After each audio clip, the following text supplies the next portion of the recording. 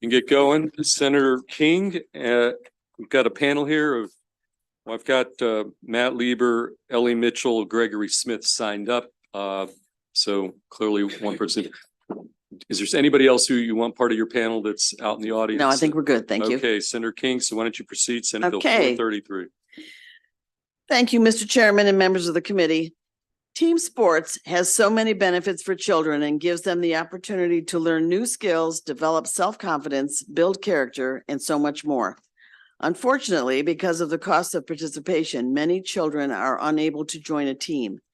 In 2017, the legislature passed the Lacrosse Opportunities Program, which was a grant program designed to increase participation in lacrosse. This year, we are bringing to you Senate Bill 433, which will create a soccer opportunities program. What we didn't realize when modeling this after the lacrosse program was that the way that program was designed, children in only 3 counties would be eligible to receive benefits from this new program. So I am offering amendments which will open up eligibility for funding to programs across the state in whom 50% of their participants are either minority or eligible for free lunch under the National School Lunch Program. All of our state's children should be able to gain the benefits of playing a team sport. And this legislation will help remove some of the financial barriers to participation, and I ask for your favorable report. Okay, thank you, Senator. Okay, pull a mic near you and tell us who you are, and you're going to be under a 2-minute clock, okay? Come on, sir. All right, thank you. Good afternoon. My name is Greg Smith, and I serve as Executive Director for the Maryland State Youth Soccer Association, MSYSA. MSYSA is the highest administrative authority for the amateur youth sport of soccer in Maryland and DC, as recognized by the national governing body for the sport of soccer in America, which is the United States Soccer Federation. Our mission is to grow the game of soccer and to use that game to positively impact the lives of all who participate. We proudly partner with over 200 clubs and leagues in Maryland, collectively serving more than 75,000 children and more than 10,000 coaches, team managers, and other administrators every single year. The problem is there is so much more work to be done. There's almost 1 million children who live within our jurisdiction. And like I just said, we currently collectively serve only about 75,000 of them. One of the main reasons why more children aren't being given more opportunities to participate is the known barrier of cost. SB 433, those dollars issued through grants will absolutely help to reduce this barrier, therefore helping to serve potentially thousands of more children every single year. Not just children, not just their parents, your constituents. I want to thank you so much for all that you do for Marylanders and ask for your favorable report for SB 433. Thank you. Okay, thank you for your testimony, sir. Good afternoon, Senator Feldman, rest of the committee. Thank you for having me. My name is Matt Lieber. I'm the Executive Director of what is District 15's Pride and Joy, the Maryland Soccerplex. I'm here today in support of this bill as well. Not only do we operate the Soccerplex, we operate the Soccer Association of Montgomery, which is a 4,000 member recreational program where our mission is to provide soccer opportunities to kids in the Montgomery County community that may not be able to afford it, and give them opportunities that are below the club level just so they can participate in the sport itself. As Senator King pointed out, youth sports is very important for the development of kids in the U.S. They teach leadership skills, teamwork, discipline, and kids that participate in sports tend to do better academically. In the packet I submitted for written testimony, I included the National Youth Sports Strategy from the Office of the Surgeon General. It's about 121 pages of reading to tell you about why sports is important for kids. Feel free to read through that. I'm not going to go through that for you. But some of the benefits are lowers heart disease, risk of diabetes, chronic illnesses later in life, and children that tend to participate in sports usually exercise through their adulthood as well. All this is necessary in a rising obesity epidemic in the U.S. I'm here today to kind of talk about one of the programs that we have that would be spot on for what this bill is doing. So we partnered with Montgomery County Public Schools 2 years ago using federal COVID funding. And we do before and after school programming in the school itself for kids that normally couldn't afford it. So these are all community schools. 2 schools we do AM and PM programming, and 5 schools we do after school programming only. We have 26 students per school and 2 instructors. They do soccer 1 day a week for 6 weeks. There's no cost to the family itself. We operate the program about $120 per kid. So $1 million in this funding can go a long way to get a lot of kids in this program. Ultimately, we want to expand this program to more schools, but we also want to expand it to just more than just soccer. So we're teaching some life skills, whether it's preventing care of injuries, financial literacy, nutrition, all these things that we can build into the program as well. So thank you, and I hope for a favorable report on this. Okay, thank you. And I did call Ellie Mitchell. I don't see her here. Any questions for Senator King, the sponsor, or the panel? Okay, seeing none, that concludes bill hearing on Senate Bill 433. Thank you, Senator. Senator King, why don't you stay right there? We're going to go to Senate Bill 1022. And you've designated the following folks to be on your panel: Alison Ren, David Wilson, Cassie Motz, and Dr. Sanjay Ray, acting secretary. And there is one additional witness, Rondell Allen from University of Maryland, Eastern Shore. If he's here, he signed up straight favorable, we could just bring him up as well. That's the extent of the testimony on this bill. So Senator King, why don't you start with Senate Bill 1022? And for those in the audience, we'll take Senator Augustine's bill after this one. Okay, Senator King. Thank you, Mr. Chairman, and thank you also for fitting me in this afternoon. Busy day. Mr. Chairman and members of the committee, as I am sure this committee is aware, from 2006 to 2021, the state of Maryland was a defendant in a federal lawsuit alleging 3 policies of the Maryland system of higher education were traceable as a matter of law to a prior system of segregation that existed before 1969. Number 1, it limited institutional missions. 2, operational funding deficiencies, and 3, unnecessary program duplication. After 14 years of litigation and settlement attempts in the federal court system, the lawsuit was settled by 2021. Chapters 41 and 42 of 21 were passed by the General Assembly to provide remedies and support to the HBCUs, conditioned on settlement of the lawsuit. The primary remedy of chapters 41 and 42 required that the HBCUs receive supplemental state funding. Other provisions of chapters 41 and 42 sought to address the academic program review policies and practices of MHEC and establish and staff a program evaluation unit with 10 positions to assist in evaluating new programs and substantial modifications to existing programs. The legislation also required the Department of Legislative Services to contract with a consultant to conduct a capacity and capability study of MHEC's current program review processes. The department contracted with the National Center for Higher Education Management Systems, and the findings and recommendations of the report were submitted in September of 2022. The report raised several concerns and proposed 13 recommendations for consideration. Subsequently, Chapter 101 of 2023 established a program approval process work group. And I might say that the good Senator Ron Watson was a part of this work group with us and did a great job. You can see in my written testimony what the work group was charged to discuss, and you can also see the makeup of the work group. The work group met 5 times from August of 23 through January of 24, and Senate Bill 1022 before you today is the result of the collaboration of the work group. Senate Bill 1022 requires, among other things, collaboration between MHEC, Maryland Department of Labor, and Maryland Department of Commerce to identify regional workforce needs to help institutions develop targeted academic programs.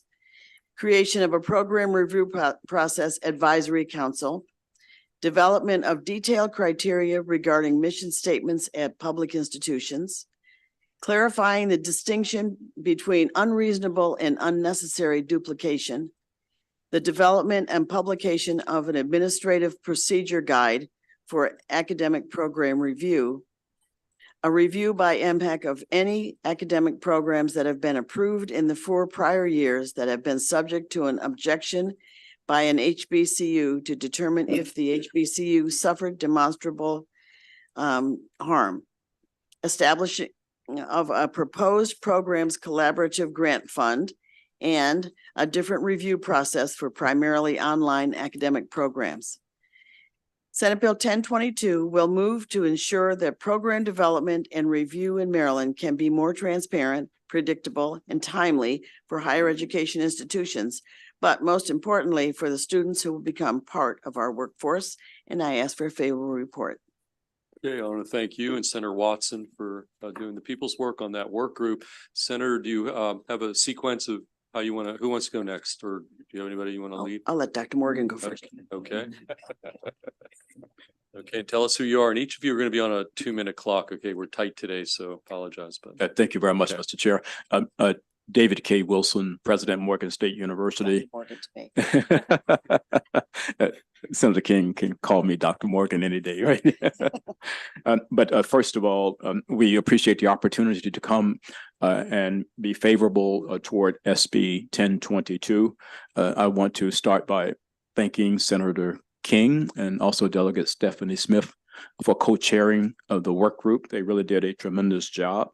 And the work group formulated the work plan, of which Morgan State University had a representative there. And we also supported the recommendations that Senator King has just put before you. There are several areas of the bill that address Morgan's concerns, and we think will land us in a better place for higher education in Maryland. First of all, the bill addresses the development and approval of institutional missions by MHEC.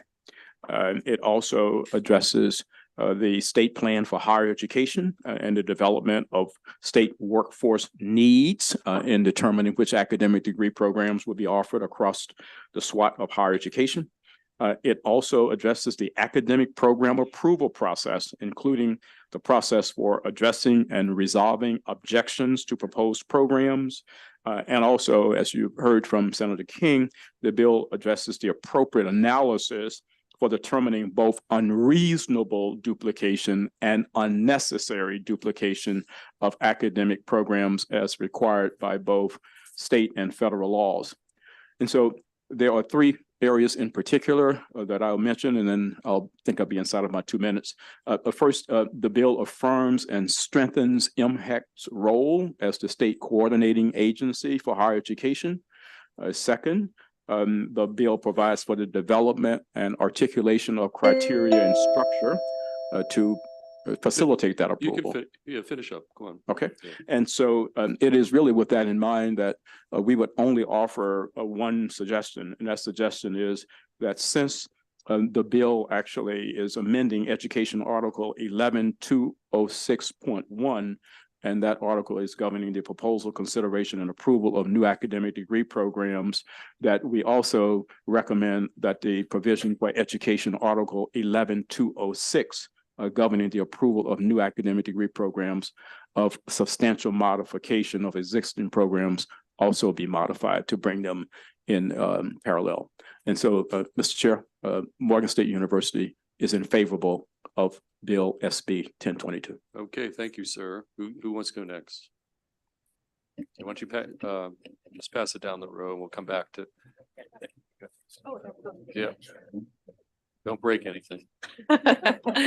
Good afternoon, Chair Feldman, Vice Chair Kagan, and committee members. My name is Cassie Motz. I am the chair of the Maryland Higher Education Commission, which is the board that oversees the agency of the same name. It's a 12-person board with all members appointed by the governor. 8 of the 12 members, including me, were appointed by Governor Moore within the last 8 months. So between the commissioners and Acting Secretary Rye, I think it's fair to say that there's new leadership at MHEC. I want to start by thanking the legislative work group led by Senator King and Delegate Smith on the House side, as well as Senator Watson for being a key contributor to the work group. This work group was already in place when I was appointed as Higher Education Commission Chair this summer. When I was appointed, one of the very first things I did along with Secretary Rye was actually my second day on the job, my volunteer job, was to ask the colleges and universities to pause voluntarily the contested academic program review hearing process until this legislative work group had a chance to meet and issue its recommendations. And the reason that we encouraged the pause on the contested hearings is because it was clear to all of us, pretty much everyone involved in the process, that reform of this long-standing, decades-old process was needed.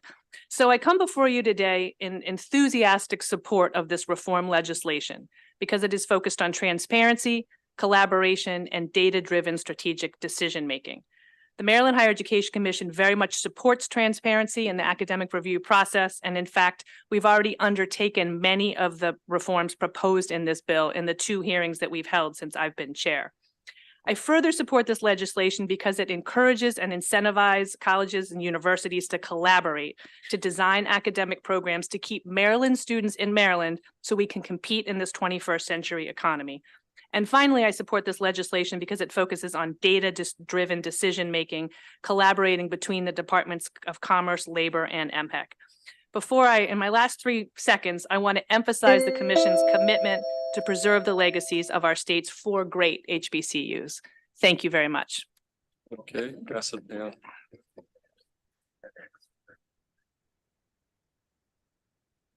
Chair Feldman, Vice Chair Kagan, and Senators, I'm Dr. Alison Ren, Senior Vice Chancellor for Academic and Student Affairs for the University System of Maryland. Thank you for the opportunity to provide comments on this bill. We appreciate all members of the task force for their many hours of hard work and understand that these are complex challenges, and we value the efforts to move us forward, and particularly thank Delegate Smith and Senator King for their leadership. We also appreciate that the task force took up some suggestions submitted related to the recommendations, but do have one area where we hope that there will be greater clarity provided. We hope the statute and subsequent regulations will clearly articulate when an otherwise approvable program would be denied for unnecessary or unreasonable duplication. Currently, applying institutions don't know how the various considerations listed in regulation might be weighted by the Secretary and Commission. This uncertainty can cause an applying institution to not know how to best defend its proposal, or worse, cause an institution to not apply at all.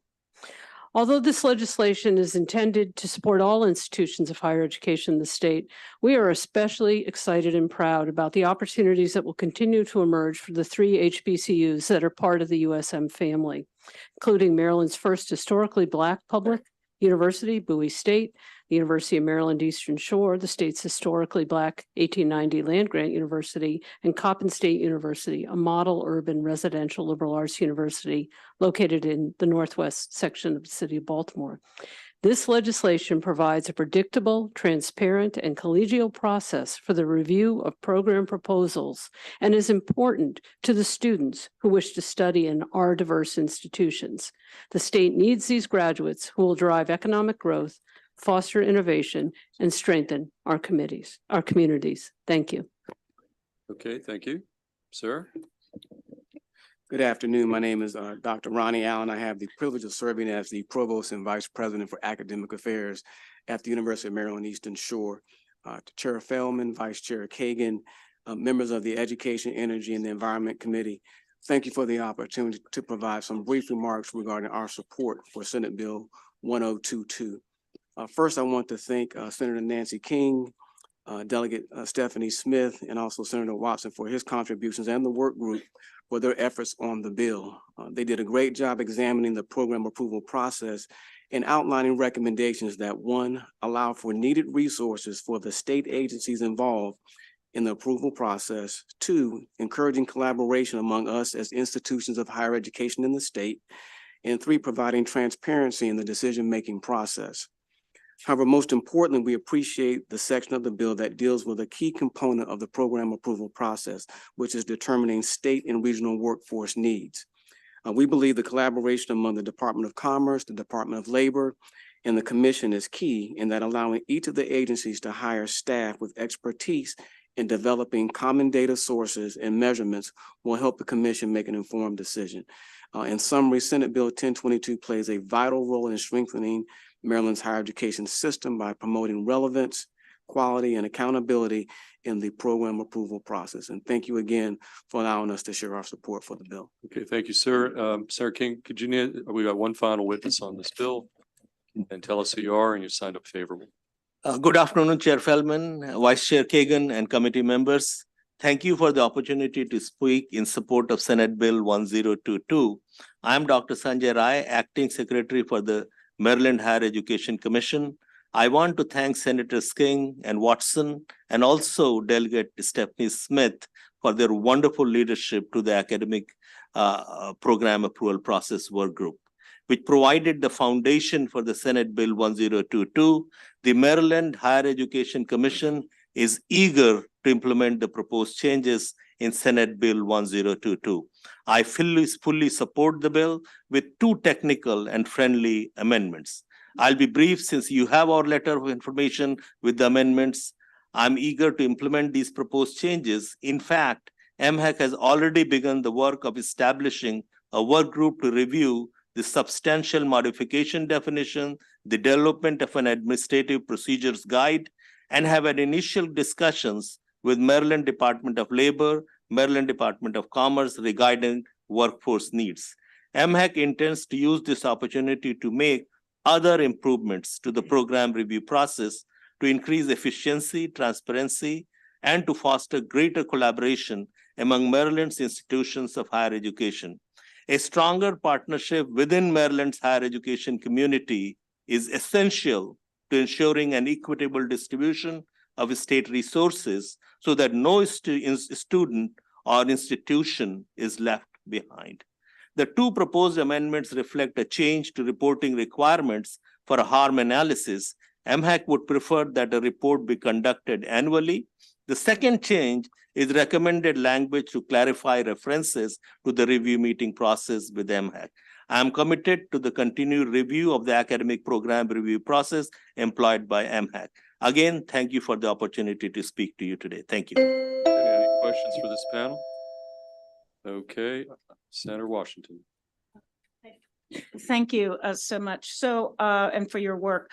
On page, I guess, 14 of the bill, and the process for an objection. Did the committee, the work group consider, okay, I guess, this is a complaint-driven process. Does it continue as a complaint-driven process? Because it looks like it requires an institution within the system to complain or to object to a program being offered by the other institution. And I wondered, did the committee consider that MHEC might proactively notice that and identify and call that out rather than relying on the individual academic institution to do that? Yeah, so there are several ways to do that. One, certainly in these recommendations is a letter of intent that institutions will provide before proposing a program, new academic program. And that letter of intent will give an opportunity to bring all institutions, especially the institutions who may object, bring them together from the beginning, not after the programs have been developed. A collaboration fund is being established as well that will encourage collaboration among the institutions. Okay, okay. Okay, we're again. This is an important topic. Okay. Okay. So, I guess I'm asking that there are only two ways for the system to know that there are two programs that might be duplicative. And as it stands, does the system require or only kick in, the review kick in, if an institution complains or files an objection?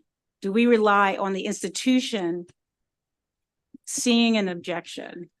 So even first? in current process, Right. The agency starts having conversation if they see there may be potential Okay. issues with the program. That happens even at this stage. But this letter of intent brings it a little bit more formal and a little bit advanced notice to the agency that this program is coming down the pipe. In an interest on time, I'll follow up with more, and I'd like to follow up so that I can have a discussion about Sure. this.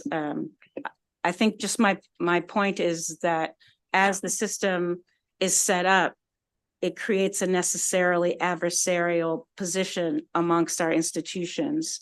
And I wonder if there's a way to Okay, not. Sarah Washington, could I just say, Yeah. Stacy Goodman, it says that she answer my just, well, question. she just sent around a report to the committee Okay, that great. she believes actually responds to Thank you. your question. So, Thank you so much. okay, any additional questions for this panel? Okay, seeing none, that concludes bill hearing on Senate Bill 1022. I think the county executive, okay, do you want to go? We'll wait for him to come back. Yeah, you're. Thank you. Okay, okay, so we'll do that. We'll wait. He said okay, we're good. Sarah Brooks, I know you had a witness or two that was a little time sensitive. Or would you be willing to go to 1024 now?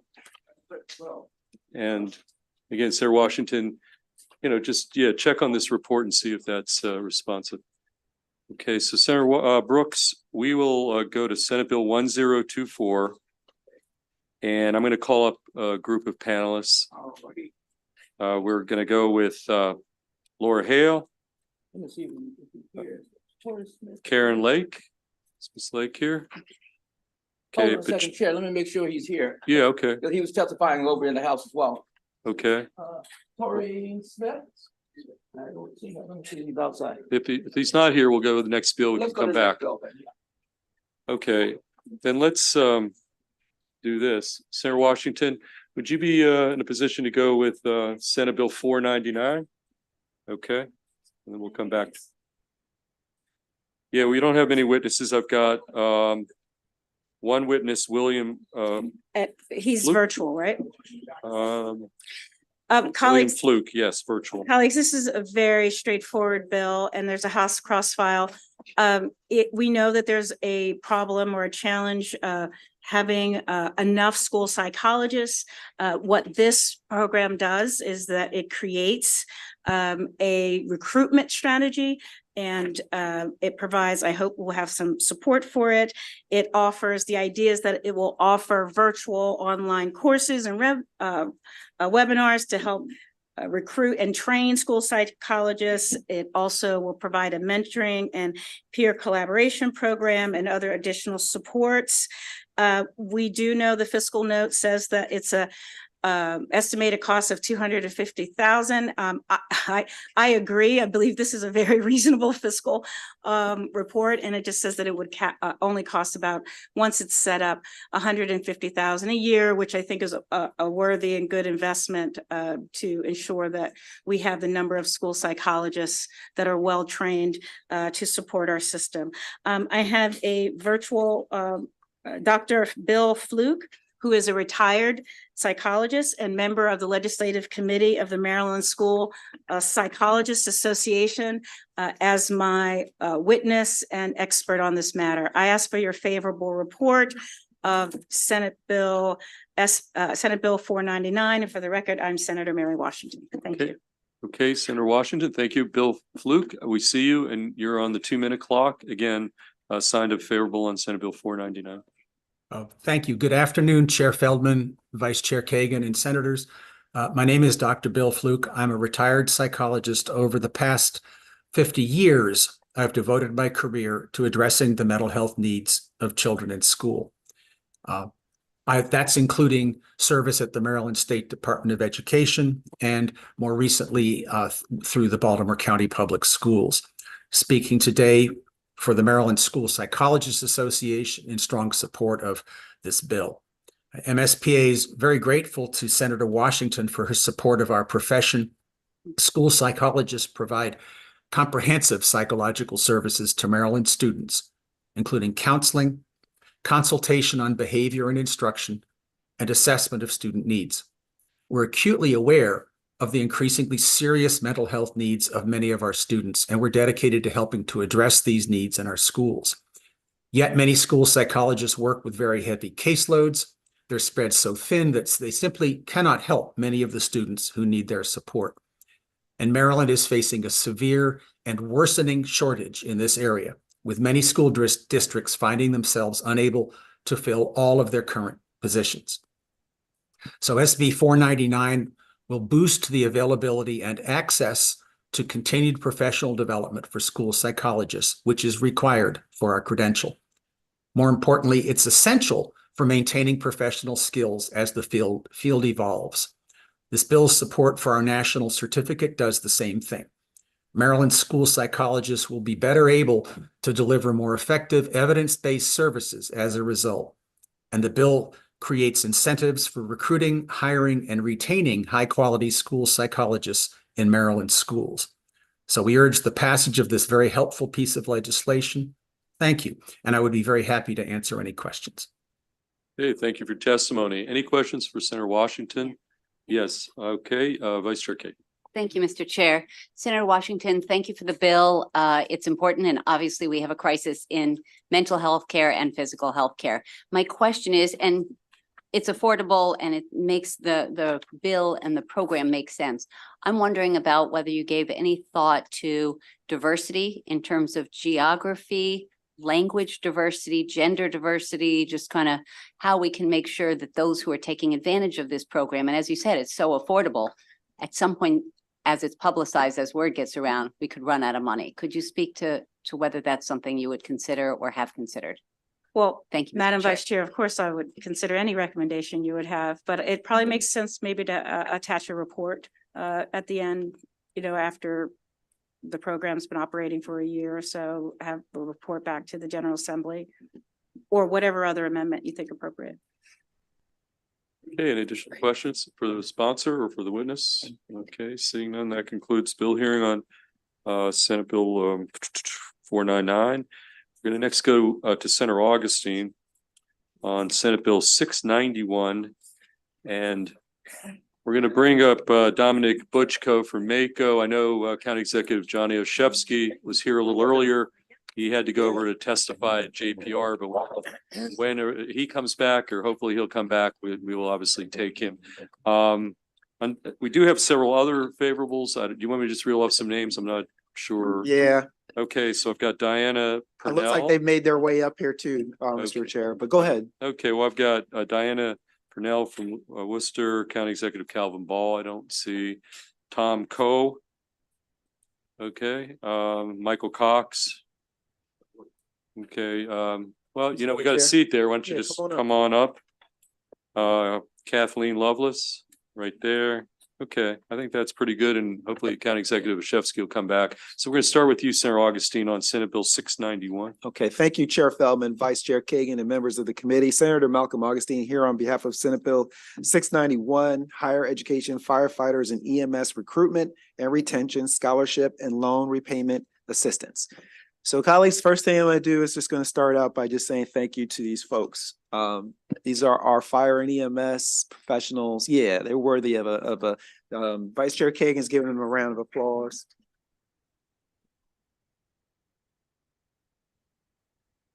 These people have put their lives on the line for us, for our constituents. And I know I'm just really grateful. I really am. I'm not running into a burning building or trying to have to help someone who's in a behavioral health crisis, but that's what you all do every day. And so I really do appreciate that. But colleagues, these professionals are in a crisis.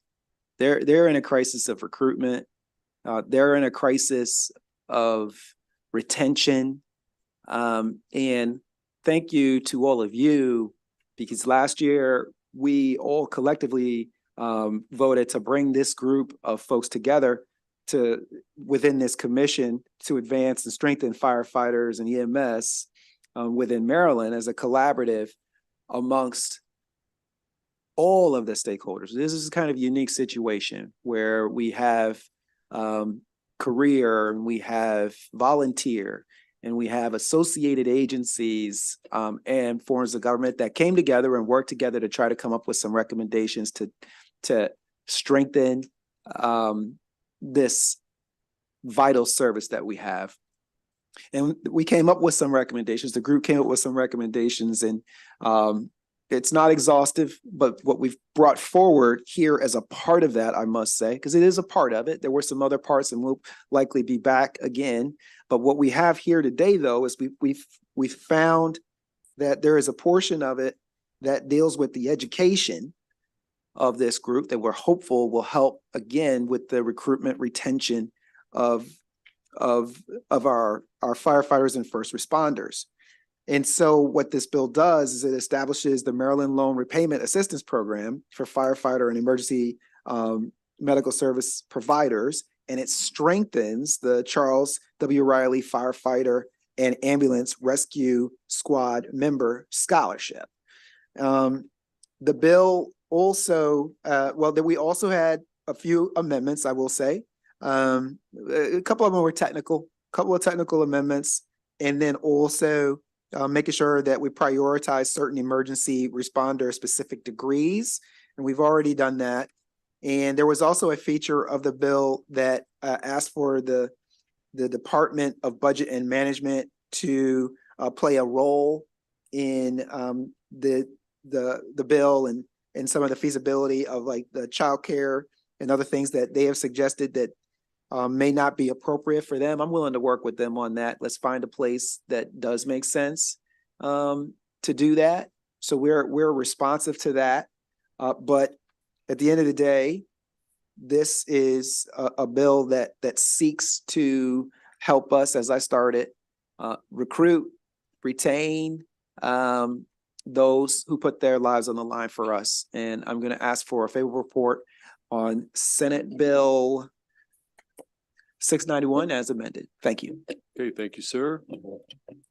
Tell us who you are, and each of you will be subject to the 2-minute clock, okay? Good afternoon, Chairman Feldman, Vice Chair Kagan, and members of this committee. For the record, my name is Kathleen Lovelace, and I am the Executive Director of the Maryland State Firemen's Association, or MSFA. We represent over 350 volunteer fire departments across the state, as well as over 28,000 volunteer fire, rescue, and EMS personnel. I was also co-chair on the Commission to Advance and Strengthen Firefighting and EMS within Maryland. The MSFA is in support of SB 691 with the sponsors' amendments, as long as any identified funding sources do not interfere or affect any of our partner state agencies' current or future funding sources. We ask for a favorable report, and I thank you for the opportunity to testify here today. Okay, thank you. Let's just go down the table. Good afternoon, Mr. Chairman. My name is Stephen Cox. I'm the Operations Chief for Maryland Fire and Rescue Institute, and our Executive Director, Michael Cox, was unable to be here today. But on behalf of the Maryland Fire and Rescue Institute at the University of Maryland, we are the state's comprehensive education and training system for Maryland's EMS, fire, and rescue personnel. The Institute trains between 25,000 and 35,000 responders annually to help save lives, property, and the environment. As the U.S. Fire Administration asserts, there's been a steady decline in the number of firefighters in the nation. This deficit leaves communities vulnerable and greatly increases the demands placed on first responders. Supporting the programs as outlined in Senate Bill 691 will increase and help first responders significantly impact recruitment and retention efforts. The bill strengthens the current scholarship program to cover 100% of tuition and fees at in-state community colleges for undergraduates and 50% of tuition for fees for graduate education. It also expands the scope of courses that are eligible for the coverage. Similar to the Maryland Loan Assistance Repay Program for police officers, the bill would create a student loan assistance repayment program for fire and EMS personnel. Lastly, the bill will allow for the exploration of children, child care, and health care programs for first responders. Would ask that you put the safety of Maryland citizens first and support the frontline volunteers who tirelessly work to that end. And both Director Cox and myself served on that commission too. Thank you, sir. Thank you, committee, and thank you to Senator Augustine. For the record, my name is Grant Walker. I am the Professional Firefighters and Paramedics Association, Local 1619 President of Prince George's County. I am a lieutenant in the Prince George's County Fire and EMS Department. I was also a commission member for the Commission on Strengthening Firefighting and EMS in Maryland. For the last 20 years, I've dedicated my life to serving the citizens of Maryland, and the 1,800 plus active and retired members of Prince George's County do that as well. I'm a graduate of the University of Maryland Global Campus with fire science degree. I'm also a former student of Prince George's Community College, where I attended to obtain my paramedic licensure. Maryland has a rich history of ensuring that they have adequate fire and EMS response across the state. But when you call 911, you expect a certain thing. And I want to leave you with a quote from Chief John Eversole of the Chicago Fire Department. He said, "Our department takes 1,120 calls every day. Do you know how many calls the public expects perfection on? 1,120. Nobody calls the fire department and says, send me 2 dumbass firemen in a pickup truck. That's right. In 3 minutes, they want 5 brain surgeon decathlon champions to come and solve all of their problems." Apologies for the language. It's a direct quote. You expect that you will have the most educated, well-trained individuals showing up when it's 3 a.m. and your mother is having a heart attack, when your house is on fire and your child is up on the 2nd floor. It's well known to this committee that we have a crisis right now of recruitment and retention. This bill would ensure that you get the most qualified individuals, not only from the Maryland Fire Rescue Institute, but all of the incredible education facilities here in the state of Maryland, and ensuring that your firefighters continue to be the best and well-trained and qualified individuals that you expect when you call 911. I ask for your favorable report. Thank you. Okay. Mr. Chair, members of the committee, Don Butchko with the Maryland Association of Counties. That is a very hard act to follow.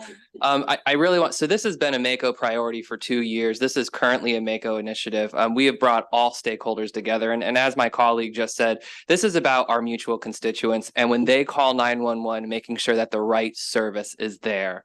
I defer you to our written testimony. I understand that you have a busy day. We urge a favorable report, and thank you, Senator Augustine.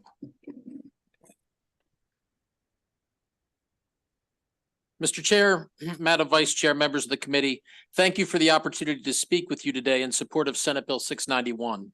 My name is Tom Coe. I have the honor and privilege to serve as the Fire Chief for the Frederick County Division of Fire and Rescue Services. As this body has heard for several years, recruitment and retention in the fire service has been an ever-increasing challenge for both our career and volunteer members. In Frederick County alone, we've noted nearly a 50% decrease in active operational volunteers over the last 20 years. Additionally, our career recruitment efforts that would have historically brought 1,500 applicants per offering are now only bringing 300 prospective recruits to apply. In 2023, the Maryland legislature passed Senate Bill 414, establishing a commission to strengthen the fire and emergency medical services in Maryland. That commission's report was released in December of 2023. 2 of the major recommendations in this report tied to funding for college education for our dedicated career and volunteer responders. Senate Bill 691 broadens and strengthens the Charles W. Riley Scholarship Program available to career and volunteer firefighters, ambulance and rescue squad company members for both 2- and 4-year degree programs.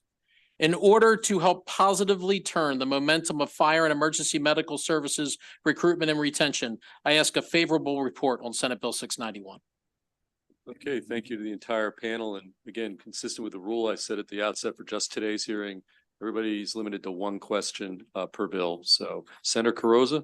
Thank you, Mr. Chair, and Senator Augustine, thank you for this bill. And it goes to show that with these work group bills that you can come out with recommendations that have some meaning. My question for you is, and being an active member of the Fire EMS Caucus, I represent about 25 of those fire departments and companies in my 3 counties. And in many cases, we have career and volunteer working very well together. Ocean City would be a good example, Salisbury. And for purposes of serving all of the, whether they're volunteer members, career, how do you see that this legislation covers, all of our firefighters? Absolutely. As was mentioned by the panel, we're ensuring that it does apply to both career and volunteer. So it does, we make sure this is everybody coming together. And that's what this is. Okay. And then maybe with MSFA, there would be some follow-up with our individual locals, fire departments. Okay. It makes sense. Okay, Vice Chair Kagan. Thank you. I'm going to reiterate Senator Augustine's gratitude to everyone who puts their life on the line as first responders, or I'm going to add as our first responders, the courageous women and men under the headset who deal with trauma and help save lives and property every day. So I have a couple of questions, and Senator Augustine, mostly let's just talk offline. Sure. I have questions about a volunteer. It doesn't have a minimum number of hours for 1 year, and they can get a graduate, professional, or undergraduate degree with a public college or university in the state. That seems like a lot of money for maybe not a lot of quid pro quo. I also will want to talk to you, and if any of you have strong opinions about, I'd love to talk about the possibility of including our first responders, our 911 specialists, because we have an enormous trouble recruiting, training, and retaining them. And without those folks under the headset, we can have the best police, fire, and paramedics, but it ain't gonna work and people are gonna die. So Okay, Senator, I'll be happy to talk to you about it. I would love that. Okay. Thank you. Sure. Thank you, Mr. All right. Chair. Okay, the only question, look, there's no testimony opposed. The only question is a fiscal note a little Yep. bit. And so I don't know if you want to address that. I mean, it's a large. We're gonna number. talk, obviously, we're gonna talk to, we have been talking to the folks in, Chair Gazzoni, about some different potential options, and Okay. we know that that's something that has to be I taken just wanted to care put of. it out there for the Yes. panel. So, I Yep. don't want anybody to be under the They impression there's understand. no issues. Okay. Yes. The witnesses you called earlier is here, Commissioner Diana Oh, Purnell from Worcester County. Absolutely. Okay. If I called you, you're legit, and maybe County Executive Shefsky will show up at the last minute and get it.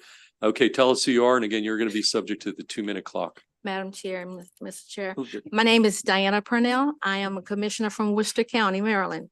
And Worcester County, Maryland is the home for 14 fire companies and EMS. And today I'm here to say to you that we lack the first responding agency across Maryland are striving to fill, we are trying to fill their dwindling roster with high qualified personnel to protect against increased fire and MES response time that could threaten patient care. We need them. The Worcester County Commissioners recognize the daily sacrifice being made by our county fire and EMS personnel. The long hours and sacrifices to ensure coverage in the face of a shrinking workforce have not gone unnoticed. We understand that expanding the Charles W. Riley Scholarship Fund will provide a path forward for the next generation of first responders to pursue rewarding careers without incurring debt and with student loan. Similar, having the ability to offer a scholarship to cover 100% tuition for a 2-year institution or 50% tuition for a 4-year institution will be a game changer for the fire and EMS companies across Maryland struggling to end their critical workforce. Thank you for your time. Thank you. Any additional questions from somebody who has not yet asked a question? Okay, seeing none. And again, County Executive Shefsky was here, was going to testify, but he had to go testify with speaker actually in another piece of legislation. So that concludes a bill here on Senate Bill Really appreciate it. 691. We're going to next go to Senator Brooks, who's got a couple of witnesses who are on a time crunch situation. We're going to take him on Senate Bill 1024. Senator Brooks, I'm going to call up you've designated 5 in-person witnesses on your sponsor plan plus 1 virtual. So Laura Hale, Karen Lake, Patricia Bullock, Tori Smith. It's Tori Smith here, and William Marbury. And I see Tori Smith, a former Baltimore Raven. It's good to get the Ravens here in the house. And then we have 1 virtual witness. We'll pick up after we do the live testimony. So Senator Brooks, you lead off Senate Bill 1024. All right, Chair Feldman and Vice Chair Kagan and members of my committee. Thank you for the opportunity to testify before you. on Senate Bill 1024, Public Schools Cardiac Emergency Action Plan Requirements. For the record, I'm Senator Ben Brooks, representing the 10th Legislative District in Baltimore County. The purpose of this bill is to enhance emergency action plans, that's EAP, in schools by requiring each public, middle, and high school to develop a cardiac emergency response plan to be inserted into their existing EAP. And as the result of the Elijah Gorham Act passed by this body in 2022, Maryland schools currently have general plans around emergency responses, including having an automated external defibrillator, as an AED, in place. SB 1024 merely updates EAP for school sporting events and adds additional language to strengthen cardiac responses. A cardiac emergency action plan is a written document that can be standalone or inserted in an existing emergency action plan and establishes specific steps to reduce death from cardiac arrest in all school settings. School officials will work directly with local EMS to integrate the plan into a community's existing first responders protocol. Each year, more than 356,000 cardiac arrests occurs outside of a hospital in the United States, 90% of which are fatal. That's because only 40% get the immediate help they need before emergency responders arrive. Many of us witnessed 24-year-old star safety of the Buffalo Bills, Damar Hamlin, collapse on the field when his heart stopped beating after a tackle. Thankfully, the Bills had an EAP in place which allowed the members of the team medical staff to restore Hamlin's heartbeat using CPR and an AED. This is a classic example of what emergency action plans can do as far as saving lives.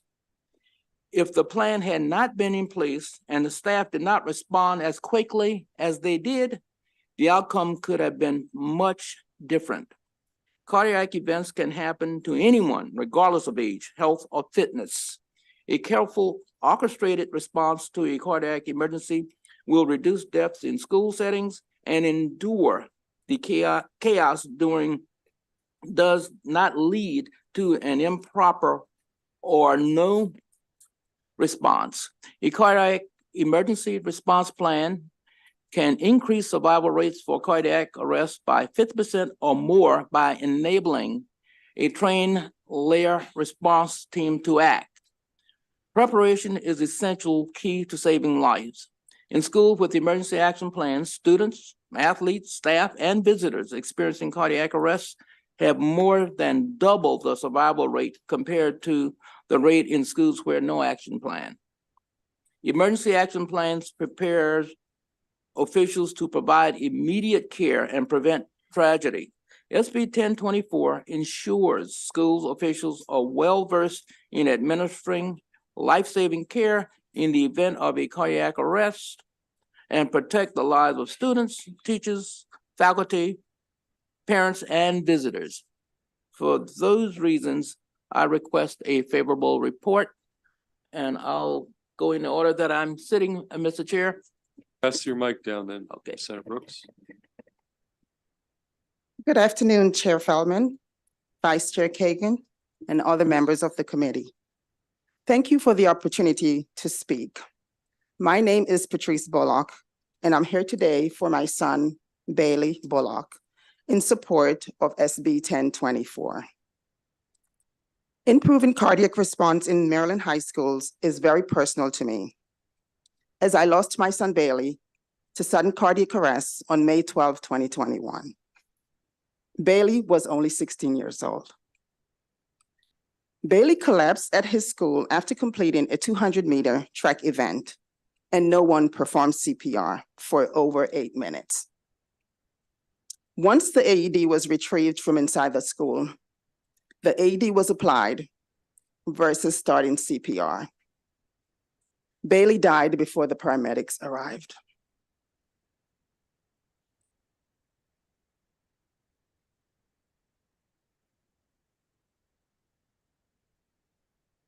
Bailey was an incredible young man with a bright future ahead of him. Bailey loved sports, music, and helping others. Bailey excelled in basketball, track, and football. Bailey dreamed of becoming a professional football player as a wide receiver.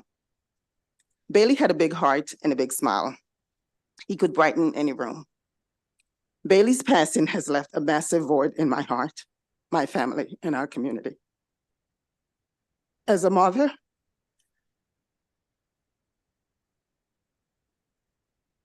I cannot describe the pain and grief of losing a child. It is something that no parent should ever have to endure. Every day, I miss his voice, his hug, his laugh. Every day, I wonder what Bailey would be doing now. What would he have achieved and what he would have become? As you are aware, sudden cardiac arrest is the leading cause of death in young athletes and the #1 killer in our school communities. It can strike anytime, anywhere, without warning or symptoms. But it is not inevitable. It is preventable. With proper cardiac response, the survival rate of sudden cardiac arrest can increase from 10 to 70%. Committee, I urge you to support SB 1024. This bill would save lives and spare families from the tragedy that I have endured, that we have endured. It would honor Bailey's memory and his legacy. Thank you. And thank you. Good afternoon, Chair Feldman, Vice Chair Kagan, and honorable members of the committee. Thank you for the opportunity to speak with you today. My name is Karen Lake, and I'm here to tell you the story about my son Peter and to express my strong support for Senate Bill 1024 to protect our students and athletes here in Maryland. In April of 2021, just a month before Bailey's tragic death, Peter was a freshman at Loyola Blakefield in Towson and was playing lacrosse for his high school team. Just a few minutes into the game, he moved toward a shooter to defend, and he was hit in the heart by the lacrosse ball. He stayed on his feet for about 7 seconds and then fell to the ground. I knew immediately it wasn't good. What happened next will forever be sketched in my brain. As I went on the field and saw him turn blue and I saw the life go out of my son, I vividly remember someone shouting that we were losing him. It was truly a parent's worst nightmare. I came to learn that he suffered a commotio cordis, where the heart is struck by an object at a precise time, causing the heart to stop. I also came to learn that he had roughly 3 to 4 minutes to survive, and without an AED, his heart could not have been restarted. We were lucky that day. There just happened to be a doctor on the sideline, one in the stands, and several nurses in the stands, all who rushed onto the field to help. But even with that dream team of medical personnel, we were most fortunate that day that Loyola had an athletic trainer at the game with an AED by his side and with an emergency response plan that he immediately implemented after Peter went down. I will never forget the relief and joy I felt when someone shouted that they had found a pulse. With that, Peter sat up as if nothing had happened and even asked if he could go back into the game. It was the longest 3 minutes of my life, but I knew he was going to be okay. After the accident, so many people that I know reached out to their kids' schools and sports teams. I heard story after story about how the AED was locked in the nurse's office or on a wall in the building that most people didn't even know where to find it. Some told me that their public school didn't even have an athletic trainer. I hate to think about what could have happened to Peter if Loyola wasn't prepared for his emergency and if someone had to run into the building to get the AED or break into the locked nurse's office. There's just no chance that that could have happened in the 3 to 4 minutes that Peter needed for him to stay alive. My story has a happy ending, and for that I'm forever grateful. But every student and every athlete should have the same fighting chance of surviving a cardiac emergency that Peter had that day. The importance of being prepared and the urgency of ensuring that every school is equipped with a cardiac emergency response plan cannot be ignored. And I urge a favorable report on Senate Bill 1024. Okay, thank you. And just be mindful, we've got the 2-minute clock, okay? Mr. Smith. Yep. Good afternoon, Chairman Feldman, Vice Chairwoman Kagan, and distinguished members of the committee. Honestly, I had some things I wrote down, but after hearing them, kind of went out the window a little bit. And thank you to Senator Brooks for your support. I'm here. Obviously, I played. I was a professional athlete, went to the University of Maryland, but I'm really here today as a father and a coach. Each and every week, I come across really thousands of kids that are playing sports from my dad role or even coaching. And I can't help but wonder the type of things preparation-wise that have been brought to my attention due to cardiac issues simply because of Damar Hamlin. I can admit my entire life I've gone without thinking about someone that's one of the peak athletes at any given point having a heart challenge. And now that we've seen it, I feel like you know better, you do better. And Damar Hamlin is only a success story because they were prepared. Unfortunately, through our schools and even further down the youth level, people aren't prepared. Even in our state of Maryland, there are things in place, but it's not enough. And if you know better, you do better. We have to do more simply to save one life. And the things that went well for Damar was that they had a great emergency action plan that they actually rehearsed. It wasn't just a check the box situation. It was rehearsed, so it was able to play out. They had clearly marked AEDs, and they were able to save his life and CPR education for all. So when you think about the high school level and what we have, oftentimes there's the athletic trainer that knows what's going on and everyone else doesn't.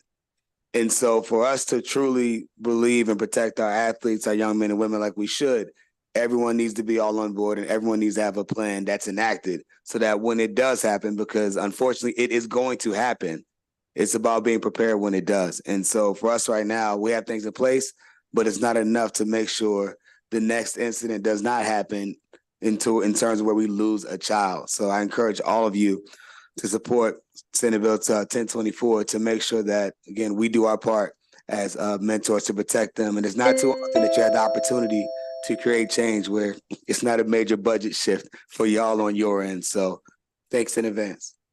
Okay, thank you. That's good. Thank you. Good afternoon. Thank you, Mr. Chair and Vice Chair Kagan and honorable members of the committee. My name is Laura Hale. I'm the Director of Government Relations with the American Heart Association in strong support of this legislation.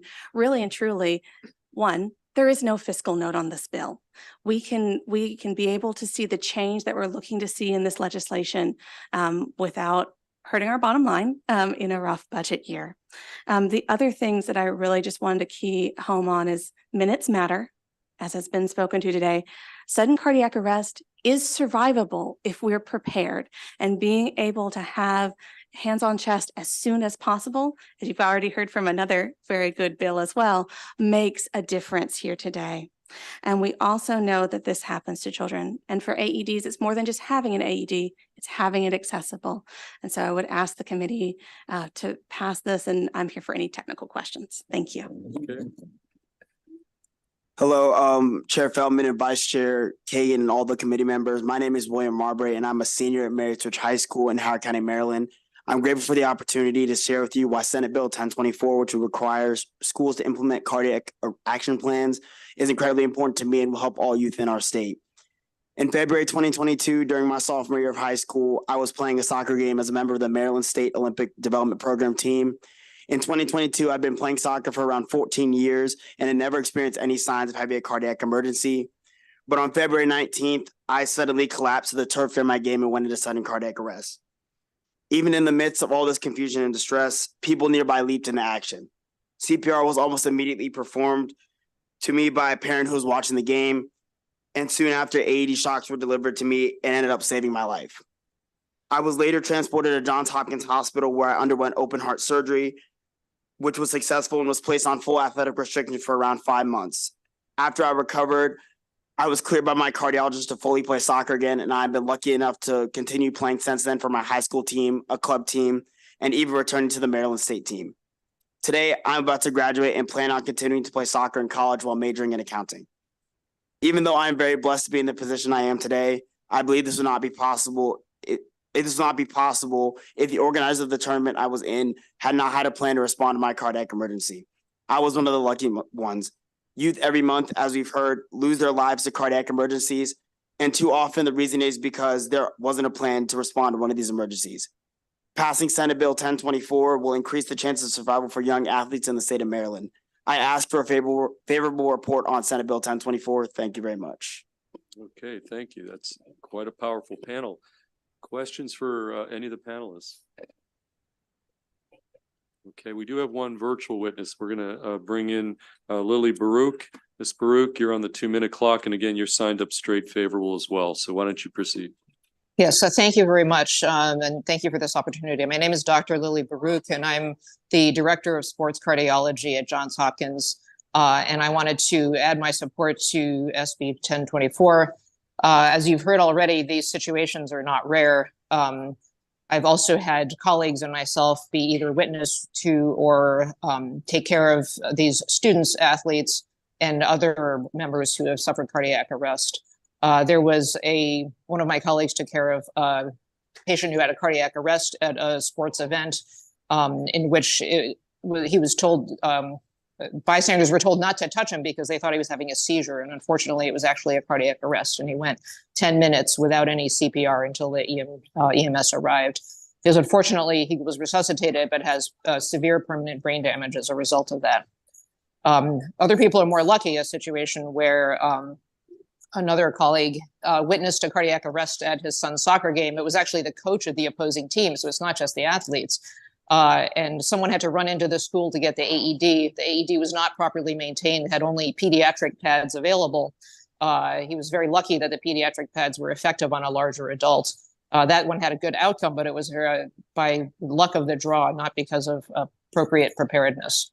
Again, these situations are not rare. Emergency action plans must be practiced for them to act quickly. You may have heard this statistic before, but your survival rate goes down by about 10% every minute for delay in CPR. So after 2 to 3 minutes, you've got a 70 to 80% chance of survival. 10 minutes go by and you're pretty much a goner. So the minutes, seconds count in these situations. As a cardiologist, especially when it's focused on athletics, we see these situations all the time, people that either did or didn't survive well. You heard many testimonies in support of this plan, and I will add my request to support this bill. Very, very important for our schools' survival, for our athletes and spectators, visitors, and coaches alike. Thank you very much. Okay, any additional questions? Again, either for the virtual witness, doctor, or any of the panelists. Senator Brooks, you wanted to add something? Yeah, and just as a sidebar, and I'm sure the committee knows that Mr. Smith is a 2-time Super Bowl winner. Yeah, he's got 2 rings. So thank you. I think it's safe to say you're the only one in the room that can say that. I'm pretty sure. I'm looking around the room here, and well, anyway, well, Ravens. Yes, yes. Although I have to acknowledge I am a born and raised Pittsburgh boy, so don't hold that against me. Torrey Smith. Okay. Any final questions? That concludes bill hearing on Senate Bill 1024. We're going to next move to Senator Alonzo Washington. God bless you. Senator Washington, there you are. We've got 2 bills. We're going to start maybe with Senate Bill 654 because you're the only in-person witness for that one. And then we'll go to Senate Bill 512 after that. So Senator Washington, welcome back to the committee. And it's all yours on Senate Bill 654.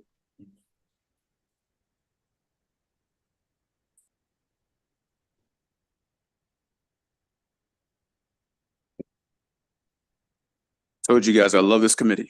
Thank you, Mr. Chairman, members. I guess I should ask that when's the last time you had a 2-time Super Bowl winner over in the finals? Working on it. Thank you, Mr. Chairman, members of the committee. For the record, Senator Alonzo Washington here. Before I present my bill, I just wanted to recognize my wonderful and beautiful wife who's here, Rohi Washington, who's here with us today, seeing me in action and seeing us in action with the lovely ladies of the Alpha Kappa Alpha Sorority Incorporated that are here in Annapolis on AKA Day. With that said, I am here to present a local bill that I believe is very important that our delegation already supported and sent a letter of support in. But this bill is very simple. There's a very clear and measurable mental health crisis in our county schools. Students are often underserved and mistreated due to their mental health issues, which often spiral into greater problems that affect their learning and their school environment. Our schools need to be better prepared to know what works and communicate these solutions as fast as possible so that we can have a more livable school environment and truly help our students with the support and compassion. Currently, what this bill simply does, Mr. Chairman, is requires there to be a student support network in each one of our public high schools, something similar to what we do for our community schools. What it does say is that all our professionals that are actually in the school, for them to work together and develop a strategy and a plan in our high schools to work together. What we do know is that currently a lot of our high schools in the state don't have aren't community schools or designated community schools here in the state of Maryland. So they don't have the supports that are there that come with community schools. So I decided to develop a network, if you will, of professionals in there so they can fill out a form and develop a strategy and a plan on an annual basis. That would include the vice principal, the professional school-based counselors, the school-based psychologists, school-based nurses, the licensed clinical social workers, crisis intervention resource teachers, career coaches, community schools coordinators, if they exist, school resource officers, and school security personnel. And so what we learned, and what I've learned from my students that when I visit their schools, is that these folks are not working together. They're working in silos. And so our job is to, and this was, again, approved and supported by our delegation, that we want to see these entities work together within the schools and develop a strategy and a plan. For these reasons, Mr. Chairman, asks for a favorable report on Senate Bill 654. Okay, any questions for Senator Washington? Senator A. Washington. Okay, seeing none, that concludes the bill hearing on Senate Bill what's the number? 654. We're going to next go to second bill, Senate Bill 512. Senator Washington. Yes. And on this one, there are some witnesses. I'm going to call Aaron Seegers, Alyssa Theo, Logan Ewing, Catherine Scott, Levi Bradford. These are all signed up favorable witnesses. And so why don't we start back with you, Senator Washington, then we'll just go to the witnesses. We'll take questions. So thank you, Mr. Chairman, members of the committee. For the records, Senator Alonzo Washington here to present on Senate Bill 512. This week, students will attend schools across the state. This week, at least one student will act up in class. This week, that student will be handcuffed and forcefully taken from behind their desk by armed police officers for a routine disciplinary issue. That student will then be taken down to the police station and booked like a criminal, then wait for hours in a holding cell. What is the charge, you may ask?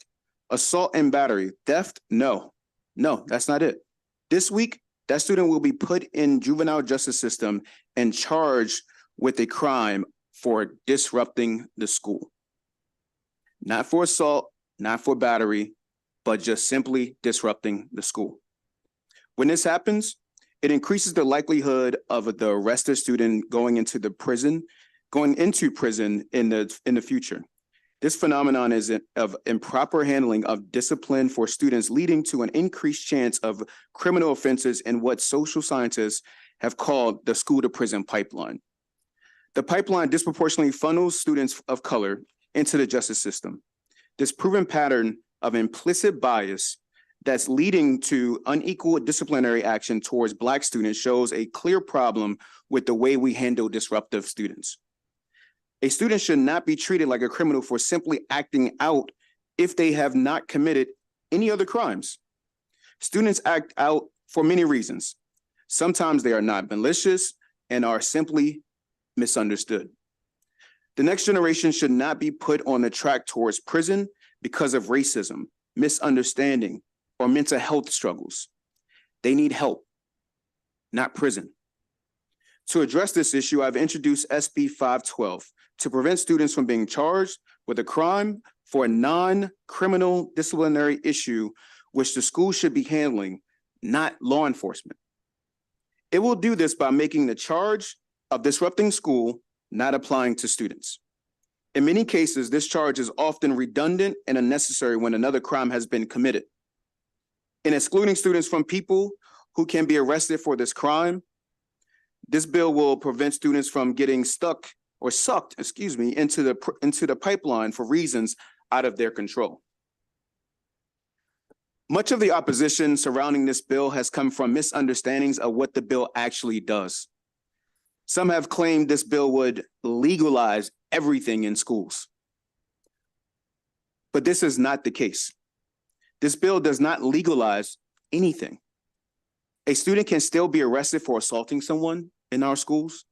SB 512 simply prevents unnecessary institutionalization of young people and prevents bias from the way we discipline our students to have a legal ramifications. Others have said it will prevent teachers from getting control of their classroom. This bill will not prevent teachers from being able to do their job. It simply prevents them from calling the cops or police or SROs in our schools on a kid who needs detention within the school or restorative practices in that school and not a sentence. They don't need to be sentenced. They need help. These appeals to order ignore the systemic effect of implicit bias and the concerning patterns of disproportional discipline. By addressing these issues from a top-down approach that factors in the context of misbehavior, we can fix these problems in a way in which actually addresses the issue and protects a brighter future for the next generation. Mr. Chairman, this committee has passed an iteration of this bill in previous years, multiple times. The House has done so as well. And so for these reasons, Mr. Chairman and members of this great committee, I respectfully request a favorable committee report on this bill. Thank you. Okay, let's pass around. Who wants to go first? Anybody in particular? Senator Washington, you get to pick. Okay. Tell us who you are. Each of you is going to be on a 2-minute clock. Okay, so why don't you start? Thank you. Good afternoon, Chair, Vice Chair, and members of the committee. My name is Erin Seegears, and I'm a youth defender in Anne Arundel County with the Office of the Public Defender. And today we urge a favorable report on SB 512. The Disturbing School Activities Law was enacted in the 70s for a specific purpose in response to a specific issue. Today is being used in a completely different manner and is being used to harm school children, particularly and disproportionately Black and disabled youth from marginalized communities. This law went in effect in 1970 in response to a wave of rioting, violent racial confrontations and vandalisms, particularly in Prince George's County and Annapolis. And this law was written very broadly and vaguely, but the purpose behind it was these riots and disturbances on colleges and high schools. And it was in response to the issues of the times. Today, 50 years later, is being used against an unintended population in a near unrecognizable fashion. Rather than charging disrupting school activities for racial riots on college campuses, today is being used to do things like arrest children, middle school children, high school children in their own school for child misbehavior. Behavior that can and should be dealt with within the structure of school intervention rather than a court of law. It's being used to criminalize behavior today that is often also related very often to a child's disability. In addition, today is being used as a tool to add charges to a youth's case. What I see often as a public defender is that when a child is charged with something like assault or theft, and it happens to be at school or at a school event, in addition to that charge, they also add on this other charge. And typically, the more charges on a juvenile petition, the more leverage that is held against a child. So this current law harms school children by criminalizing child misbehavior. And when a child is alleged to commit criminal activity in school, we have other mechanisms to deal with that. And so we urge a favorable report. Thank you. Okay, sir, why don't you take it? Good afternoon, Chair, Vice Chair. My name is Levi Bradford. I am an education attorney with the Public Justice Center's Education Stability Project. The project advances racial equity in public education by combating overuse of practices like suspension, expulsion, and school policing. And we strongly support this bill. I'm here to give you the data, the statistical reality of how the Disturbing Schools charge is used. The disparities based on race and disability status are alarming. Black children are 5.5 times more likely to be referred to the Department of Juvenile Services for disturbing schools than white children. Children with disabilities are 3.3 times more likely to be referred than children without disabilities. I'm going to say that one more time. Black children are 5.5 times more likely than white children to be referred for this charge. The Disturbing Schools charge sits at a unique and concerning intersection of the data. In fiscal year 2022, it was the 4th most racially diverse juvenile offense.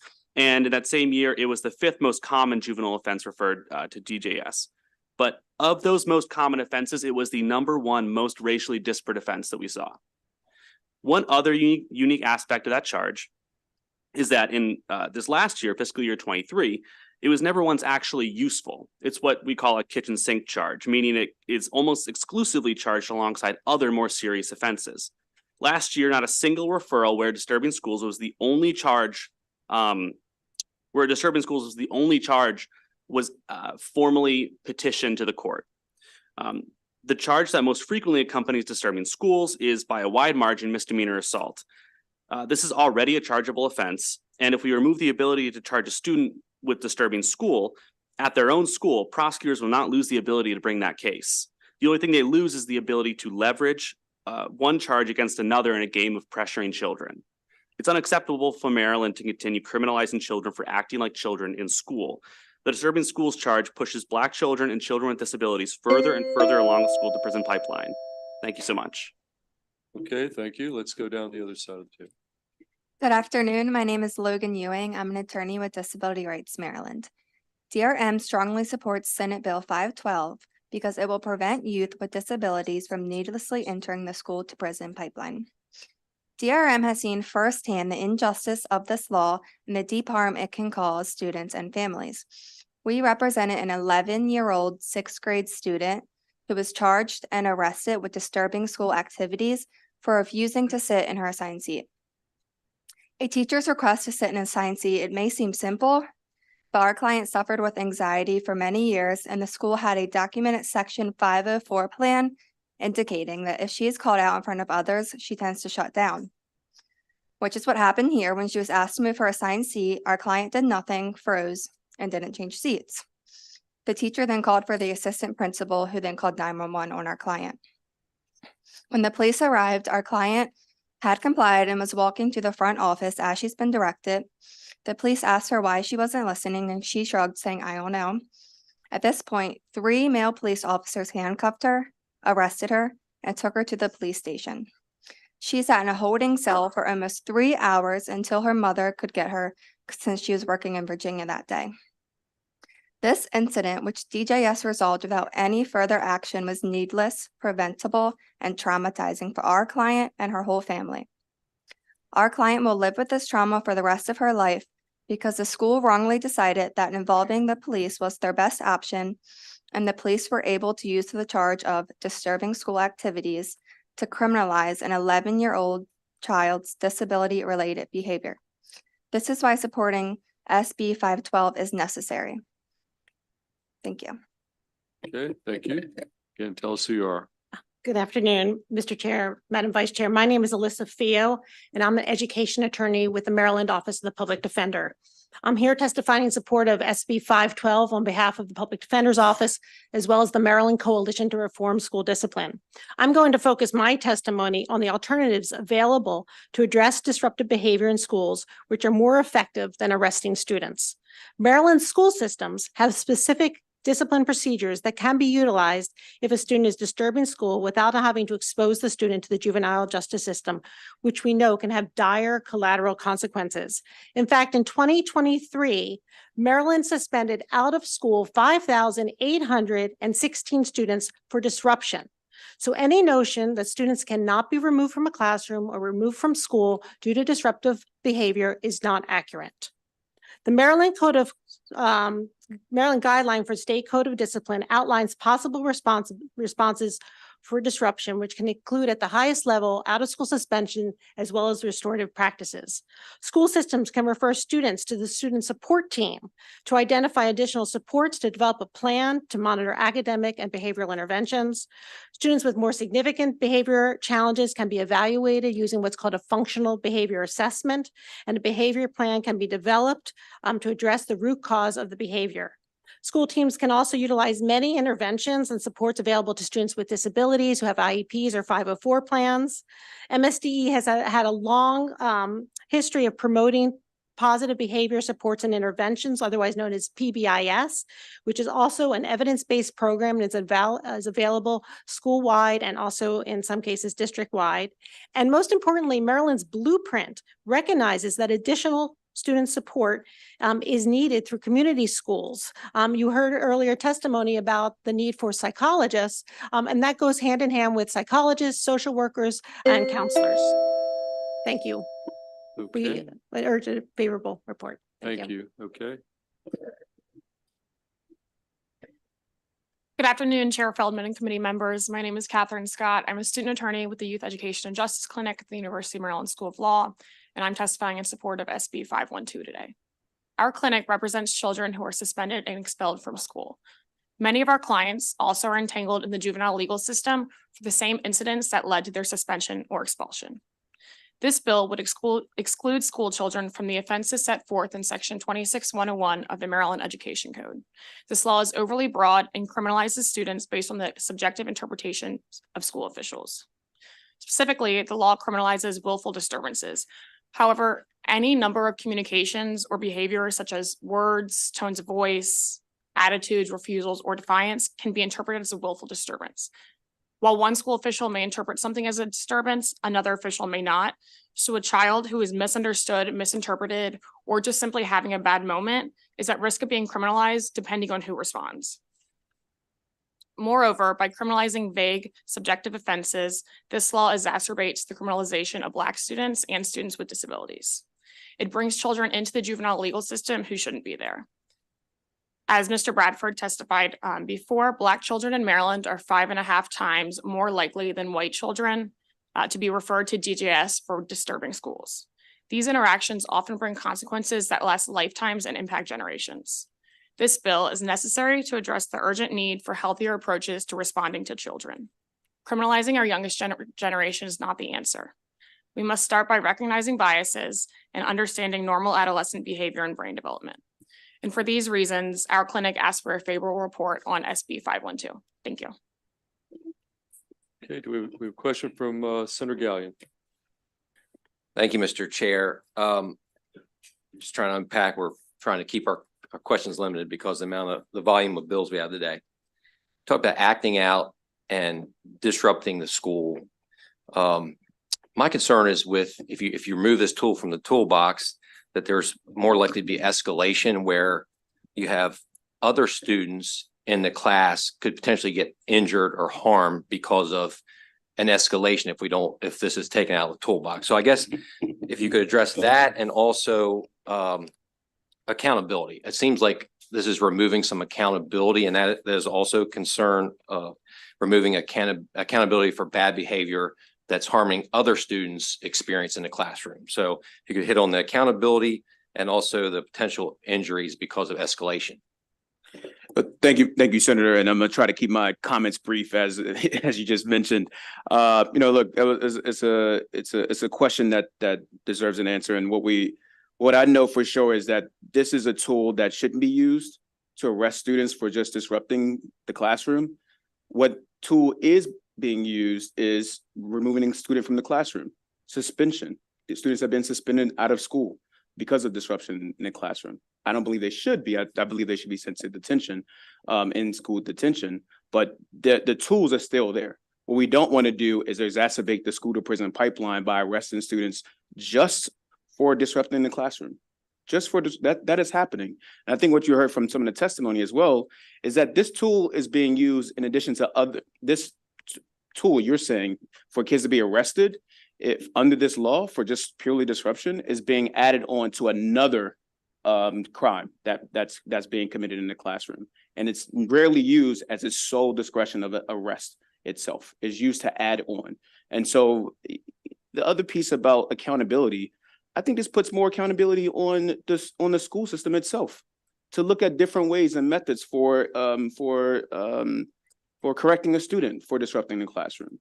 Let's not use our cops and our police officers for simple things like disrupting the classroom, where they can be used in other places in the school system where there are actual physical fights that are happening in the school. What we don't want is for these kids to continue to be arrested under this law.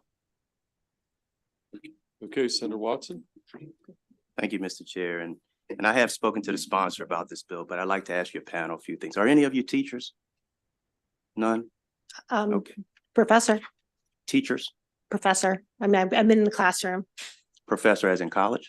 As in Teachers as in middle school, high school? Nobody? No, but I come from a family of Philadelphia school system superintendent, principal and middle school teacher. How about that? Both of my parents are retired principals too, and they absolutely disagree with this bill. And so does 15 folks who responded to an email I put out alerting them to the bill. And while I share some of the frustrations that my colleague says, my question is, you said acting like children. Is hitting a teacher acting like a child? Anybody can answer that. Just one. So no. Is throwing chairs acting like a Well, child? let me back up. It's not a simple yes or no question, because I worked at Disability Rights Maryland for 20 years prior to the Office of Public Defender, and represented many children who would engage in behavior related to their disability. Not talking about disabilities. Well, you can't not No, talk you were about very this- broad in your Yeah. conversation, acting like children. That's what I heard. That's the average child. Right. And the- so I can go today on World Star Hip Hop, that's a website, and I see all forms of violence in the schools against teachers, against other students. Horrible, horrific things. And to think that we can't discipline these kids, and you're talking about these other ways to do it. And, you know, I know everybody needs a hug sometimes, but in school, accountability has to happen, because what has happened is that our school system has been going downhill, hence the blueprint. This is our last stop gap for this. But inside the classroom, I've not heard one teacher who says this bill is the way to go. They're asking for more ability to remove these kids from that environment, put them in alternative learning environment, but it all ties back to one thing. And I've heard many people come before us and talk about Black and brown kids and social equity and everything. Look, we're talking about Black families. And the reason you got the high statistics, 5.5 times higher, maybe because they're broken homes. That's what's going on right now in the Black communities and the Black families. There are a lot of other things that are happening. And no, the school system cannot be held accountable for fixing all these issues. Teachers go to school to teach, not to be psychiatrists, not to be psychologists, not to be mental health experts, not to do all of those things. And we're dumping all of this money into the school system and putting all the responsibility on the school instead of on the parent. And so I want to hear some teachers come up here, and hopefully they're behind you, to sit up here and say they believe this is the right thing to do. Because I have not heard that in the plethora of comments and feedback that I've received online. So if I can just respond. Yes. From Prince George's County, this charge was only used 19 times in the 2023 year. There is a disproportionality in terms of how this charge is being used around the state. So if you're in Montgomery County or Howard County, it was never used. If you were in Anne Arundel County, it was used 26% of the charges statewide are Anne Arundel County. 23% are Wycomico County. There are other school systems and districts and counties that are able to manage student behavior without using this charge. I will also add that a student who hits a teacher is charged with assault, okay? They don't get a pass. They're held accountable. They're also most likely suspended long-term or expelled. They're out of the classroom. And I represent those students in expulsion hearings and suspension hearings. I've done that for the past 26 years. What I will say is that the accountability we're talking about is the fact that Maryland has in its classrooms challenges supporting teachers by having classrooms that have 30 to 35 students in them, by having school systems that don't have enough school psychologists or social workers. We also have the issue of academic achievement and school behavior. I represent students on a daily basis who are 18 years old, 17 years old, who are reading at the first grade level. Now, the State Board of Education just passed a resolution last month about evidence-based reading, because Maryland has not had a requirement of evidence-based reading instruction. And what we are seeing is that students are moving from grade to grade and not being able to read. And I got you. So what do they do? So wait, hold on. Yeah. So I we're could go on all talking day. I'm about, so we're sorry. talking about the goals that we hope. Hey guys, remember I think I said at I the got it. beginning of the hearing, one question per I'll panel. skip Otherwise, the we're gonna next be here two. till midnight. Yes. I hope that what you just brought up the blueprint, once properly implemented and executed, handles all those. I things. hope so too. But this, we're talking about discipline, so I'm just trying to stay focused. But Discipline still thank you for exists. your, Thank thank you. you for your response. Okay, Senator Lewis Young, it looks like Senator Alonzo Washington wants to respond, but if you want to direct you get one question, so you can direct it however you want it to the sponsor. If you want. And I'll let him determine who Okay. will answer it best. Thank you for this bill. I think there's a strong relationship between this bill and your last bill. We know that during COVID, since COVID, there's a mental health crisis among our young people. And it hasn't improved and perhaps gotten worse. So my question is, are schools able to differentiate between a student that is actually suffering from depression and anxiety, and their behavior is related to that, versus someone that has a strong oppositional disorder, and therefore the corrective action would be tailored differently? Do you want me to go? Okay. So yes, so for a student who has an identified disability, there's a very long, lengthy, extensive process for evaluating that child to determine there's an educational assessment, psychological assessment, and then the team comes together and reviews it. There are many students who have emotional disabilities, so the behavior emanates from that, or they have ADHD or an intellectual disability, for example. That evaluation will also show whether a student doesn't have a disability, but may have oppositional defiant disorder or a conduct disorder. So that is the process. The other thing is the functional behavior assessment I refer to is available for all students. And so there's always a function of behavior. And so it's figuring out the root cause of the behavior. So any student could be assessed to determine the functional behavior assessment, whether it's academic or it's a mental health issue or it's a family issue or something like that. Thank you. Can I just add, Mr. Chairman, that, look, there was a comment made earlier about 5.5 students are 5.5 times more likely than to be charged for disturbing school than their white children. And it was common said that it's because of the black broken families. Let me just say this, that's not the case. It's because of systemic racism that number exists, that they're 5.5 times more likely to be charged under this for disturbing classrooms. And let me just say also that I love black families. Whether you're broken or not, or the modern family, I love black families. Thank you. Any additional questions? Senator Washington. This question is, I think, probably to the attorneys and also to, you mentioned that the bill had its origins, sort of in 1970. But are you aware that the bill was actually enacted in 1865 by Maryland in reaction to being mandated and required to educate free blacks, and that it was that they said that it was for disrupting for protests for anyone also for anyone trying to give instruction. So when a school refused to give instruction to Black children, again, in 1865. One of the protests was to actually take the children to the school and educate them in the steps or in the yard. And that Maryland passed this law to be able to arrest those people for disrupting the school. Were you aware of the history of that? Yes, Senator Washington.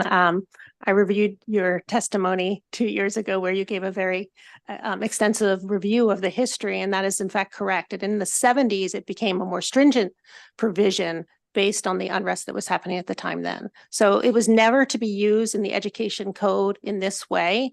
And it's a long time coming that we correct the application of this statute and take us back to its original intent. History Month, it would be good for us to continue to correct. It would the be harms so from the appropriate. past. Thank you. Thank you. Thank you. Sure. Okay. Any additional questions for this panel? Okay. Seeing none, that concludes the bill hearing on Senate Bill 512. We're going to now go to two bills from Senator Jennings. So Senator Jennings, do you have a preference on which bill? Okay. Why don't we start with Senate Bill 745?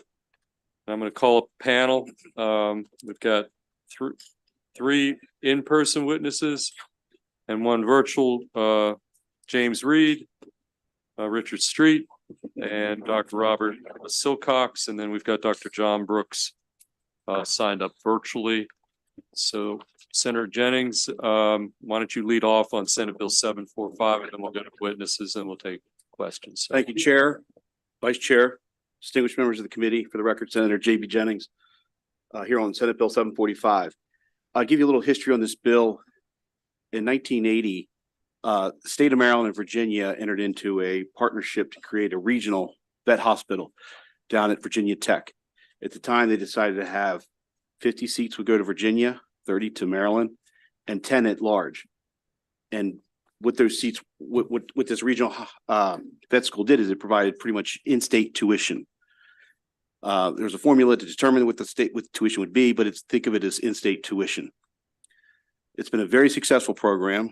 A lot of students Marylanders have graduated. In fact, last year there were 161 students that applied. 84 were interviewed, and eventually 30 were given those seats. We're looking to expand that by another 12.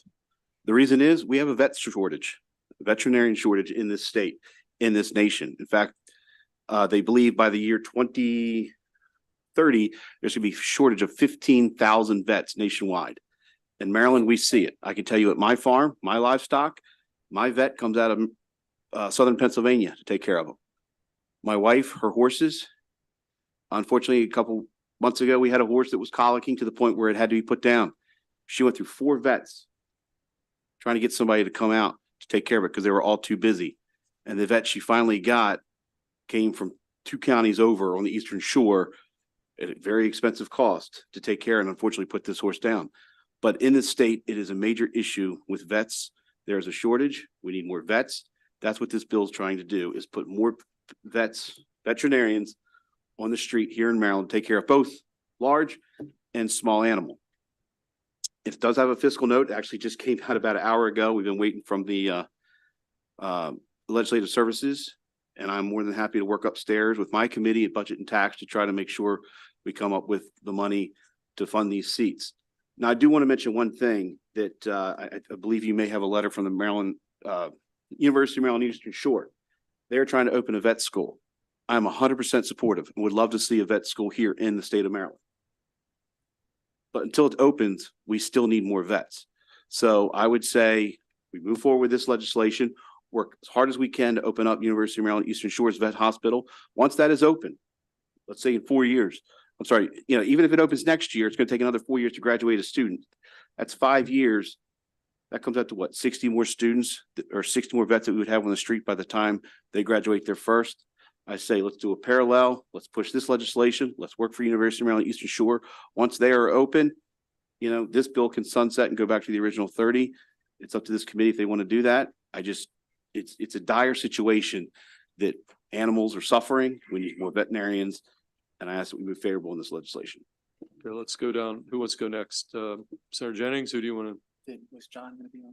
He is. He'll go after us. Yeah, we got one virtual witness on here. So thank you, Chair Feldman, Vice Chair Kagan, and the rest of the members of the committee. My name is Dr. Rich Street. I'm a small animal private practitioner in Harford County and a board member of the Maryland Veterinary Medical Association.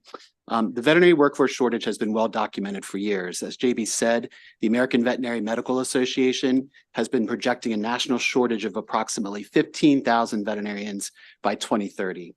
To illustrate this closer to home, I would guess that anyone in this room that has a pet or a large animal that has needed care has found it much more difficult to find timely care during their time of need. The demand for our services has drastically increased over the past several years, but then hit almost crisis mode as we navigated through COVID when pet ownership skyrocketed.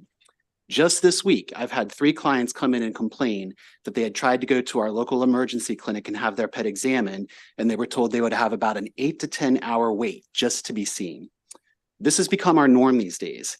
As an owner of 3 small animal practices in Harford County, we have had continual position openings for veterinarians over the past 6 to 7 years that we have been trying to fill. This is our new reality, and you will hear the same stories in talking with other practitioners throughout our state, whether urban, suburban, or rural. And it doesn't matter whether it's small animal, emergency medicine, equine, or food animal. The demand for services is far outpaced supply. In addition, with the national emphasis on public health, veterinarians have been in demand in non-traditional fields of medicine. According to the FDA in 2022, over 2,000 veterinarians were employed by the U.S. federal government alone. Where we play a critical role in environmental protection, food biosecurity, research, pharmaceutical industry, and public health. Maryland's fortunate enough that we have been provided support for a well-established, well-respected veterinary school since 1980. And our veterinary community is extremely grateful for that because statistics show that from the graduating classes of 2022 through 2023, about 35% came back to Maryland for employment, whereas nationally, only about 0.8% come back to their state of employment after school. So with that, I encourage that the committee send a favorable report for SB 745. Okay, thank you, sir. Let's go to the other side of the table. And you've got, again, the 2-minute clock, so be mindful of that. Who wants to lead off? Thank you, Chairman Feldman. I'm Dr. James Reed. I'm a practicing veterinarian and a graduate of the 1987 class of the Virginia Maryland College of Veterinary Medicine. I'm a past president of both the county and state associations and a member of the Board of Examiners. And over my 35 years of interaction with colleagues and the college, I have noted much diversity, and that's what I'd like to address today. The applicant pool in the 1970s was mostly a male population with ties to farming communities and suburban neighborhoods, and after graduation would seek return to communities for general practice of veterinary medicine. Today's 23-24 application pool is very different, composed of grossly 1,126 applicants to the veterinary school itself, with gender numbers now at 998 female, 123 males.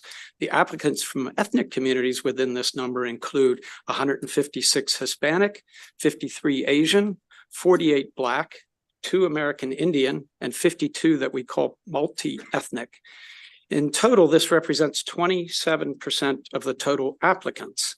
The Maryland application pool in particular from 2016 to 2022 averaged about 24% underrepresented minorities, of which 8.3% were Black.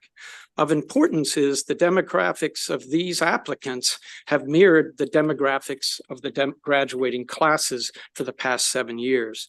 Of equal importance is the current interview process, which has evolved into allow more diversity and is highly interactive. The applicant is evaluated by more than 30 professionals, and higher scoring is given to individual students who faced difficult experiences and showed resilience.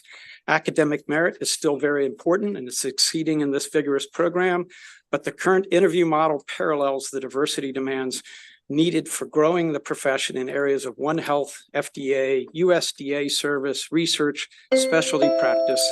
The veterinary profession has always been an open door, and it has responded to the tides of the profession. Okay, thank you, sir. Thank you, Chairman and members of the committee. My name is Bob Silcox. I'm a small animal practitioner here in Maryland and member and past president of the Maryland Veterinary Medical Association. I wanted to take a minute to specifically address how this funding goes along with the University of Maryland Eastern Shore's plan. They are no way do they conflict with each other. That separate college at the University of Maryland Eastern Shore is proposed to draw applicant pool from historically Black colleges and other 1890 schools. That's a mission that at the Maryland Veterinary Medical Association we fully welcome and very much vigorously support. We instituted a meeting in October of last year with the officials at UMES, and they made it clear to us that their goal is not to replace Virginia Maryland College Vet Med as the state school for Maryland, but rather to fill a nationwide need and improve diversity within the veterinary profession. While Marylanders may benefit from UMES's program, there's no inherent obligation for UMES to specifically enhance access to Maryland residents, whereas Virginia Maryland College of Veterinary Medicine has an excellent track record for diversity and inclusion, as you just heard, and we believe it's in the best interest of our state to embrace that opportunity to increase the available number of seats from 30 to 42, just by 12.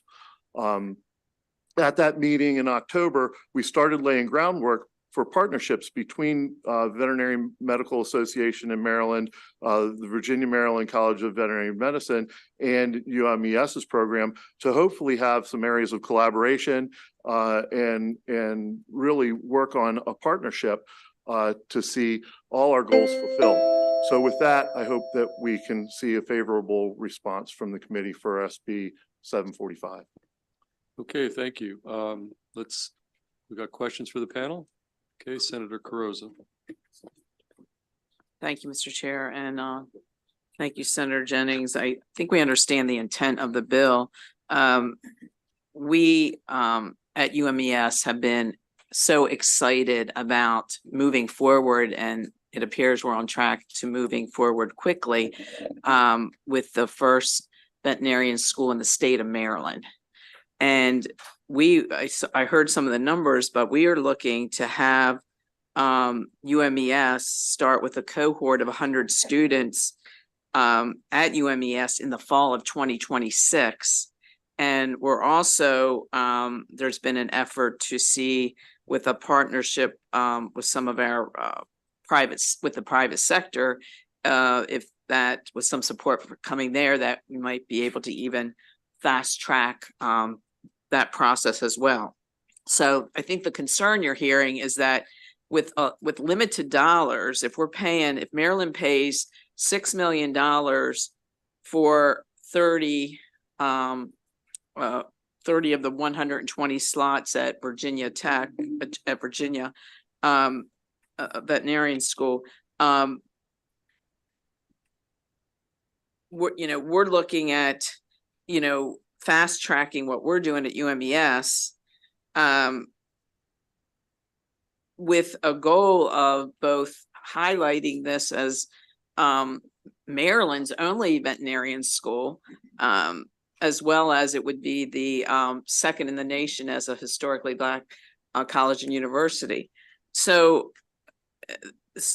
I wanted to share that background because I think that's what we're finding unsettling, is that it's coming at a time where we know we have budget challenges, and we're doing everything we can to fast track and have this veterinarian school at UMES established. So I guess my question would be, and I'm not sure if this panel would have the answers or where we would get that, but since University of Maryland Eastern Shore also has a pre-vet program, do we know how many students have been accepted who have graduated from the UMES pre-vet program and that I guess went ahead and attended Virginia Tech's veterinarian school? I can answer that question. The students that go ahead. Oh, yeah. Oh, I'm sorry. The students that do apply to the veterinary school from the state of Maryland have opportunities to apply to some schools, but not every state has a school. And there's no real elite program versus substandard school. They're all veterinary schools, and you take the acceptance in whichever school you get into. UMES does work a lot with the school down in the Kitts, which is in the Caribbean. They do take a 3-year program there, and then the 4th year is put back into the state. They do track a lot that way, but they have every opportunity to apply to the Virginia school. Maryland does have a footprint at College Park for the campus. It has not been expanded. In my 35 years, I've always wanted to see that relationship expand at College Park. So we do have a veterinary school in the state of Maryland. It doesn't fulfill all the situations that we'd like to have, but I do think the program is open to all. And UMES, I think it's dependent okay. on So my brief follow-up would be, since the intention of the bill is to increase veterinarians in the state of Maryland, do we know the percentage of graduates of each class over the past 10 years at Virginia Tech who are currently practicing in the state of Maryland? So the numbers that the one, and we can clarify this as far as getting more information for you, Senator, but the statistics that we were given show that from the graduating classes of 2020 through 2023, 42 out of 120 Maryland resident graduates, or about 35%, came back to Maryland for employment. Now, likely that number is a little underrepresented, most likely because some of these students, when they graduate, go on to attend an internship or a residency and then come back to the state. So our guess is that number is likely slightly underrepresented. But what you need to do is you need to compare that to those national numbers. So out of over 10,000 graduates nationally from other veterinary schools around the country, only about 0.8% chose Maryland for their place of employment. So that student could have still been from Maryland, but got accepted to another school outside of the state. They could have been from anywhere else around the country. And I think that that is actually the basis for one of our slight concerns with respect to the UMES program and how it will impact our local needs. So when we met with UMES back in the fall, they were pretty clear at that point in time, unless things have changed or we misunderstood, that their goal was to be recruiting nationally, internationally, to really try and improve the level of diversity within the veterinary field, which again, we are 100% completely on board with and supportive of. But our concern is, number one, as of this moment, we're still awaiting their accreditation. So we don't know 100% for sure that the visit scheduled, I believe I heard for this next year or sometime this year, they're supposed to have an accreditation visit, but that hasn't happened yet. And that program will have to be accredited. Their model's a little bit different. So hopefully everything will go nice and smooth, but there's no guarantees, unfortunately. But then on top of that, when you're recruiting nationally and internationally, out of those 100 students, how many of those will be from Maryland legitimately? Are they going to be required to have a certain number or percentage of students coming from the state of Maryland? And if not, will that truly have a big impact on our local workforce? And I think that that's our biggest concern. And we may have a different understanding because I believe you can do both. I think you can recruit nationally, which UMES truly intends to do. Yep. But we've also been talking to employers like Purdue and others and their interests of making sure that we have, you know, that for a local workforce. Sure. And that is also a major priority. Yeah, great. Okay, you know what, before we go to the two additional, let's just take, we had one virtual witness, who I missed, Dr. Brooks. Why don't we let you testify and then we'll open it up to Senator Lewis Young in Washington, okay? So Dr. Brooks, you're on the 2-minute clock. Why don't you weigh in? You've signed up favorable. Okay, can you hear me? Yes, sir, we can hear you. All right then. Well, first, Senator Feldman, Chair and Vice Chair Kagan, and members of the committee, I thank so much for giving me this opportunity. I apologize for not being there. My name is Dr. John Brooks. I'm a member of the Maryland Veterinary Medical Association. I have spent over 50 years in general practice, both large animal and small. I also served 4 years as Deputy Secretary of Agriculture in Governor Ehrlich's camp. And I also was a past executive board chair for the AVMA, which oversees the Council on Education. I am going to, for the sake of time, defer on the history to the white papers that have already been submitted to you, both by MDVMA, Virginia, Maryland, and University of Maryland. I do need to clear up something in regards to a statement made. The Council on Education for the AVMA is first asked for a letter of intent. UMES has done that. The second thing is that a comprehensive visit follows after they have been given a visitation informally to be told what areas are still to be clarified. As they clarify that, then they are given a comprehensive visit and with a letter of reassurance, then can advertise for a class of veterinary students. This process takes a great deal of time. And frankly, the opportunities to advertise for 26 class is quite ambitious. So I would ask you to look favorably for Senate Bill 745.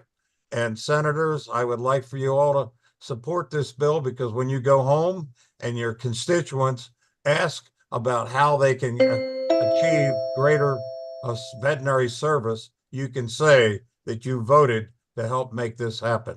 Thank you. Okay, we're going to go to Senator Lewis Young and then to Senator Washington. Senator Lewis Young. Thank you, Mr. Chair. Given this program receives funding from the state and will be receiving increased funding should this request materialize, would you be willing to entertain a requirement that the students that are funded must commit to a reasonable number of years to come back and practice in Maryland? I think it's certainly something we would entertain, and I do believe you're going to be hearing about a loan forgiveness bill potentially that could apply as well. That absolutely would help impact that number and bring it up to more people coming back to Maryland. I'm going to ask that question again. Thank you very much. Thank you. Senator Washington. Thank you. Thank you, Senator, for the bill. Someone referred, you referred to elite. Were you talking about, someone used the term elite programs relative to UME. Could you explain what the context was for that term and what were referring to? Well, you should answer. Yeah, I did bring that up. It was brought up actually over at Salisbury when we were there with the idea that what is the difference between the schools? And I explained to them that, as a set of professionals, we don't have the number of schools to apply to. So if you get accepted to a school and you're a state of Maryland resident and you get accepted to one of the schools, it's not like you consider that and say, oh, that's my fallback choice. So I think the idea is that to present the idea that veterinary schools have been acting very individually and on a standard base of standard to actually meet the qualifications for the nation. There is no up and down situation there. So when Dr. Brooks was talking about the accreditation, we are looking at a number of schools that are not as high as, say, the law profession, dental profession, and so forth, where there are choices and levels of education that might come up differently as you're evaluated when you come out to the office, if that makes any sense. It's all the same. Well, So, I was just yes. wondering were you saying that the College Park is an elite program or that the only elite program is Virginia Tech? I just didn't understand how that factored into an assessment of EMS. It doesn't. Oh, The only okay. thing it says, it puts it on the same level because we are developing schools to try to meet a certain standard. College Park and Virginia Tech are the same school. And it was brought up that maybe the programs would be different. And we said no. And that's just the comment that I made, right. that there is no elite situation. There in is veterinary no- medicine. Okay, thank you. Appreciate that. Okay, Senator Brooks. Thanks, Chair.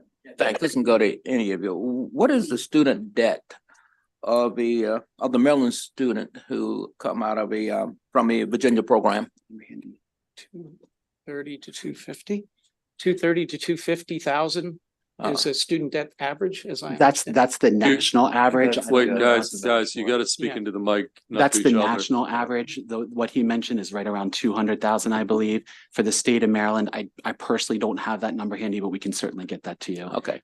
Typically, I believe most of the time it's usually, and I'll see if I can track it down for you, but I believe it's probably somewhere in the mid 130 to 150 range, I believe is what I remember seeing.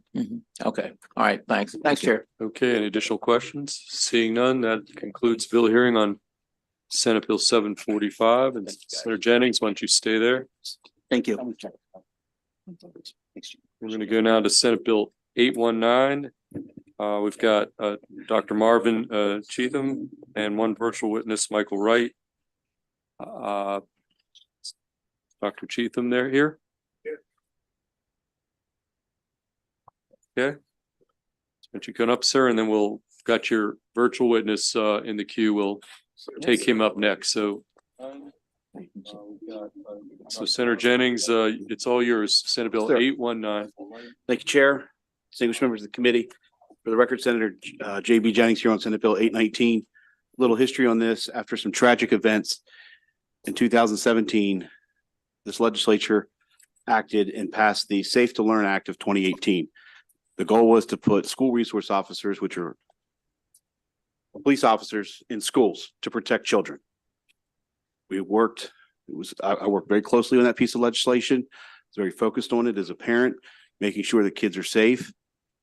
We put federal or state money into it to ensure that these schools had the money they needed to put these police officers in the classrooms, in the schools. Fast forward, some jurisdictions have decided to take those police officers and not allow them to carry their firearm.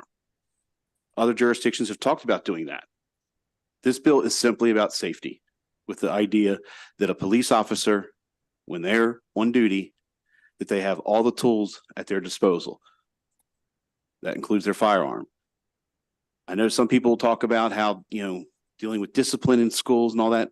That's not my focus. My focus is to make sure that you have a police officer in the school that can protect those children should something terrible happen. We live in a very dangerous world now. We've seen over the last few months things that have happened, especially in the Middle East, and how quickly things can unfold. And the goal of this legislation is to simply say, look, they're a police officer. They are there to protect lives. I'm not getting into any debate about discipline or anything else. Again, it is making sure that if somebody ever steps on that school and tries to commit harm to those children, that you have a police officer there who is fully trained, knows how to handle it, and can diffuse the situation and protect those children. That's all my goal is with this piece of legislation.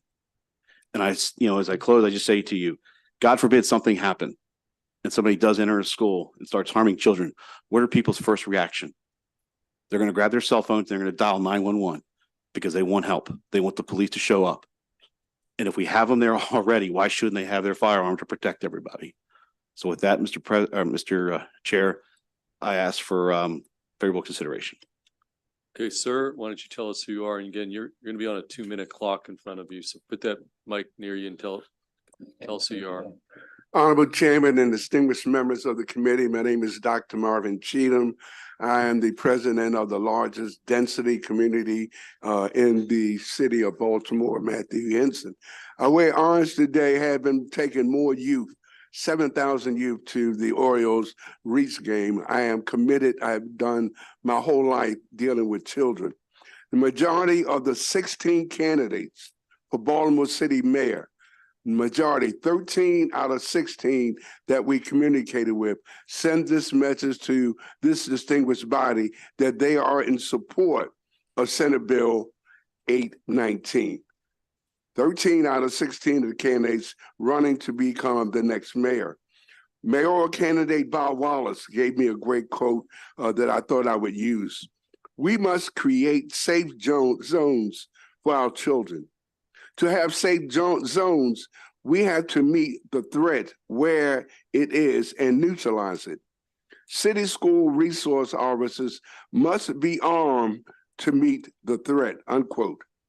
There are over 40 elected federal, state, and city officials that represent us here in the city of Baltimore, but less than 10% of them who have made decisions against doing this don't have children even in the school system. Starting with our CEO. Children bring guns to and in schools for fear that they are not being protected. I've been the past president of 3 civil rights organizations. I'm president of a neighborhood that averages 40 homicides a year for the last 8 years. I'm a neighborhood president with the highest density of any community in the city of Baltimore. 36,000 just in my one community. Carver High School has had 8 incidents. And I'll close with this. It is imperative that we understand our children deserve to have protection just like it's happening in all the other jurisdictions that have school systems. Okay, well, first of all, we do have one virtual witness I see in the queue, Shannon Wright, but you did not sign up. We do have a sign up from Michael Wright, but I don't see a Shannon Wright on our list. Are you connected to him in some way? Shannon Wright is a female, and she's a candidate for mayor. She's a candidate for mayor. Yes. Okay. Okay. Well, first of all, you're muted. Why don't you're gonna have to unmute yourself. Okay. Okay, Shannon Wright, you got 2 minutes. I'll let you testify. Thank you. As I prepared to testify today, I struggled to find the right words to say. I have difficulty grasping the fact that there's a need to convince you all to support protecting the lives of children in Baltimore City as they are protected in every other jurisdiction in the great state of Maryland. The Bible says, start the children off in the way they would go, and even when they are old, they will not depart from it. The New International Version, the English Standard Version, the New American Version, the Aramaic Version even say the same. Science says for every action, there is an equal and opposite reaction. But that doesn't give you the complete picture. The rise in crime and the overall feeling of lawlessness shows Baltimore's leadership has missed the mark. Combined with the breakdown in the effectiveness of the family and the very real breakdown of the juvenile justice system, it's even more important that children who want to learn have a safe place to do so, and those that wish to do harm will think twice. Yes, Maryland has an illegal gun issue, and most assuredly, Baltimore City has an illegal gun epidemic. This is partially evidenced by Mayor Scott's lawsuit. Yet, we are the only jurisdiction in Maryland that does not allow its officers to protect our school children.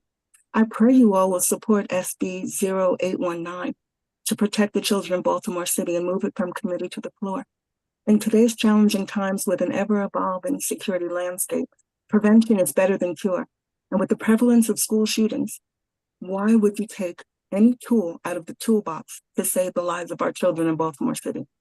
Please support SB 0819 to protect the children. Move this bill from committee.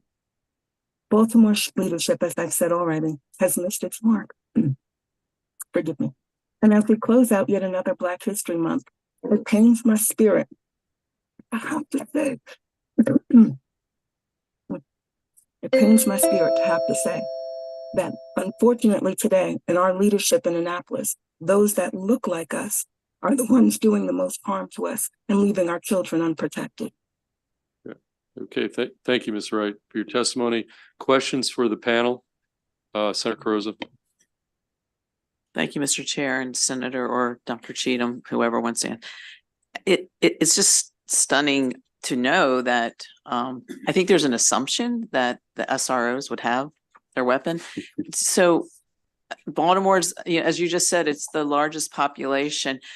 Is there an assumption like the parents just kind of assume that they're sending their kids, their children to school, and they're kind of assuming that protection's in place? And then if something did happen, God forbid, that they would come back and kind of point to everybody and say, well, you had the officer, and assumption was that he would be able to protect my children? Great question.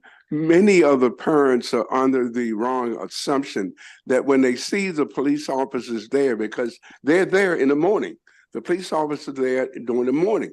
But when the school bell rings, they are required to put their guns in a locker. We just had 2 months ago, a mother and father, child who got beaten up the day before. The mother and father come back to school with the child, all three of them with guns. In the newspaper, Carver High School, that's the school, the biggest school that's within my neighborhood. The parents are under the assumption, because they see the police, that the protection is there. But the requirement is, once the school day starts, they have to go put them in a locker. So what is that telling you? It's an accident waiting to happen. We have 8 guns that were found inside the school. We have 8 entrances just to Carver. There's only one metal detector in the whole building. So anyone can come in any way into the school. We're just begging y'all, please give us what you're allowing other counties to do, to allow us to protect our children. We're 85% African American. We're very fortunate. 90% of our officers are Black. There's a great relationship between the police and the community, but they don't realize, the parents don't realize their children are not being protected. Okay, any additional questions for the panel? If I could just, Mr. Chair, if you don't mind. Yes, Senator James. Again, I'm not looking at one jurisdiction. This is a statewide bill. I'm trying to finish the work that we started in 2018, making sure we had police officers in the schools. with all their tools, including their service weapon.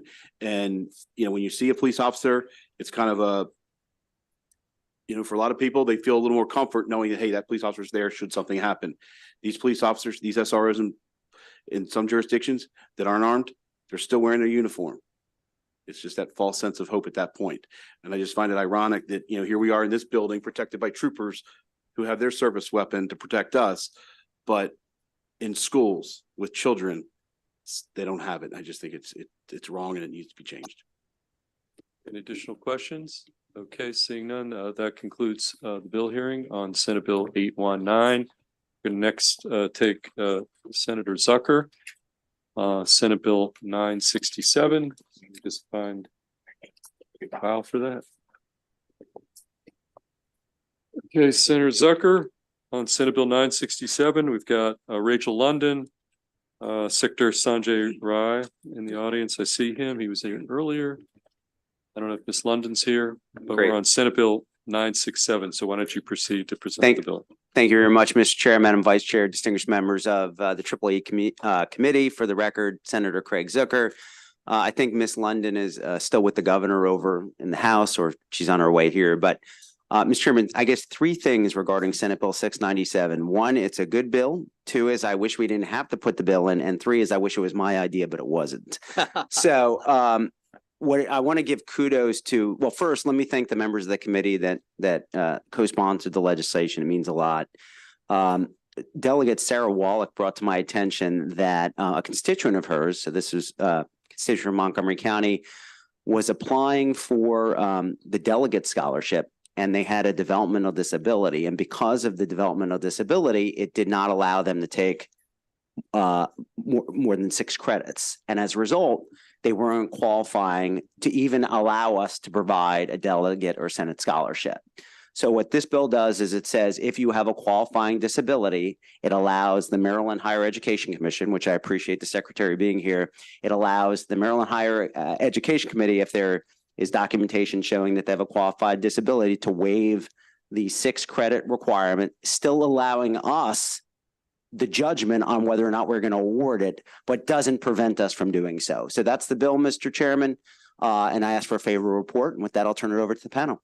Okay, our panel of one, sir, why don't you tell us, and we won't mention that you're a resident of District 15. So why don't you tell us who you are, and you're going to be under the 2-minute clock. Yes.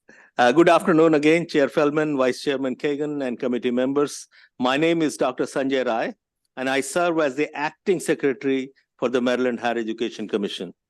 Chair Feldman, I want to thank you for the opportunity to testify in support of Senate Bill 967, part-time senatorial and delegate scholarship alteration.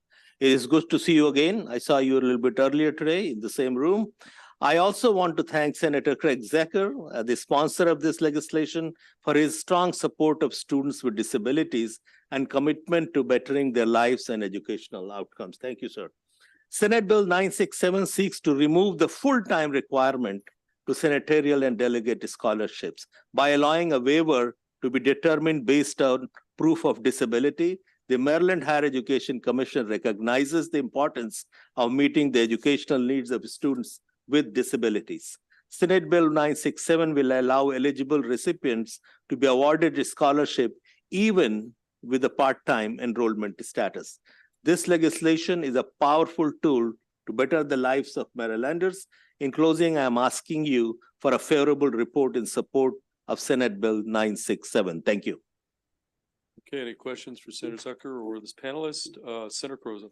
Thank you, Mr. Chair. I'll be brief. And Dr. Cawley, I want to thank you because you helped me with a constituent case. It was another situation of going from full-time to part-time, but in her case, it was because she was pregnant, and I did not want that scholarship that we had awarded, wanted that to apply. And I know we've worked out with Salisbury University trying to work through that, but will this apply beyond that in cases like my constituent? Yeah, we will not have to go to the same challenges that we had in that particular situation.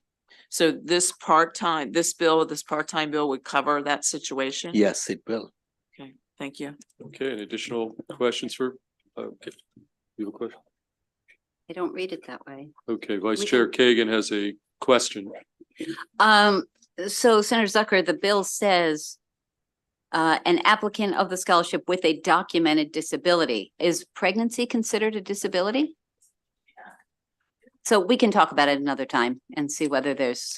Yeah, I mean, I have I interpret maybe the bill a little differently than the secretary, although, you know, I'm sometimes wrong, but I would say the biggest thing is that the reason why the bill was put in is we have many people who have developmental disabilities who can't access it. Sure. But obviously, if there are, we're all hearing from different constituents, so I'll leave the bill in the judgment and wisdom of this committee, but in the capable arms absolutely of this committee. many Okay. arms. Thank you, Mr. Chair. Okay. And just one, you can expand the language. I did not recall the exact issue in that particular case, but we may be able to expand the definition and add a line in the, yes. Thank Okay, you. We'll work on it. Okay, thank you. That concludes bill hearing on Senate Bill 967. We're going to next take Senator Guile. Senator Guile, why don't you come up? You have 3 bills. Do you have any preference as to which one goes first, or you don't care? I do, Mr. Chair, but I also I'm the chair of the Anne Arundel County delegation, and I have okay. a couple bills on behalf of the county. Okay, do you want to start with, what do you want to do? We got, then you're here for 5 bills, so why don't we, I have no. let's take the Anne Arundel County bills first, and let me pull those. Judgment and wisdom of this committee, but. Okay. So why don't we've got Senate Bill 657 and Senate Perfect. Bill 909. Why don't we start with 657? Okay, let me see who's here from the, oh, there she is. It's All right. all yours, Senator Thank Guile. you. Thank you, Mr. Chair, Madam Vice Chair, members of the committee. Senate Bill 657 would authorize Anne Arundel County to establish a student loan assistance repayment program for educators employed by Anne Arundel County Public Schools. The purpose of the program is to attract, recruit, and retain a diverse cadre of qualified educators in Anne Arundel County that reflects the student population within county schools. The program must be administered by AACPS. Funds for the program must be provided on an annual basis in the county budget to the extent they wanted to participate in an appropriation separate from the county's appropriation to the operating budget of the Anne Arundel County Board of Education. Funds for the program may be used to cover administrative expenses of the program. By way of background, there was a program that was authorized in 2018 for Howard County to establish a student loan assistance repayment program for teachers employed by the Howard County Public School System. In June 2023, the Howard County Council unanimously passed Council Bill 14, which established a student loan assistance repayment program for teachers pursuant to the 2018 enabling legislation that was passed by the General Assembly. As the benefit design and funding is up to the locality, Howard County provided $1.5 million over 5 years for student loan repayments. Senate Bill 657 would enable Anne Arundel County to establish such a student loan repayment program for educators who receive a graduate, professional, or undergraduate degree from an accredited college or university, obtain employment as an educator in AACPS, commits to serve in AACPS for at least 5 years, receives an income that is less than the maximum eligible total income levels established by the county, including any additional sources of income the individual may earn, is not in default on any student loans, and satisfies any other criteria established by the county for that program. Loan assistance provided on the program must be in the amount and on the terms and conditions established by the county. An applicant for assistance in the repayment of a commercial loan must demonstrate to the county that the loan was used for tuition, educational expenses, or living expenses for graduate or undergraduate study. Per the fiscal note, this would not require any state resources. To the extent Anne Arundel County does decide to establish a student loan repayment assistance program pursuant to the bill, the financial obligations would be entirely up to the county.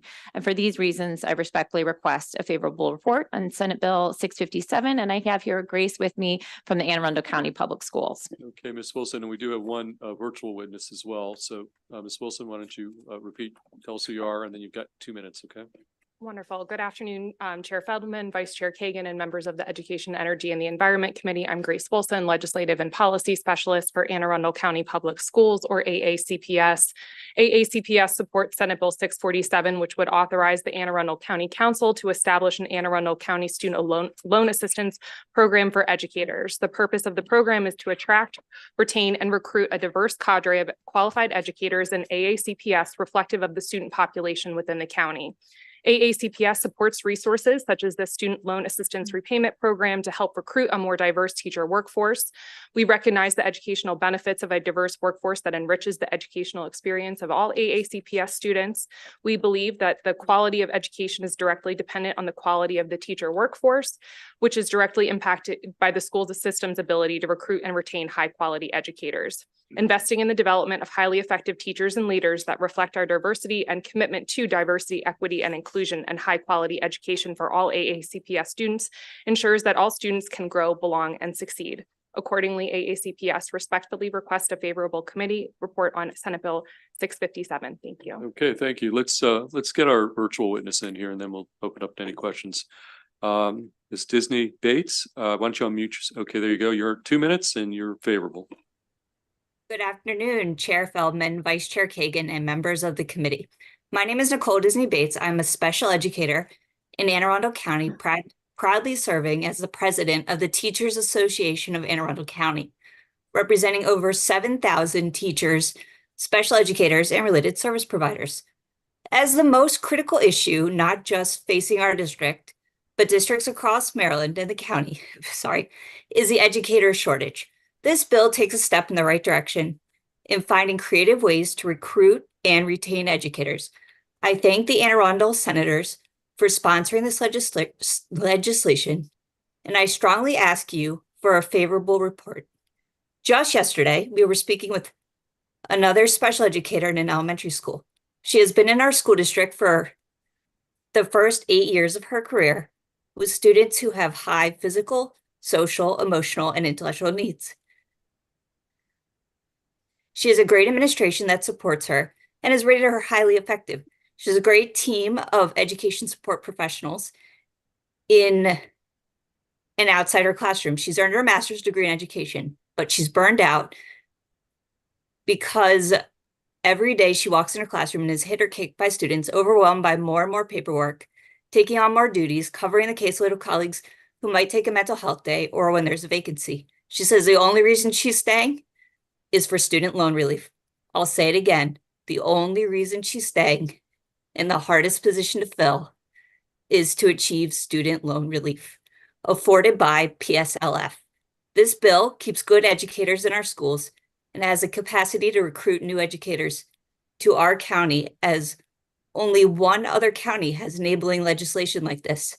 Personally, if I had not received grants, I would not have been able to afford the education I have received. We are grateful for the sponsors for this bill.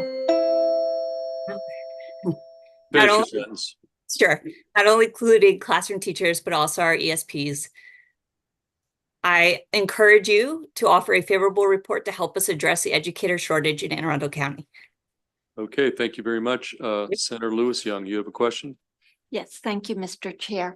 Could you explain to me what your proposal would do that isn't covered by the Janet Hoffman Loan Assistance Program? I'm unfamiliar with that program. I guess I would have to review it to see what it is and then in comparison to what this program is. Okay, Janet Hoffman Loan Repayment Program, and it includes assistance for teachers among several other professions that commit to at least 2 years of teaching in Maryland with repayment for tuition obligations. Okay, I would mean, I would have to take a look, but at the very least, I'm not sure if there are limits onto what that would pay for, or if it's competitive, or if there's anything else that would be any sort of restrictions. But at the very least, to the extent, I mean, I'm not sure if the ACPS is familiar with that program too, or perhaps Ms. Disney Bates, but at the very least, this could be, maybe supplemental as authorizing, or enabling legislation, at least for the county, to the extent that they wanted to participate in order to compete to attract teachers to the county. But I'd be happy to talk offline more about that. Thank you. ironically, we have a new on that very program from Senator Corman, so it's okay. Senator Simoner. Thank you. And wanted to hear the bill before I took a position. I believe the state, it doesn't give a full scholarship, so it could be supplemental. Thank you. But a question, I didn't realize Howard County had it. And looking at what they've done, they basically give, I think, 300,000 a year. And I know this bill is asking for a 5-year commitment.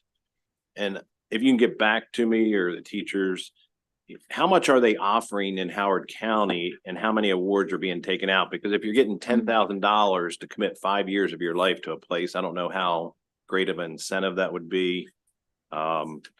Just a question there. And the other question is, the second part of my question is, I noticed in the other Anne Arundel County bill, we have the county executive supporting it. And in this, it's funded by the county council or the county executive, but I don't see any support from them. Is that an oversight or? Yeah, I spoke with the county executive about this bill, and I've spoken with folks from the county administration about this bill, and they express support. So I'm not sure if, somehow it was missed for them to provide such a letter in support. But they're certainly aware of it. And we've been in communication with them, and the Anne Arundel County Public Schools, AECPS, has obviously been in communication with them as well. So okay, if you talk with them, it'd be nice just to get a formal, because they did weigh in on the other one. Yeah, since they're the funding source, it would be nice to have that they want this. Thank you. Thank you. Okay, any additional questions for the sponsor or for the panel or for the delegation sponsor? Okay, seeing none, that concludes bill hearing on Senate Bill 657. Let's go to the other Anne Arundel Senate delegation bill, which is Senate Bill 909. We do have 4 witnesses signed up. They're not really they're all favorable. Can I just bring them up? They're all straight favorable. Yeah, please. Thank you. Okay, Mark Bedell, Robert Silkworth, Kevin Carr, and Lisa Credendon. And those are the 4 witnesses all signed up straight favorable. So Senator Guile, on behalf of the senators from Anne Arundel, it's all yours. Senate Bill 909. Yeah, thank you, Mr. Chair. This is Senate Bill 909, which would authorize the Board of Education of Anne Arundel County to establish a pilot program in which one or more Anne Arundel County public schools using an innovative scheduling model, including an extended school year, year-round schooling, a 4-day school week, or any other model approved by the county board. The bill also authorizes any local Board of Education to explore the use of innovative school scheduling models, provided that the models do not allow for prolonged lapses in instructional time in public schools. State law currently mandates that schools be open each year for a minimum of 180 days and a certain number of hours. 1,080 at the elementary and middle school levels and 1,170 at the high school level. These requirements and the need to meet both criteria place constraints on school schedules that limit programmatic creativity and result in headaches for families. This bill, requested by AECPS and the board, seeks a change in this model and a move to a system that permits greater flexibility in school scheduling while not reducing instructional time for students. The dual requirement is arbitrary and outdated, and it unnecessarily restricts their ability to best meet the needs of their students, staff, and communities. Additionally, it runs contrary to the key component of the blueprint for Maryland's future, that is innovation. The flexibility created by passage of this legislation would permit AACPS, this is just limited a pilot program for AACPS, and the board to pilot innovative scheduling models that have been proven to improve moral and achievement for students and morale and achievement for students and staff. Such an alteration could also eliminate greatly reduce something most families, including mine, dislike greatly about their school calendar: early dismissal days. Those days currently still count toward the 180-day requirement each year, but with calendar flexibility, we could explore ways to remove some or all of those from the calendar. The school calendar for the 2023 to 2024 school year, for example, includes 12 early dismissal days for students. This change in law would enable AACPS to provide students with 8 full days of instruction rather than 12 partial days instruction, which would undeniably benefit students. The structure could also lead to full days of professional development for staff, which would also be full days for families to spend with children. AACPS and the board look forward to engaging with students, parents, educators, and administrators about the best way to implement these flexibilities. It is worth noting that this bill would not require implementation of any specific innovative school scheduling model, including a 4-day school week model. Further, this particular bill would not be considered for elementary school schedules. The Anne Arundel County Senate delegation plans to meet in the coming week to vote on endorsing this bill, or I'm sorry, and then come next week. If it does, we'll also send a letter of support. For the fiscal note, this bill would not require any additional state or local resources. And for these reasons, I respectfully request a favorable report. And I have with me Anne Arundel County Public Schools Superintendent Dr. Mark Bedell, as well as Bob Silkworth, who serves on the Anne Arundel County Board of Education, as well as others to testify in further support. Okay, Mr. Superintendent, why don't you start off? And everyone, you're all going to be subject to the 2-minute clock. Okay, Mr. Superintendent, why don't you start off? Yes, sir. Thank you. Good afternoon, Chair Feldman, Vice Chair Kagan, and members of the Education, Energy, and Environment Committee. Look, I am here and I'm excited. I want to thank Senator Gao for introducing this legislation on behalf of Anne Arundel County and those that are in our delegation also. I'm going to scrap this because I don't like reading from a script, and I'm going to speak to you all from my heart. I've been an educator as a superintendent for the last 8 years. I've worked in a number of states. I've been blessed to have served as the superintendent of the Kansas City Public School District, the first district in the United States to lose its full accreditation in 2000. And we were able to get that accreditation back in 2022. And we were able to get it back because we had flexibility in how we could look at how we were providing education to our students.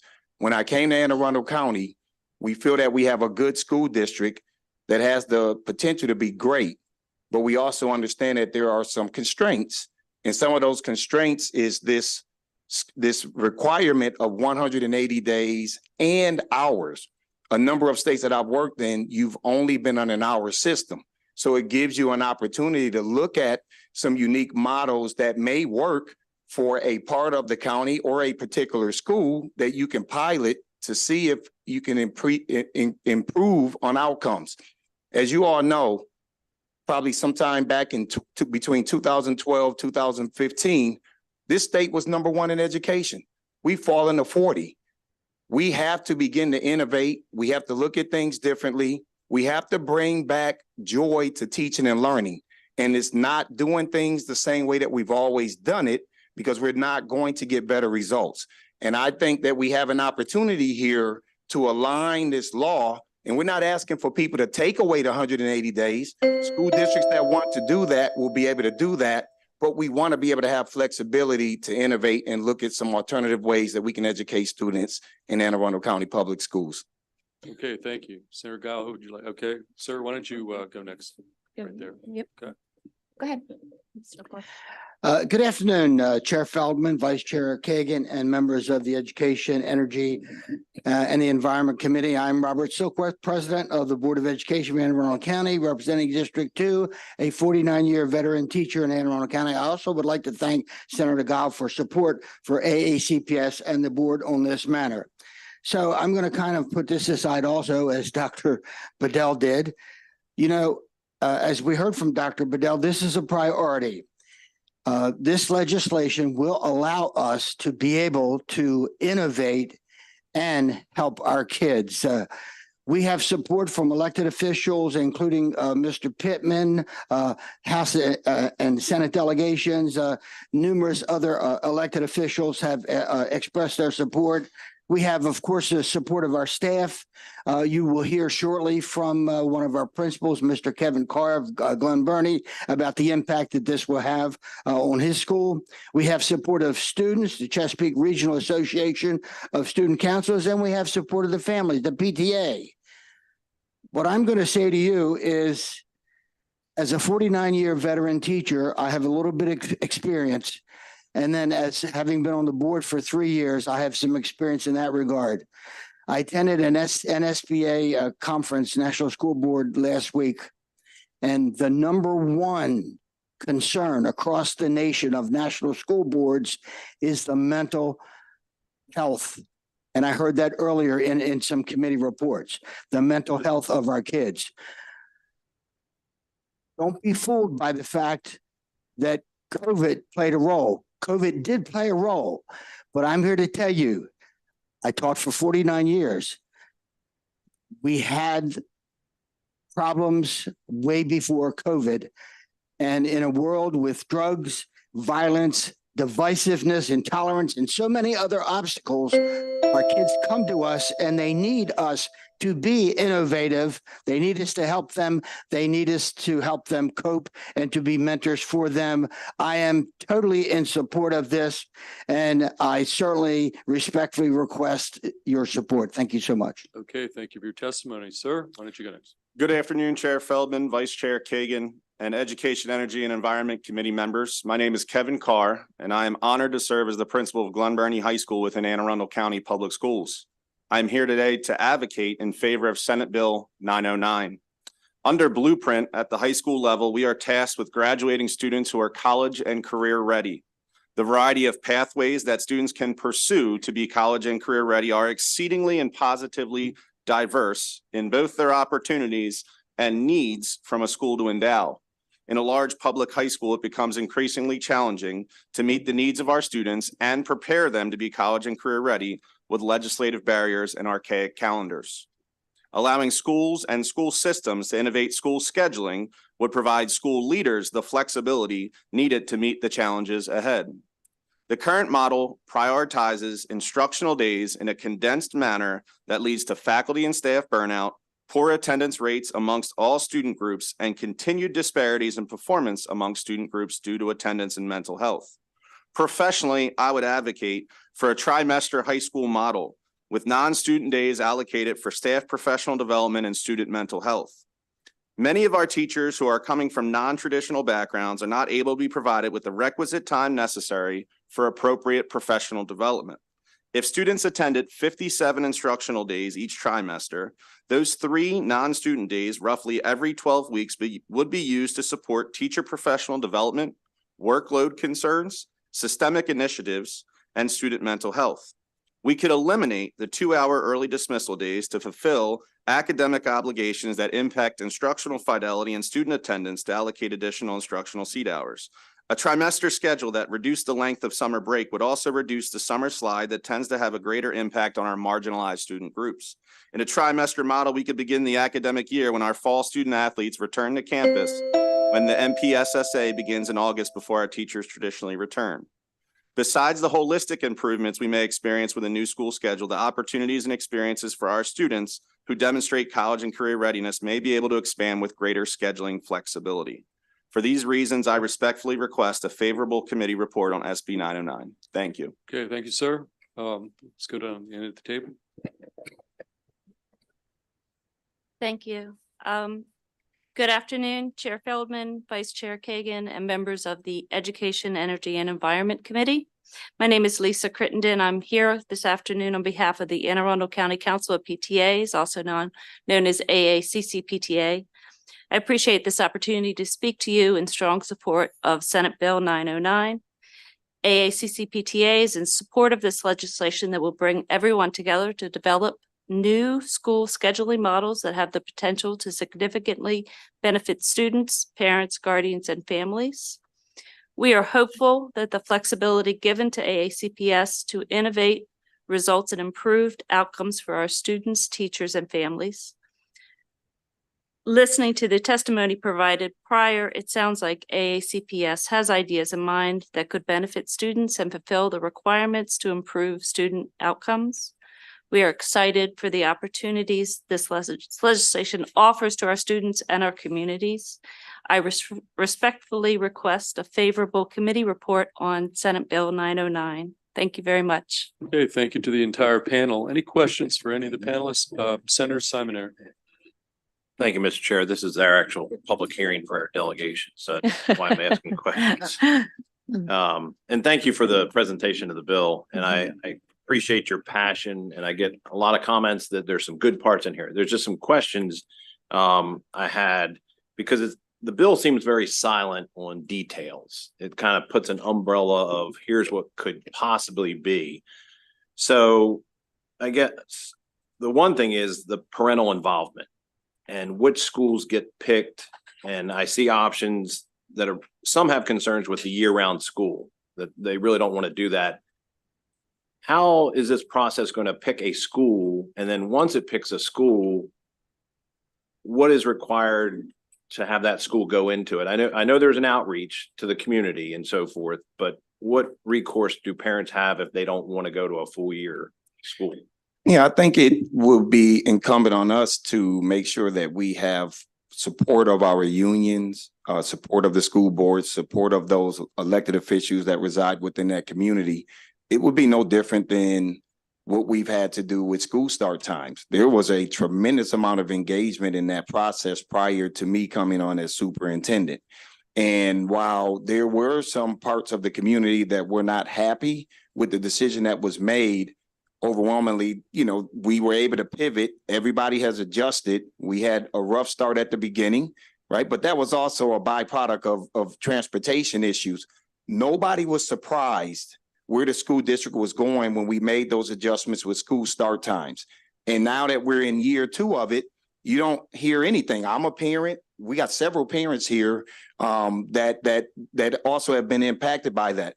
The same process would take place with any type of ideal that we may have for a school model. And ultimately, if a school decides to move to year round, I think we do have protocols inside of our policies that people would have to prove that this would be harmful some way or some form to their children, that we would then say we can look at some other options.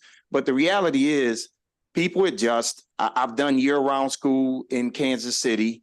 It worked out very well. And for those communities impacted, they saw the value, especially in a situation where we know learning regression and there's more harm to a kid being away than it is for them to be with us more frequently. So I think the engagement will be as it's been for me in the 18 months that I've been here. I've been very transparent on every single move that I've made. And I'll be going out doing a second round of engagement with the community around things that we want to do moving forward, starting next Tuesday. Okay, and then the second part of that question was, I'm assuming then it would be the standard process that you go before the school board and parents can do that. Then it's up to the elected school boards to make a decision and they're held accountable at that point. Yes. Yes, sir. So the scope of this, how many schools are we anticipating doing this? And then again, just if you can help me, are you thinking about doing one in a legislative district, or, I'm just trying to get an idea of how you're selecting them. So to be honest with you, we want this to be a very authentic process. It can't be something that's already predetermined. That's why we wrote the bill the way that we wrote it, so that we aren't artificially constraining ourselves. I think we have to get out and we really have to engage and have conversation, and we have to present it with data to be able to say, here's your trend data on what is concerning us within this with this school, or here's an opportunity for children who are deemed college and career ready by the end of 10th grade. That's a great problem to have. Why can't we have those kids in on a 4-day week? And then on that 5th day, they're out engaging with the workforce, doing what Blueprint is calling for them to do, but they're not being penalized because they haven't been in school for the 180 days. So it's all going to be organic. There is nothing predetermined here. We've given examples because these are some examples that we've researched around the country.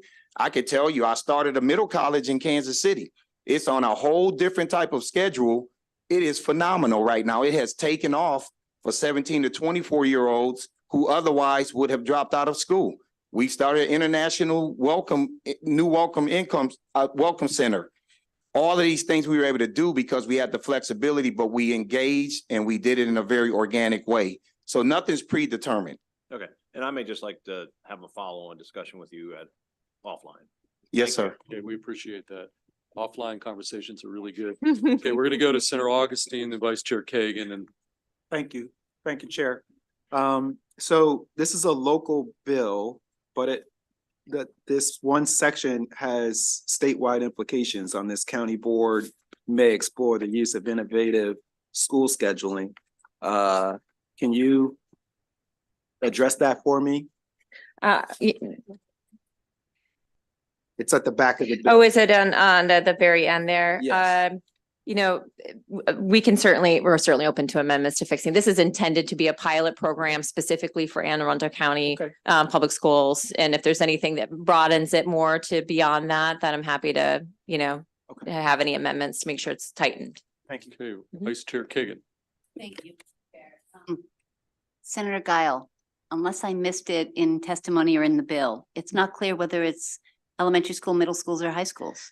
Well, I think Dr. Bedell can maybe go through that, although my understanding is this could be for any schools, but the concept is more so for those like career ready schools. I know there's a high school down the street from my house. Kids show up for like an hour or two and then they're gone because they have to punch the clock and make sure they get that time in for those hours a day. But instead, you could look at possibly having this flexibility so that they're there for 4 full school days, have off on Friday, take a class, start a job, do a trade school, what have you. And there's that sort of greater flexibility. Similarly, if you had a modified schedule such that, what I mentioned earlier with all those early dismissal days, if you're able to, be able to just fulfill those requirements of those hours instead of those days, then those would limit that. So I think so there's some of the concern that has been raised by this is like, are we going to start doing 4-day, school week for elementary school? And I've got a child at elementary school, so, and have a job, multiple jobs. In fact, I mean, that's something that I certainly would not want personally. And I know that, other parents would be pushing back on, but I think what this does is just provide some greater flexibility to the school district, to the Board of Education, to look at what's best for that population, what's best for that school. But I don't know, Dr. Bedell. Before we pivot to the great superintendent here, and I appreciate your thoughtfulness and creativity. I think that's awesome. And that's part of how we're going to succeed in educating our young people. Right. I don't know what the will of the committee might be or would be, but it's really broad. And I wonder whether you want to think about, would you explore innovation at all 3 levels, or what if this bill came out as, for instance, just high school, because then more students can drive and they're more independent and they do have jobs or volunteer projects or something. I'm so curious to hear the superintendent's thought, or yours, Senator Guile. I mean, I would of course defer to the good judgment of the committee. But perhaps Dr. Bedell, if you want to give any of your thoughts. So we wouldn't want to create constraints that if we have an elementary school that's in the bottom 20th percentile of performance across the state, and as you've heard from our building principal say, why wouldn't we potentially look at a trimester type model for that elementary school? Because the reality is you're going to need more time on task, right? And I think people feel that there's a threat that we're going to take away learning. No, the ultimate intent of this is to really make sure that teaching and learning is at the forefront of everything that we do. But honestly, the vast majority of what I have done around innovation in my time as a superintendent, in most cases, has been around the secondary level. Those initiatives I mentioned to you, those were secondary level initiatives, because I do believe that the fundamental of 101 teaching and learning at the elementary level, that needs to be protected. I think that's a tradition that you shouldn't be tampering with, because if they don't have the foundation, it's going to be impossible to start innovating when they get to secondary anyhow. Thank you. Thank you, Dr. Bedell. Okay, any additional questions of the panel? Seeing none, that concludes this particular piece of legislation from Anne Arundel County. Thank you, folks, for testifying. So that concludes Senate Bill 909. We're now going to go to the threesome of Guile bills, and I'm going to start. Why don't we start with Senate Bill 540? Okay. And I'm going to bring up Hannah Gargiola, Michael Rogers, and then we do have one virtual witness designated as part of your sponsor panel. We do have one additional favorable witness, Michael Shire from FOP. Okay. Can we just bring, he's favorable straight up. Can we just include him on the panel? Sure, or absolutely. Okay, so we've got Hannah, why don't you come up there? Michael Rogers. Henry Miser is virtual. Michael Shire, those are the only witnesses signed up in person testifying. So Senator Gao, why don't you lead off on Senate Bill 540? Yes, thank you, Mr. Chair, Madam Vice Chair, members of the committee.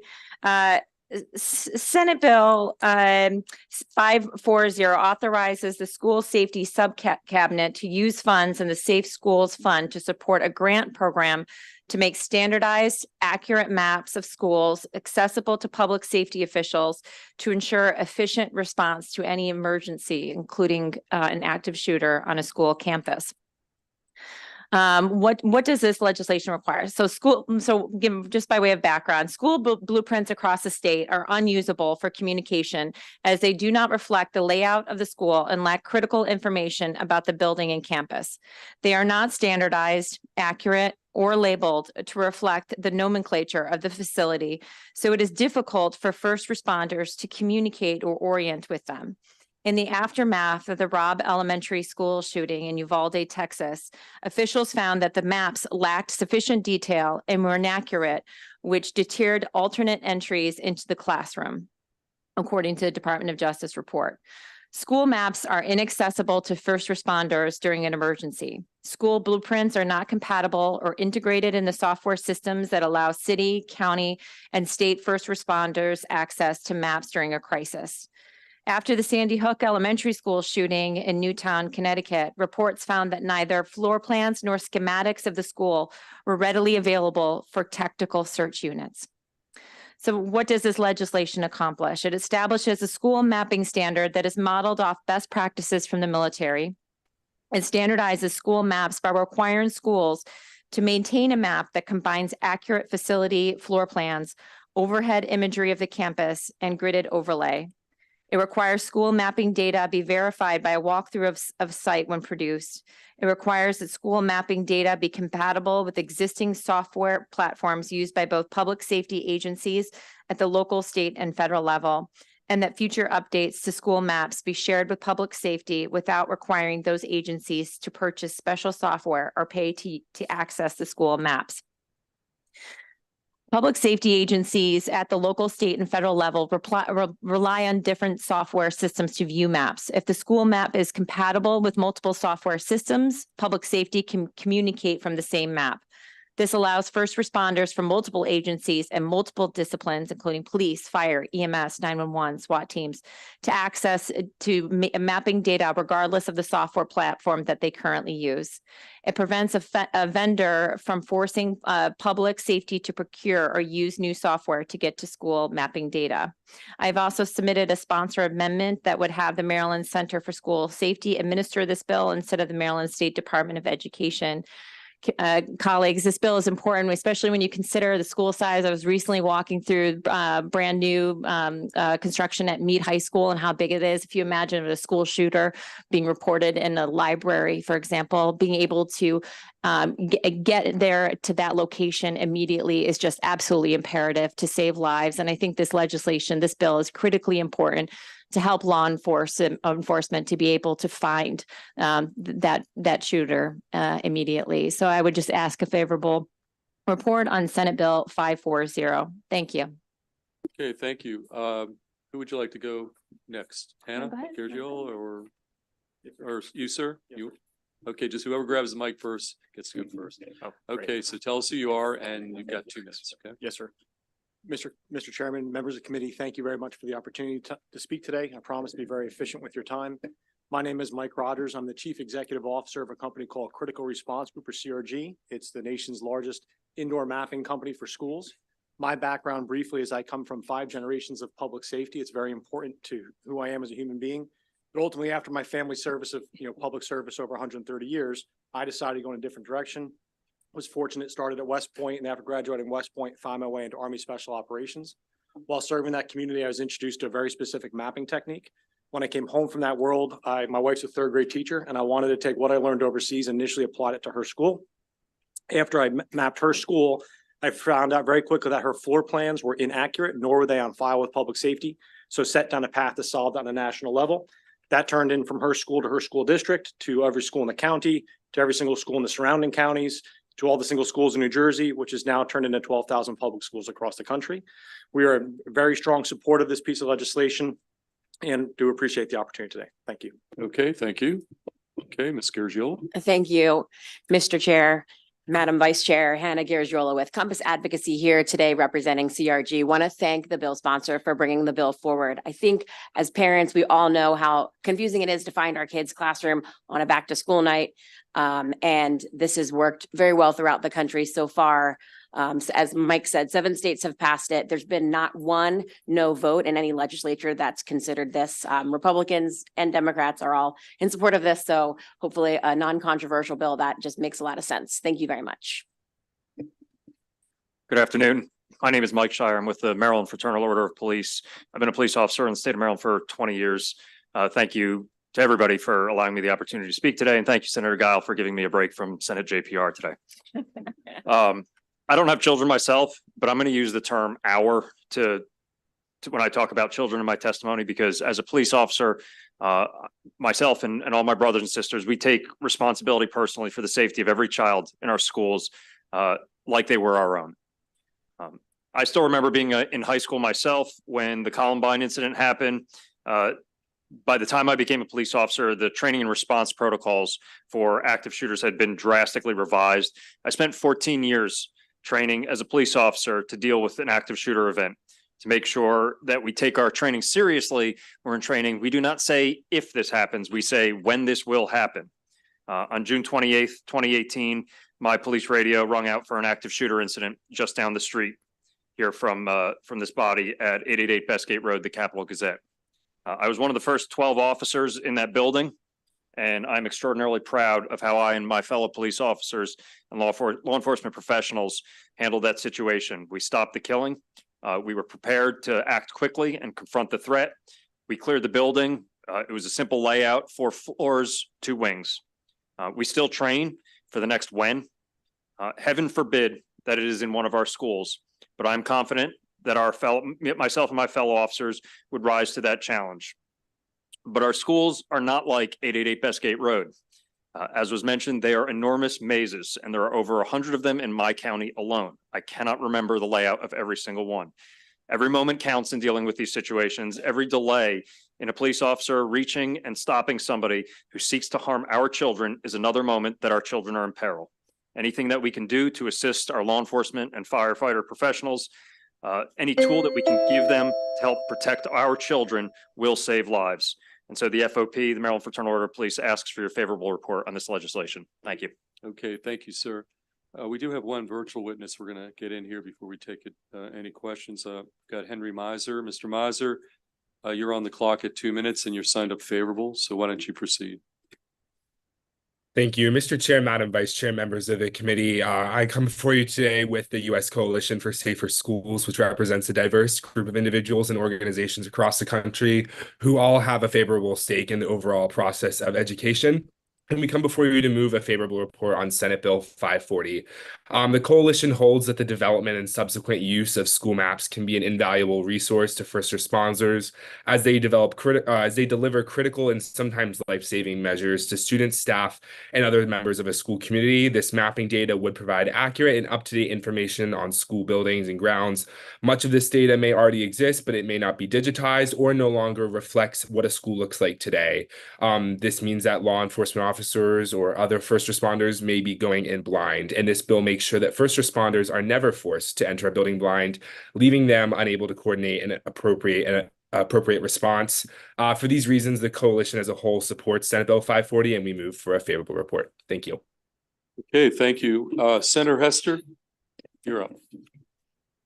Thank you. And I was good to talk with you over the summer. I appreciate I saw what the maps could look like, and I fully support the concept.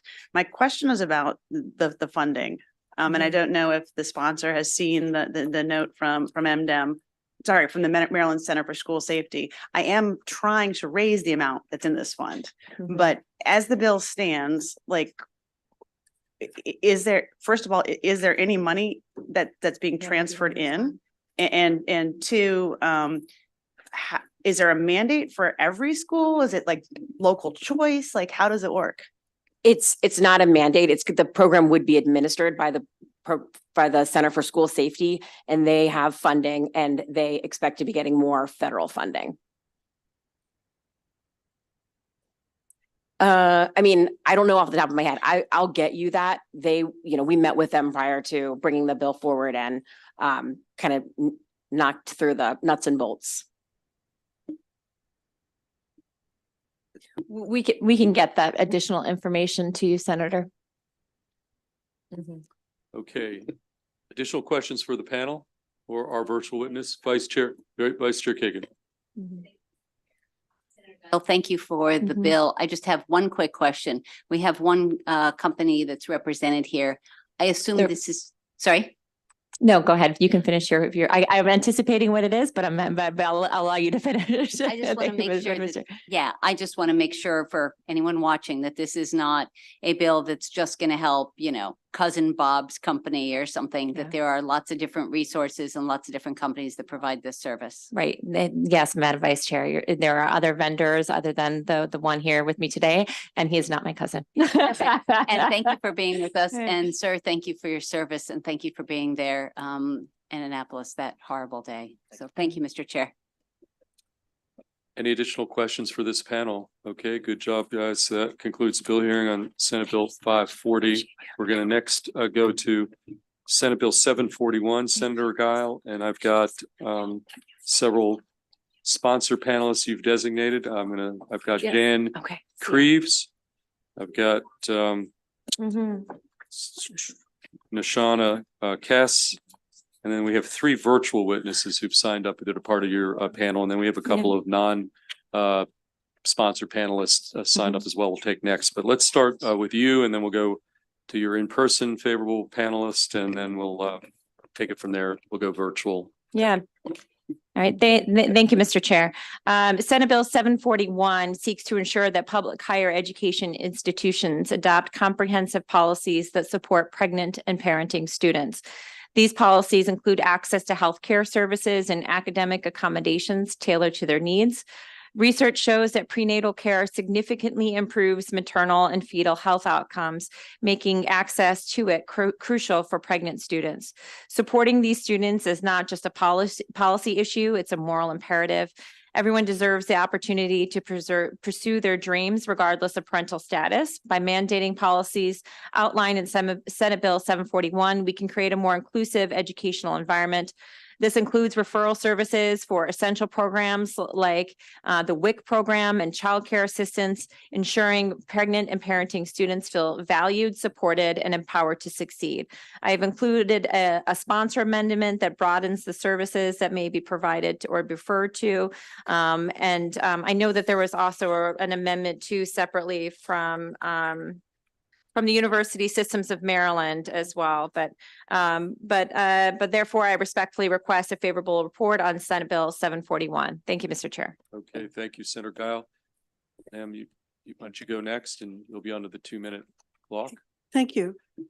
Thank you, Chair Feldman, Vice Chair Kagan, members of the committee. I appreciate your time. My name is Jan Krebs. I am a certified nurse midwife and speaking on behalf of the Maryland ACNM. We are supporting this bill with the amendments as provided by the sponsor to expand it. The bill recognizes challenges that many of our pregnant and parenting students face. I want to speak specifically to the support for accessing care during pregnancy. Last year's success in ensuring that students will have access to contraception was essential, but it's not sufficient. Even effective contraception can fail. That means that reproductive care extends into pregnancy. Women need to be able to have the choice to decide who will care for them in pregnancy, whether they'll deliver at home or in a hospital, whether they'll have a doula to support them. They make many choices. One of those choices is, how do you plan for raising a baby while you're in school? I can tell you it's not fun. Consider the resources for adoption in your community, or even decide that pregnancy and parenting at the same time is not a choice you can make at this time. There's no good decision without good information. As providers, we have an ethical responsibility to offer choices. Supporting pregnancy for women in college is wonderful. Equally important is to be sure that pregnant women know that what all their choices are and how to access them. As amended, this bill will ensure that all options for care are present, and I thank you for your attention and urge your support for this. Okay, thank you. We do have three witnesses virtual that the senator has designated as part of response. Are they on? Okay, none of those folks are in the queue. Okay, let's take questions for this panel, and then we do have a panel of some additional favorable in-person witnesses. So I'm sorry. Okay. Oh, there are more witnesses. Well, there. Okay, let's no. We're gonna take questions now. Let's go to Senator Washington first, and then we'll take Thank some you. additional witnesses after that. Thank you, Senator Gile. The amendment, I don't see it. Could you tell us what the Sure. amendment, what the sponsor Well, amendment is? yeah, there's a sponsor amendment that expands the provision of referrals of services to include a prenatal labor and delivery and postpartum health care, abortion care services as determined by the Reproductive Health Services Plan, and adoption services. So these are just, it broadens the provision of referrals. So these are in a health clinic that would be on the campus. So these are actually not services that would be provided by them, by the clinic. These would be referrals saying, this is the totality of options available to you. There's other things that we can send you to. So that it's just a clarifying to add those services as well, to encompass all those other services. And those, okay, I'll just. And then I apologize. There was one other amendment that I mentioned too with the University of System of Maryland. I'm not sure if we had, I apologize. My legislative director is getting an appendectomy right now as we speak. But I know that there was to be another amendment because they just wanted to exempt out, I know University of Baltimore, for example, because they don't have residential there. And so they wouldn't need to have those referral services provided to, and we're fine with the requests that and I know that there's other by the University System of Maryland amendments, and I'll let them speak more to that, but. And so are these pregnancy council referrals or counseling referral organization? I'm trying to understand what the different. Go ahead. My understanding, based on what was Yeah. said last year, is that this would be a referral from the health center to whichever clinical resource has been identified in the community. Okay. Honestly, having practiced at University of Maryland for years, I would expect to see some of those women, Yeah. just because that's what we do. Yeah, great. Thank you. Yeah. Thank you. Sure. Thank you. Okay, before we go to questions, actually, one of our virtual witnesses who's part of your sponsor panel has now in the queue. We've got Joe St. George. St. George, we do see you, and you're going to be 2 minutes, and you're signed up favorable, and you're part of the sponsor panel. So why don't you proceed, and then we'll go back to questions. Thank you, Senator, Chair, Vice Chair, and Committee. My name is Joe St. George, and I am the Chief Legal Officer of the Women of Color for Equal Justice. We are an advocacy and litigation group of women who advocate for the rights of women and women of color, and when it comes to workforce development, civil liberties, education. I'm here to support. We are here to support the bill with regards to student parents. And I'm actually supporting the bill because I have a personal testimony. And most of the conversations have been around the types of services the resources that should be given and provided. But the most important is child care. I was a child of a mother who went back to school or went to school for the first time and learned that she was mentally disabled. She got a scholarship to go to school, but she didn't receive any other services because she didn't know she had other services. And as a result, I was a latchkey kid. I was at home, locked in the house because my mom was afraid. She suffered from depression and anxiety, but she wanted to go to school because we grew up in South Central Los Angeles in a deep gang-infested, drug-infested community, and she wanted out. And education was her way of getting out. But she did not have the resources. She didn't know. All that she knew was that her way was through education. But she left me at home. And as a result of me being home hours by myself, I let in a man into the house because I was tired of being alone, who then ended up molesting me. And I bore those scars. And my mom dealt with it in a very hard way, going to college, making that choice. And so I'm here to support this bill because more needs to be done for student parents, particularly in around the issues of child care. So I hope and pray that you will support this bill. Thank you. Okay, thank you. Actually, since the other witnesses who signed up are at the table, let's take the rest of the panel, then we'll take questions. So I assume we've got Jake Whitaker, we've got Dr. Carice Braithwaite, and Brandon Floyd. Is that who we have up here or not? No, Dr. Braithwaite I'm Dr. Jamie Harms. Okay, fair enough. So let's take the rest of those three witnesses, then we'll go to questions. So why don't we lead off on the end here and we'll pick up those three witnesses. Okay. Great. Thank you, Mr. Chair and members of the committee. I'm Jake Whitaker on behalf of the Maryland Hospital Association, here to testify in support of Senate Bill 741. This bill will help students complete their educations and potentially contribute to more pursuing careers in healthcare. We know that access to wraparound services like childcare, tutoring, transportation assistance, and school accommodations help support individuals from underserved populations to access education and to complete those programs. So, for example, on average, 20% of nursing students will drop out, and most of them drop out in the first semester. This bill helps address some of those social determinants that preclude folks from being able to finish their educations. That said, we also know that 90% of graduates who finish their nursing programs end up staying in their communities to serve their communities. We believe that this bill will help alleviate the healthcare workforce challenges by supporting pregnant students with wraparound services so that they can complete their educations. And we also want to say that this is consistent with the Hospital Association's goals to support maternal health as well. So for the aforementioned reasons, we respectfully request a favorable report on Senate Bill 741. Thank you. Okay, Mr. Whitaker, why don't you pass that right next to you? Okay, tell us who you are, and you're under the 2-minute clock.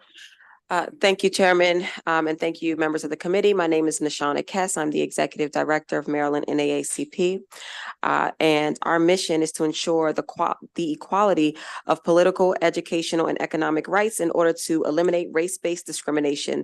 Equity in education sits right at the heart of the NAACP's efforts. I hold a Juris Doctorate from Widener Law, as well as a master's focused on policy. I testified today in support of this bill as I struggled firsthand juggling parenting while maintaining my college degree.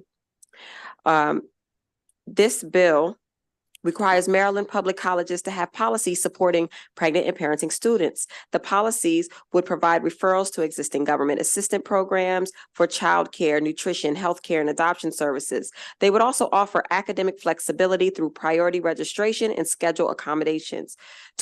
This allows pregnant and parenting students access to resources and accommodations needed to continue pursuing degrees while managing parental responsibilities. The bill does not create new programs or require colleges to spend additional funds. It simply directs schools to support some of the most vulnerable students seeking education and economic stability while raising children. As a young student myself, I began pursuing my philosophy degree at Morgan State University. And finding childcare was incredibly difficult for me. And, that motivated me to continue school. And particularly on one day, I attempted to attend English 101, where my child was being particularly adventurous. I had to take him this class, but in doing so, I took the desk from inside the classroom, placed it in the hallway in order to not disrupt the class as class was going. And so that was a particularly difficult day for me. And the data underscores why this bill, why it matters, as 1.1 million fathers are balancing school and 2.7 million mothers are also balancing school. No student should have to choose between school and parenting. And thank you. I urge a favorable report. Okay, thank you for testimony. We'll go back to the other end of the table. Good afternoon. My name is Dr. Jamie Harms. I'm a family physician who has practiced in the state of Maryland for over 30 years. Thanks for the opportunity to speak to this committee about this important bill, Senate Bill 741. As a family physician, I've taken care of many children. When children grow up in poverty, they're more vulnerable to trauma, malnutrition, and poor educational achievement. The National Center for Children in Poverty reports that the majority of children in low-income homes have parents without any college education. College-educated parents can access higher-paying jobs. 24% of children who have parents with some college education live in low-income homes, compared with 57% of children of parents with a high school diploma and no college education, and 82% of children whose parents don't have a high school diploma. Those are stunning numbers. College is important to keep children out of poverty. SB 741 is a pro-child bill. Getting a college education is difficult enough. Doing it while pregnant or parenting adds additional, often unsurmountable barriers. This bill provides for information and referrals, which allows parents to access services they may not otherwise know exist. Services such as healthcare, childcare scholarships, and WIC, all currently existing programs and all critical supports for parents. I'm reflecting on a number of young women who worked in my practice. They commonly dreamed of pursuing college, often for nursing. For several of them, their college dreams ended when a pregnancy began. Programs such as this might have made the difference for them. I also encourage you to reflect on your own college experience. Your success likely depended on an academic advisor and perhaps professors, coaches, or financial aid personnel who helped you navigate the complexities of becoming an adult. Now imagine trying to manage parenthood as well. The supports that Senate Bill 741 require are both reasonable and right to do to support the pregnant and parenting students of Maryland. Thank you. Okay, thank you, Doctor. Let's go to questions. Senator Caruso.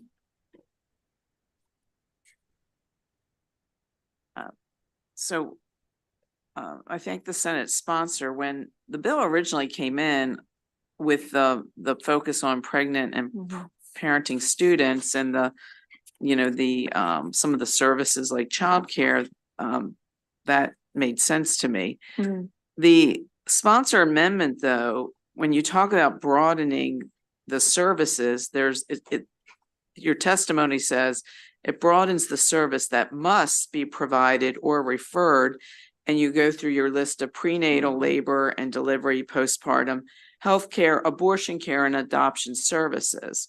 So, and we just heard that this was a pro-child bill. So I'm not sure why this amendment, broadening it and including abortion care, seems to take it off the focus of really focusing on those pregnant and parenting students. So that's my first question. I don't understand that. And two, on the academic accommodations, would that include the continuation of scholarships? We just had an earlier bill where we want to make sure that students who were receiving scholarships, if they went to a part-time status due to a disability or to a pregnancy, that those scholarships would continue. So those are my two questions in one, Mr. Chair. Well, let me respond at least partially to the first, and then I think I'll have somebody fill in too. So I understand. So my written testimony, I think I've written misspoken. It's not so much services that would be provided in as much as be referral for such services. So it just says like, look, these are all the options that are available to you. I mean, we passed last year with access to contraceptive services. It's basically saying, or, you can get a referral for any type of, whatever you decide, in supporting that pregnant woman with the choice that she needs to make based on her own individual choices, whether it be to keeping the child, like these are keeping the pregnancy, these are the options that are available to them, whether it be WIC, whether it be childcare services. On the contrary, if there's other, if she decides to make any other choice with that pregnancy, here are the other services that may be available. And we wanted to chime in a little bit there too. Yeah, I think it's important to understand that, and this goes back to your question, ma'am, about who would give services. Let's say that a university refers someone to our practice or to any other practice. It would be unethical for me to only offer adoption as a choice. It would be unethical for me to only offer abortion as a choice. In fact, most of the college students I met while I was in clinical practice chose to carry their babies and keep them, and they could desperately have used what this bill had. But it wouldn't be ethical for me to pretend that a choice did not exist. I understand your answer. It's just that the focus seemed to be on pregnant and parenting students, and the testimony does say must provide, and it's listed abortion care. So that's why I wanted to hone in on that, because I really thought the focus of this bill were on the pregnant and parenting students, and especially when one of the witnesses said that this is a pro-child bill. Well, I would just say that someone who might be seeking information about abortion is also pregnant. So it would still fit within the scope of this bill that a student who may be considering some of the options, who is in fact pregnant, may need those resources as information to consider when determining how to move forward. I understand that. It just would make it a little bit less of a pro-child bill when it was portrayed that way. Okay, I think we're. And then my question about academic. Final question? The Final- scholarship. Okay, scholarship. Go. I'm sorry, what was your question regarding with respect to scholarship? Whether you have in your bill that there's academic accommodations, and I was trying to see if that would include continuation of scholarships. For example, if a student- Continuation of scholarships or the existence to apply for scholarships? Continuation of current scholarships, if they went from a full-time to a part-time status. We had that in an earlier bill, and I'm Okay. just trying to see where we can cover that, if Sure. that would be in your bill. Well, without knowing the content of the previous bill, I'm not sure if I can necessarily speak to that, but I think it's pretty broad to say that any type of, services that, could be provided to support the pregnant parenting. No, these student. are scholarships the student already would have. Okay. And I understood this, it would be protecting, that some of this is to protect students who, Mhm. once they become pregnant, whatever scholarships or other benefits they're currently receiving, they would not, Lose them. Exactly. So I Right. just was honing in If on they needed to that. be out for a semester or something due to the birth. Yeah, right. Okay, is that was that a I comment? guess we'll have to take it up. Okay, take it when- offline. Let's go to Senator Simon. Thank you. And I will say I was in support of the original bill. But with the amendment, I thought the last couple sessions we've been dealing with abortion. And so I thought this was a pro-child piece of legislation. And actually, I read an article by the Crossfowler in the House in the local paper, how great this was about pro-children, and shared her experience with pregnancy and so forth. And there was no mention of abortion in that. So do you know if the House is taking up this same amendment? Or is this? I'm not certain. It's my understanding that considering, I know it was submitted obviously with the Women's Law Center and the many other ones that were provided, many other testimony. Did you? I testified yesterday and they didn't talk about it. Okay, My so understanding. this is a Senate initiative. Okay, thank you. Okay, any additional questions? Okay, seeing none, let's see, I think that's the extent of the favorable testimony. We do have one witness signed up unfavorable, Laura Bogley. Is Ms. Bogley here? There she is. Okay. Ms. Bogley, why don't you come up, and you're signed up unfavorable. Okay. So we'll take your testimony and you'll be on the clock, and just get started wherever you want to stand at the podium, or you want to sit at the table. Thank you, Chairman Sullivan. I'll go ahead and stand at the podium since Okay. I'm here as the lone wolf as usual. Okay. Good afternoon, members. I'm Laura Bogley, Executive Director of Maryland Right to Life. I want to thank you for the opportunity to speak with you today about this bill. Maryland Right to Life supports any public policy that enables and empowers young women and men to choose life for their preborn children. We agree that the state has a duty to better support pregnant students so they are not coerced into choosing between their education and the lives of their children. However, this bill is not narrowly tailored to ensure equity in providing pregnant students equal access to life-saving alternatives to abortion, and therefore we must oppose it. Maryland Right to Life has been consistent in our position that we cannot support any bill that would expand abortion access and coordination by codifying federal Title IX.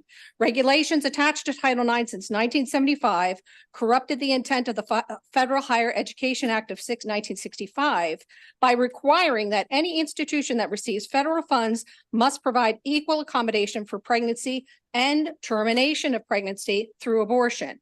Because this bill seeks to codify Title IX in Maryland statute and administrative policy, the bill cannot be cured by amendment.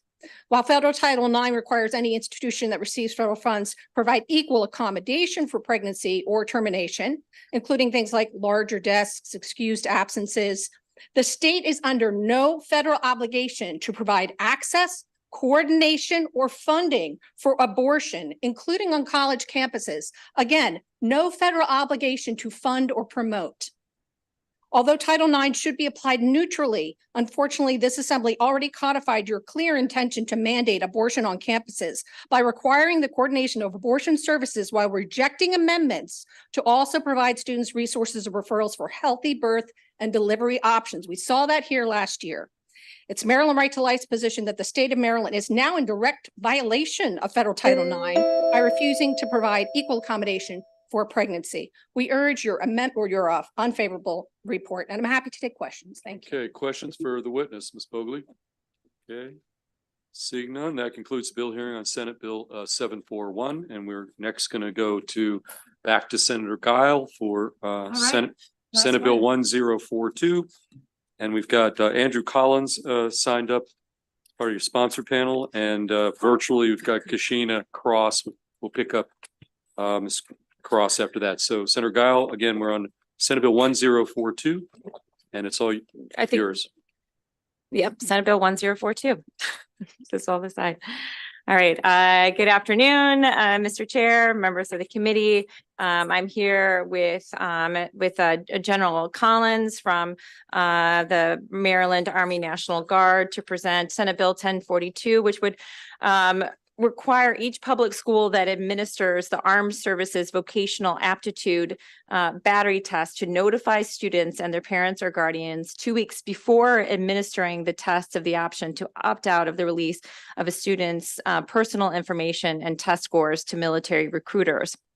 As background, each public school that provides access to its buildings and ground or student information directory to any person or group that makes students aware of occupational or educational options must provide access on the same basis to official recruiting representatives of the military forces of Maryland and the United States for the purpose of informing students of education and career opportunities available in the military.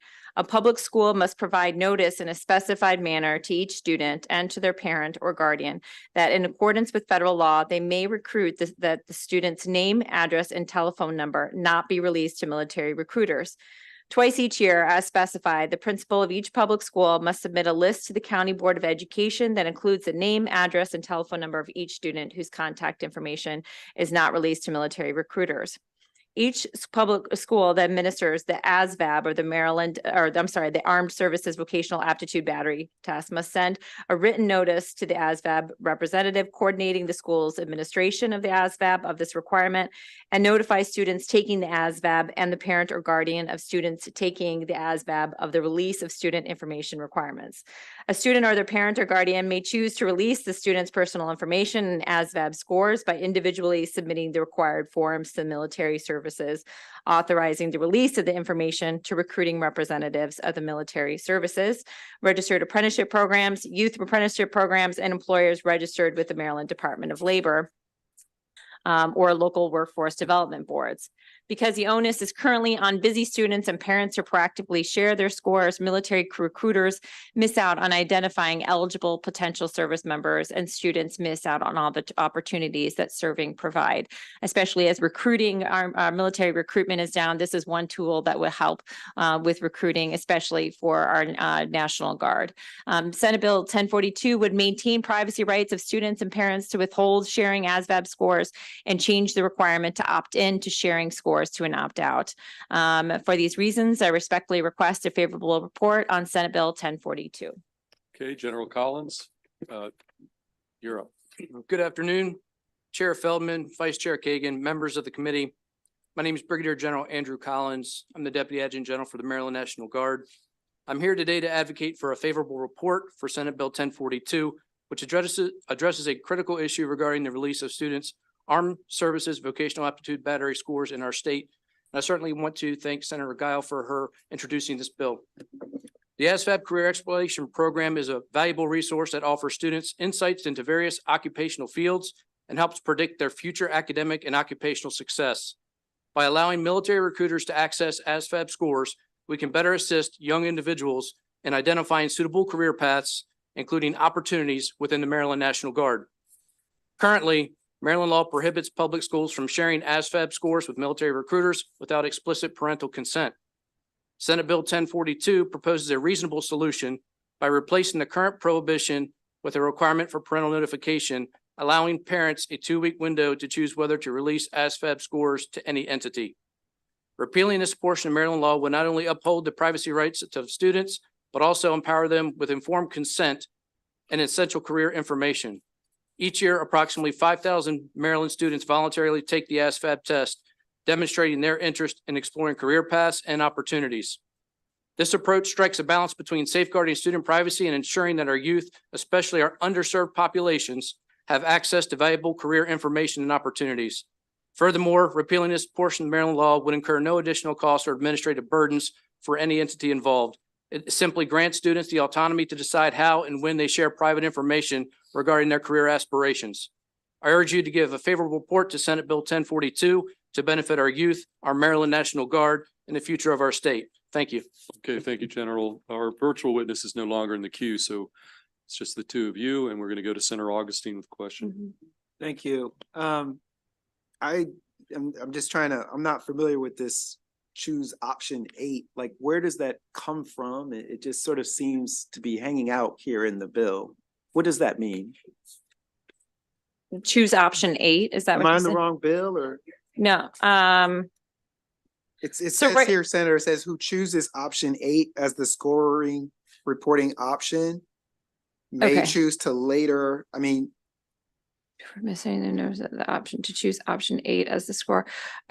In short, I can't, I would have to get back to you on exactly what the option 8 is, but what it does, so you voluntarily can take this ASVAB. It's a vocabulary aptitude test, right? To determine whether or not you're the aptitude to be in the military. And so the students voluntarily can do this test. And right now they would have to opt in to provide that information to military recruiters. And what this would do instead is if students choose to take this ASVAB, then they would instead be, would have to like opt out of that being provided to military recruiters. that's that, okay, we're gonna need, Yeah. we can talk it through, Senator. Yeah, I'm let not me, sure that this it does looks like there, at least based on the language of the bill, that choose option 8 at least was existing in there somewhere in the bill. So I assume that comes from somewhere existing already, because right now. But as to what I'm guessing it's probably a form that they fill out when they provide consent in order to take that ASVAB. And because it was in existing law. Okay. Okay, let's go to Vice Chair Kagan. Thank you, Mr. Chair. I have a lot of questions about this bill and frankly, a lot of concerns about this bill.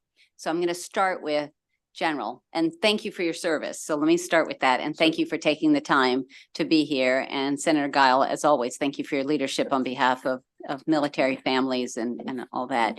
How is the personal identifying information used? I want to know how it's stored, how it's safeguarded, when it's deleted, can you just walk me through that? Because you're going to have a lot of information about our young people or their families. Can you walk us through some of that information, please?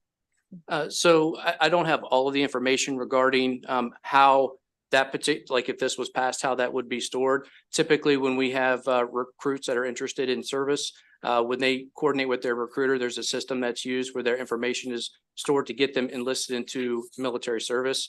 As it pertains to this, I have to get back with you on that. But that's after I've taken the test and after I've said, hey, I did pretty well. I seem to have an aptitude to go be in the military. So I want to learn more. And here's my phone number. Here's my private email. Here's my family information. That's after the fact. This is not only, but the going from an opt-in to an opt-out. Is this being used in any other states to your knowledge? I don't have information on that. Okay, Senator, I'm so curious to know whether there's anywhere else because opt-out is going to have a very low percentage of people who are informed, organized, have a computer, follow up, speak English, know how to navigate a computer, know how to all of that in order to opt out, in order to protect their family's privacy. There are times and places, I think, for opting out. Like for me, I believe voter registration. I think Yeah. organ donation. I think there's a lot of stuff that opt out makes sense. I'm not sure that personal identifying information should be among those. So I have a lot of questions. I'm happy to talk to you offline, but General, I'm really interested to know if it's elsewhere and how our personal identifying information is used and protected. So is it sending one letter, making one phone call? Is it making daily calls, weekly calls? For how long? At some point, can I say, stop already? I'm not interested. I've changed my mind. So I'm asking these somewhat rhetorically. Yep. I appreciate the question and your concern for personal data, Madam Vice Chair, certainly. I would note just by way of example, that currently a public school has to notify just in providing to the student and their parents notice that they can request that their information not be provided to military recruiters. So right now that there already is an opt-in, at least for the name, right now there is at least an opt-out for the name, address, and telephone number of students. So that's provided right now in order to military recruiters. And this unless the parent decides to opt out, and that information, that notice is provided by county schools right now. So this would basically say, okay, if you participate, if you decide to take this ASVAB test to determine your aptitude for being in the military, that could then be provided later to the recruiters unless you decide later. I understand your concerns. Okay. And I know the background, but happy to continue to have these conversations offline because I realize it's been a long day for everyone. Thank you, Senator Guile. Thank you. General. Thank Okay, Mr. Chair. you got some of the questions to take back. Thank you, General Collins. Thank you. Thank you, Senator Guile. And that concludes the bill hearing on Senate Bill 1042, which takes us to Senator Carter, who just arrived. Senator Carter, you've got two bills. Do you have a preference on which one you start with? I'd like to start with Senate Bill 1032. Okay, we're going to go to Senate Bill 1032. And I have for witnesses on that bill, Tara Battaglia, Rachel Cash, and Kashina Cross. Correct. She's not in the queue though. She was on another list, but the other two are right here. Okay, well, let's do that. Let's start with 1032. You present it and then we'll go to the two witnesses and then we'll see where we are. Okay. Thanks so much, Mr. Chair, and all members of the committee. I promise not to detain you extra time this afternoon for something that is not interesting and something that is important. This bill is a cross-file of Delegate Tomlinson, who brought the issue to me, but because I so agree that it's necessary, I decided to cross-file it. And I have some written testimony, but I want to explain this bill in terms I think we all can understand. So we all remember we were young, and we also know how we often tell our children that they are never to initiate any type of bad act, whether it be verbal, oral, or physical against another human being. But you hear a lot about what goes on in schools. This committee is well aware of the rampant bullying that often happens. And sometimes children find themselves under attack. And sometimes there's no alternative when they are attacked, that they have to defend themselves. But so many of our schools have zero tolerance policies when it comes to any children engaged in any physical altercation, any fighting. And so rather than make full inquiry as to who was the initiator, who was the aggressor, and make a determination based on the actual facts, they make determinations based on being involved in an incident. And often both or all parties are disciplined, often suspended, sometimes worse. Even the person that was essentially victimized and left with no alternative except to defend themselves. And so what this bill would do, or seeks to do, is simply to ensure that our educational institutions are making that full administrative inquiry as to the actual facts before taking that disciplinary action, quite often against the victim. We know, and I feel like you know so much of these issues in the schools so much more than I do, because that's what you hear all the time. But so you're well aware that discipline of any child can completely change the trajectory of their lives. I remember being a child, and my mother led me to believe that if I were ever suspended for any reason in the entire world, one, I may not be able to come home, but number two, that would impact my ability to apply to colleges and my ability to really just realize my full potential in the world, because now I'm labeled this bad child in need of discipline and no one's going to want to mess with me. And so we need to take our children that don't belong in that status out of it and make sure they're not in it. And so for all of those reasons, I would urge a favorable report. And again, you can defer to my written testimony as well. And I also am proud to sit with Ms. Cash, who has her own personal story about her own child. And I'm happy to answer any questions should you have some. Thank you. Okay, let's go to our witnesses. Okay, good afternoon, everyone. Thank you so much for the opportunity to testify today. My name is Rachel Cash. I'm the founder of the Be a Ray of Sunshine Foundation. With the foundation, we're working on anti-bullying initiatives and youth mental health awareness. I come before you today not only as a representative for our foundation, but as a mother who's experienced the devastating effects of bullying firsthand. My daughter, Mackenzie Ray Cash, tragically passed away at the age of 14 years old in December 2022 because of the mental health consequences of bullying. Mackenzie was a vibrant, beautiful, and kind freshman at Westminster High School that faced bullying in person and online, and was even physically attacked by a fellow student off the school grounds. Her anxiety increased as the bullying persisted in school due to the current policy that would result in the same consequences to the victim as the bully. She wanted to join the military and become a nurse, and anything on her record could affect her future. Despite Mackenzie's courageous spirit, the constant harassment took a toll on her mental health. We currently are expecting students that are attacked to not defend themselves or suffer the same consequences as the attacker. That imbalance of consequences gives bullies too much power, which is amplified by social media, where videos of school fights can further traumatize victims and embolden the bullies. My daughter, when she was attacked, it was videoed and it was sent everywhere. I urge you to support this bill, the Student Use of Force bill, and acknowledge this injustice of the current policy and keep this from happening to another mother. Thank you. Why don't you pass that right next to you? Good afternoon. My name is Tara Battaglia. I'm a mom of 3, and I'm also the Vice President of the Carroll County Board of Education, but I am here today as an individual and as a mom of 3 children who have seen and who have been part of being bullied and harassed. I want you to imagine being a teenager for a moment. Imagine being a teen that is individually bullied, intimidated, harassed, and potentially physically assaulted.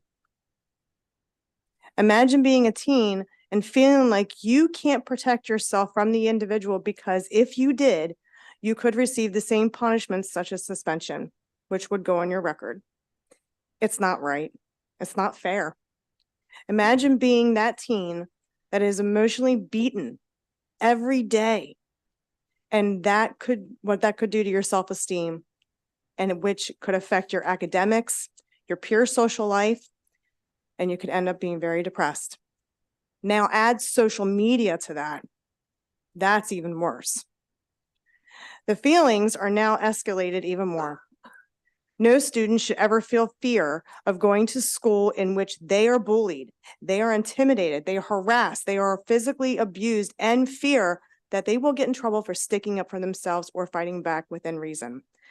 Other students that witness accounts of a fellow peer being harmed should not be in fear of stepping in.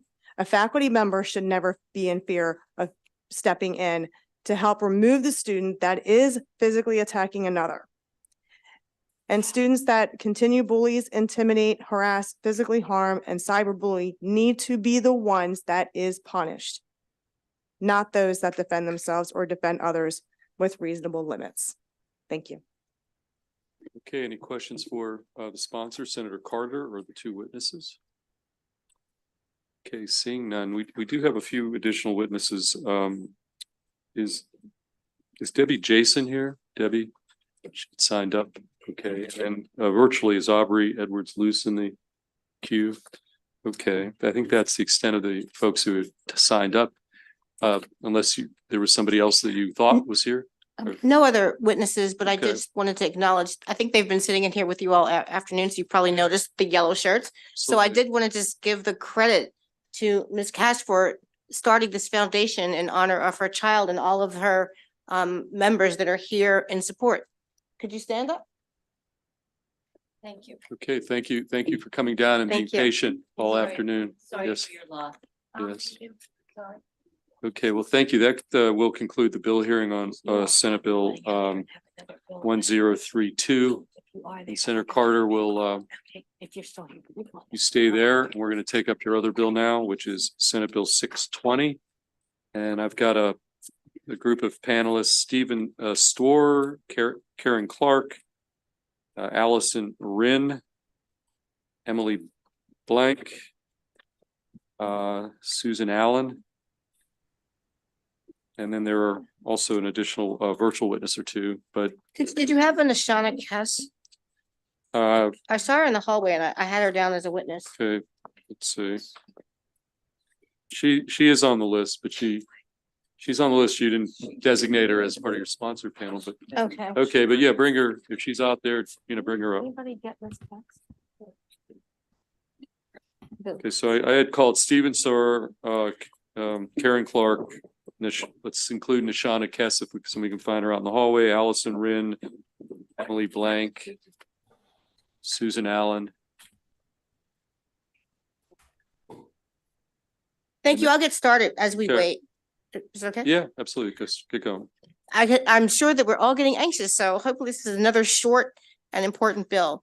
And let me start by saying, and I always forget to do this, I'm Senator Jill P. Carter and I represent District 41 in Baltimore City. And this is a bill that's very important to many people, and frankly, it should be important to all of us. We know that the way that we improve public safety is that we cut recidivism from people that are offenders.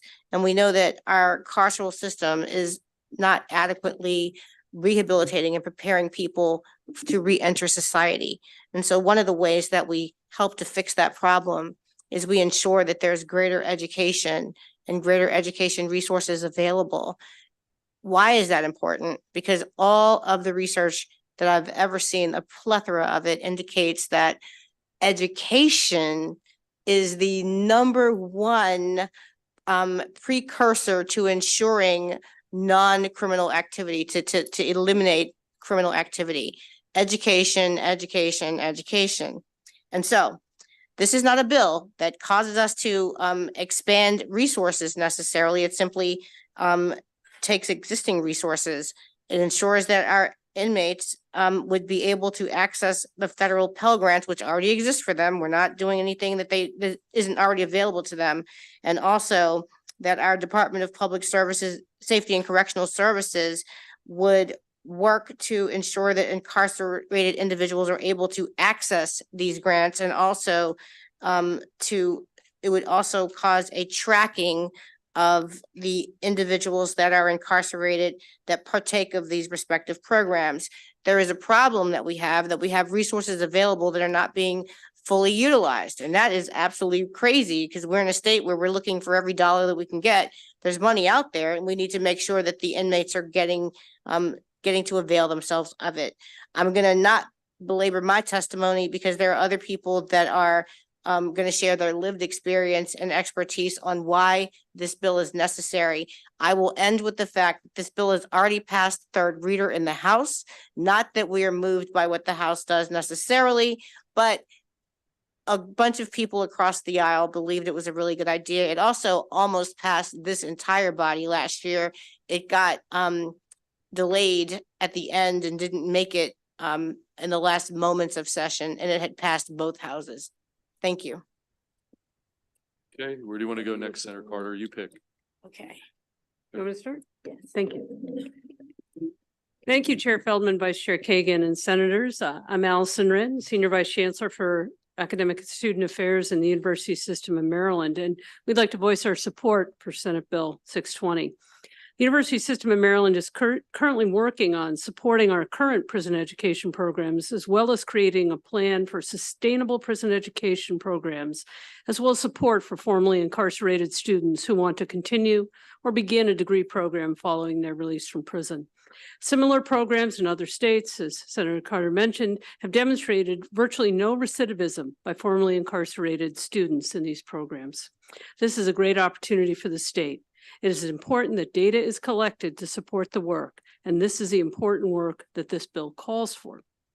For me, this work is personal. My brother was incarcerated as a young man, and he did not have the opportunity to attend a prison education program or have post-incarceration support. Although he was able to achieve 35 years of sobriety that he began during his incarceration, he struggled for years to find a career path that education would have helped him find. It would have transformed his life and gave him opportunities that I see our students in our prison education programs receive. We want to thank the sponsor for making a small amendment we had requested, and we thank you for the opportunity to testify on behalf of this bill.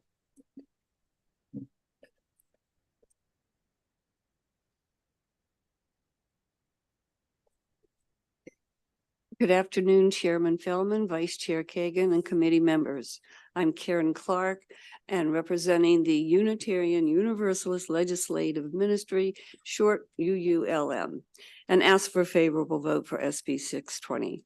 This bill is a step in the right direction to rebuild Maryland's previous reputation for having a strong and effective correctional educational system. Currently, now, about 40% of those incarcerated will return within 3 years. In 5 years, 76%. Calculating that the average cost to house a prisoner is about $38,000 a year, this is a costly and unproductive outcome. At the state's peak correctional educational performance level in the 1990s, in a tough on crime era, the federal government withdrew its educational Pell Grant program for state prisons. And Maryland's reputation for excellent educational system began to dwindle and has been suffering. Currently now, the Federal Department of Education is expanding the Pell Grant program to 64% of the federal and state prisons.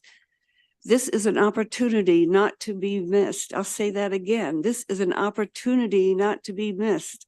The Rand and Ford Foundations have evidence-based research that shows the most effective form of prison rehabilitation, as Senator Carter has said, is education. In past years, Trump and Obama administrations invested in pilot educational programs. In accordance with this bill, the Correctional Department will build and develop relationships with the Department of Human Services to establish correctional and educational programs involving Maryland community colleges, standard colleges, and universities. Okay. Please support. Thank you.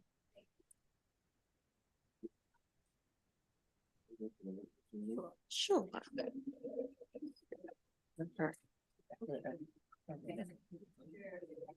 Okay. Good afternoon, everyone. My name is Nashana Kess. I'm the Executive Director for the NAACP. Thank you very much, Madam Chair and members of the committee. I stand before you in full support of Senate Bill 620, championed by Senator Carter.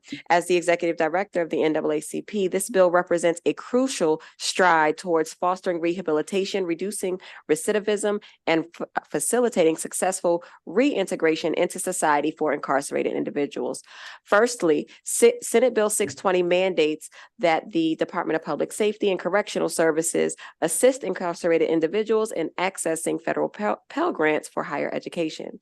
By opening avenues for education, we provide a tangible pathway to transformation and personal growth. Second, this legislation establishes goals for the number of incarcerated individuals participating in education programs and implements tracking systems to monitor their progress. Such measures ensure accountability and effectiveness, maximizing the impact of educational initiatives on rehabilitation outcomes. Last, recognizing the profound societal benefits of education for the incarcerated individuals. Studies consistently demonstrate that access to education significantly reduces recidivism rates, fostering safer communities and promoting economic stability. I'd also like to say that I have been affected by incarcerated family members. My father was incarcerated for 30+ years, and it has affected him deeply when he was released and still unable to get a job that would be successful. And so it's very difficult for those formerly incarcerated individuals to find a job. And by providing this resource, this information to them, it will allow them to increase their chance at economic security for themselves and their families. And of course, we would urge a favorable report for this bill. Thank you.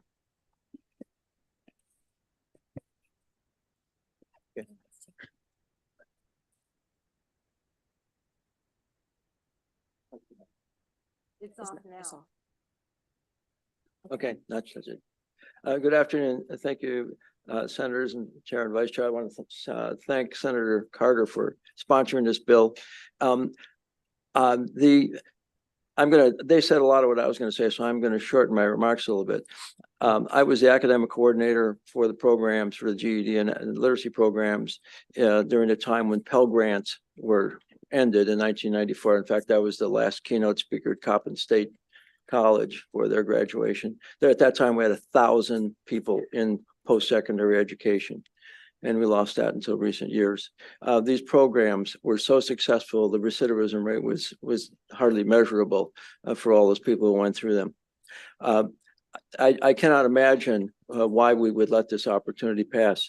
And I represent Maryland Alliance for Justice Reform, and we look favorably upon this bill. I'm also with the Barbara Bush Foundation on their advisory board, and we support Pell Grants and have been doing it for years, and they're just so happy to see this come back.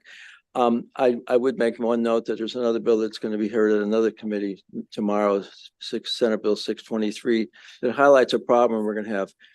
We have 8 or more colleges now and universities coming in to provide services approved by the U.S. Department of Education, including Georgetown outside of Maryland. And we may not have enough folks who have high school diplomas or high enough levels of skills who have our high school diploma or from a GED or from regular high school graduation. And we have to deal with that as well. So we have these colleges lined up, the money's there, and to build a tracking system and plans for them for their future is just imperative. It is our hope that this bill is looked upon favorably and passed by this Senate committee. Thank you so much. You indicated your name at the beginning of your testimony. My name is Dr. Stephen Stewart. Thank you. Appreciate it. Okay, that completes your testimony. We have 2 witnesses available online. Elise Desiderio from the Office of Public Defender. Welcome. You may begin your testimony. You have up to 2 minutes. Thank you all very much for having me. The Public Defender's Office urges a favorable report on this bill. Our experience as advocates, I'm an appellate attorney who spent also a number of years in the post-conviction division. Our experience as advocates for incarcerated clients shows us that many of our clients want to take part in programs generally and educational programs specifically, but that access is a serious impediment. Waitlist lines can be months or years long. My clients tell me about access problems all the time. Moreover, at hearings on modification motions, parole consideration, similar matters, judges and commissioners place particular emphasis on programming participation, and particularly education. And these expectations just don't line up with reality. Clients who are stuck on programming waitlists are at a significant disadvantage through no fault of their own. Finally, our experience shows us that incarcerated people need and deserve support in rejoining our community. The vast majority of incarcerated people ultimately are released. And many of our clients serve decades-long sentences and re-enter the life that we take for granted to see a very dramatically changed world. Educational programming and re-entry programming helps people prepare to rejoin their changed community and thrive. Clients regularly tell me about how much they've gained from programs that they've been able to participate in. A stated policy purpose of incarceration is rehabilitation. This bill and the data collection and oversight that it would provide for would get Maryland closer to that purpose. And so for these reasons, we urge a favorable report. And I thank you for your time. Ms. Kirsch, Ann Kirsch with Prepare, if you can tell us what that is, and you have up to 2 minutes for your testimony. Thank you. My name is Ann Bocchini Kirsch. I am co-founder and director of advocacy for Prepare. We are a nonprofit that supports people in the parole process and through their reentry. And this bill is critically important to us because data is the foundation of everything that we do and really everything that the state has and every organization and department has to build upon.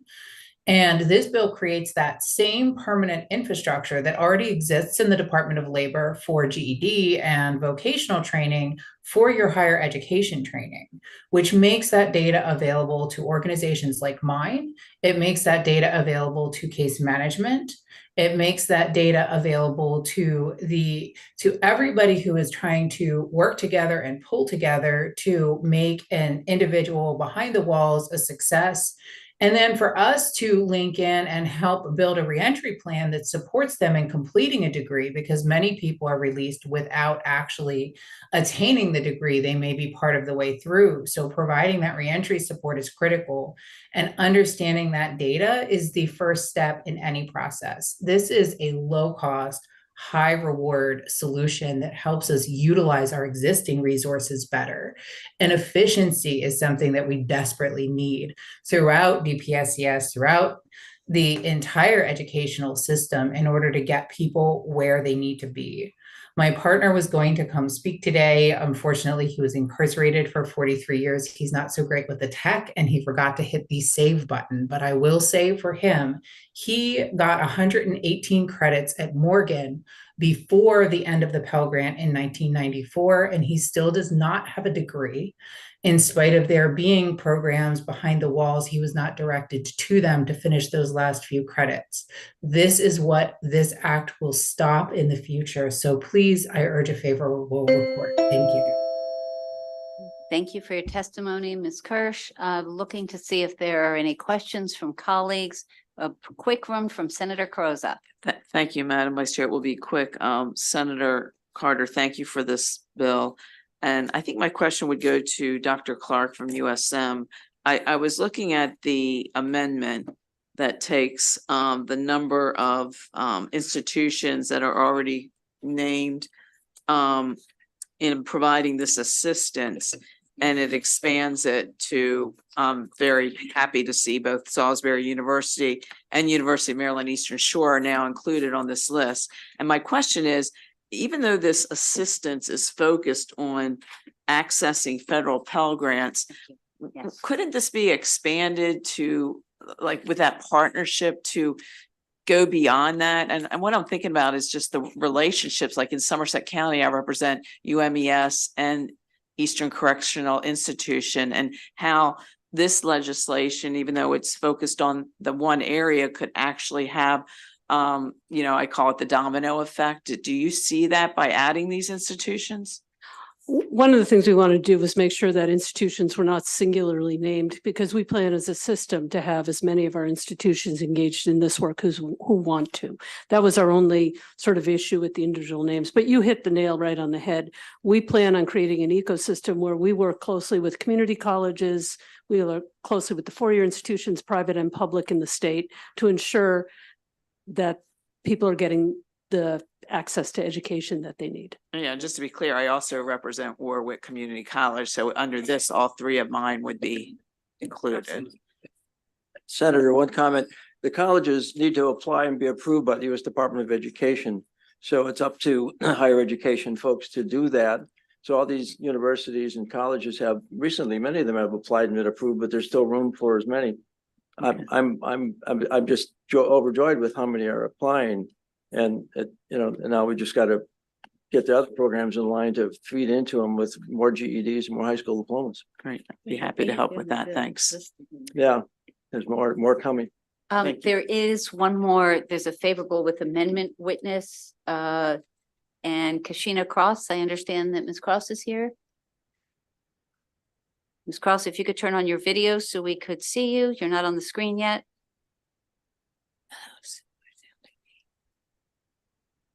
Okay, so maybe Ms. Cross is not available after all, in which case that completes the hearing on Senate Bill 620. Thank you. Thank you very much. you. Enjoy the rest of your day. Okay, Hopefully, you won't be held too long. Hopefully. Okay, we're gonna go turn to Senator Hester on Senate Bill 756. Senator Hester, this bill is jointly assigned to Budget and Tax.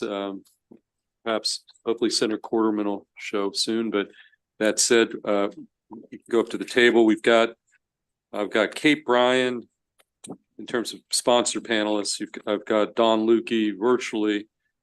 While we're at it though, I see Maya Link is signed up straight favorable as well in the audience. Is Maya Link in the audience? Okay, why don't you just come up? You're signed up straight favorable. And then Henry Miser is virtual, and then Ellen Valentino here. Is Ellen Valentino here? Okay, Ellen, you're straight favorable too. So why don't you come up as well? So we've got a panel of straight favorables, and then we've got two virtual witnesses. We'll pick up after that. So, Mr. Chair, the two of my panel members are virtual.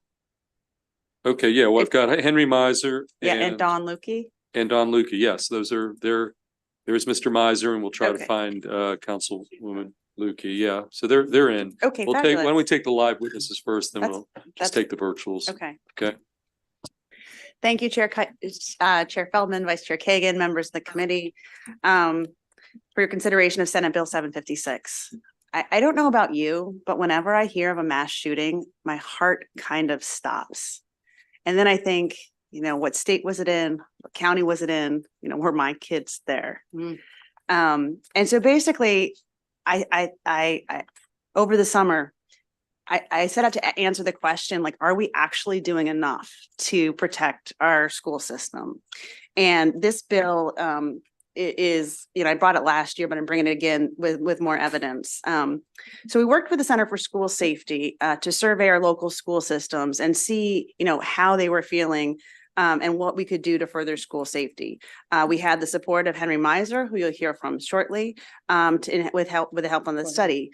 And the bottom line is that they are struggling with inadequate funding for school safety measures and limited flexibility. One of the things I learned is that the salaries for law enforcement and school resource officers have gone up 30% since we passed the blueprint. Since we passed the Safe to Learn Act in 2018. And so what used to buy a certain amount of adequate coverage, it just doesn't buy the same amount anymore. And so what Senate Bill 756 does is it strives to improve school safety and student well-being by increasing the flexibility and the appropriated funding that was established in the Safe to Learn Act of 2018. So specifically, in the Safe to Learn Act of 2018, there was $10.6 million appropriated into a fund which was bifurcated. And so this bill expands that from 10.6 million to 20.6 million. And it also combines the bifurcation in that fund into one pot. So each county can use the funds for however they best see fit. Now they can still use the funds to, hire school resource officers and provide sufficient law enforcement if that is their priority. They can also use the money for training and resources for things like de-escalation and mediation services. Also, an important addition this year is conducting emergency preparedness activities and outreach to the broader community so that we're prepared when these horrible things happen. The bill also requires a more formal review and analysis of security practices, and it does this in a couple of ways. First, it directs the Interagency Commission and the Maryland State Department of Education and the Center for School Safety to assess the current facility guidance and develop recommendations in alignment with the goals of the School Safety Advisory Board's recommendation. Second, it requires MSDE, the Center for School Safety, and the Maryland Longitudinal Data Center to conduct a longitudinal report to assess the impact of school safety policy measures on the rates of bullying, discipline arrests, suicide interventions, and the like. finally, it requires a capacity assessment to ensure that the Center for School Safety has the staff and resources that it needs to fulfill its codified functions and duties. So increasing the funding and the flexibility in this bill is pivotal for the implementation of crucial safety measures. And by investing in our students' safety, we're not only protecting their physical well-being, but we're also fostering, of course, an environment where they can academically and emotionally thrive. On a personal note, I think that the emergency preparedness and the communication with the parents is really super important. And I'm glad to see that addition on here. Before I turn it over to my panel, I just want to point out that you have a number of favorables and no unfavorables in your bill folder. These include support from PZAM, Baltimore City, Strong Schools, and also MABE is favorable with amendments. So just wanted to point that all out to you. And then I'll toss it over to Kate of the Center for School Safety. Thank you so much for your support. Absolutely. So first, I am Kate Bryan. I'm the Executive Director of the Maryland Center for School Safety. So thank you for having me, Chair Feldman, Vice Chair Kagan, and Senator Hester. We really appreciate all the work over the last quite a few months. So I'm putting my papers aside here, and I'm going to explain the problem, and I'm going to explain what the bill attempts to solve here. So there are, as Senator Hester said, two pots of money. There is $10 million appropriated annually for school resource officers or adequate law enforcement coverage. So that's $10 million divided among 1,400 public schools in the state. So that's about $7,000 a school around the 24 jurisdictions. The second pot of money is $600,000 divided 25,000 per school system. So that is to fund all the 600,000 is to fund all of the school safety initiatives that a school system might have. There is one additional pot of funding that's not mentioned in this bill. That is the funding through the Interagency Commission on Public School Construction. That's the School Safety Grant Program. That actually sunsets in 2026. So that money is going away. So the only money that's going to be left is the $10 million for school resource officers and the $600 for general school safety measures. What Senator Hester's bill does is combine those funds and allow school systems who are incredibly diverse the ability to determine what their school safety priorities are. It does not remove the requirement to have school resource officers or adequate law enforcement coverage. It does not remove the requirement for the preparedness activities that school systems are required to do. So those are excellent things, right? We don't want to remove those options from our school systems. So we support, I'm here to answer any specific questions you have about the funding as it is now. Okay, let's just take our two straight favorable witnesses, then we'll go to the two virtual witnesses, and then we'll take questions. Good afternoon, Chair Feldman and members of the committee. My name is Mia Link. I'm the Vice President of Strategy for Zero Eyes, a company that was founded in 2018 by military veterans. Mia Link. Yes, Link, L-I-N-K. Sure. So Zero Eyes was founded in 2018 by military veterans to provide proactive firearm detection to schools, commercial buildings, and government infrastructure.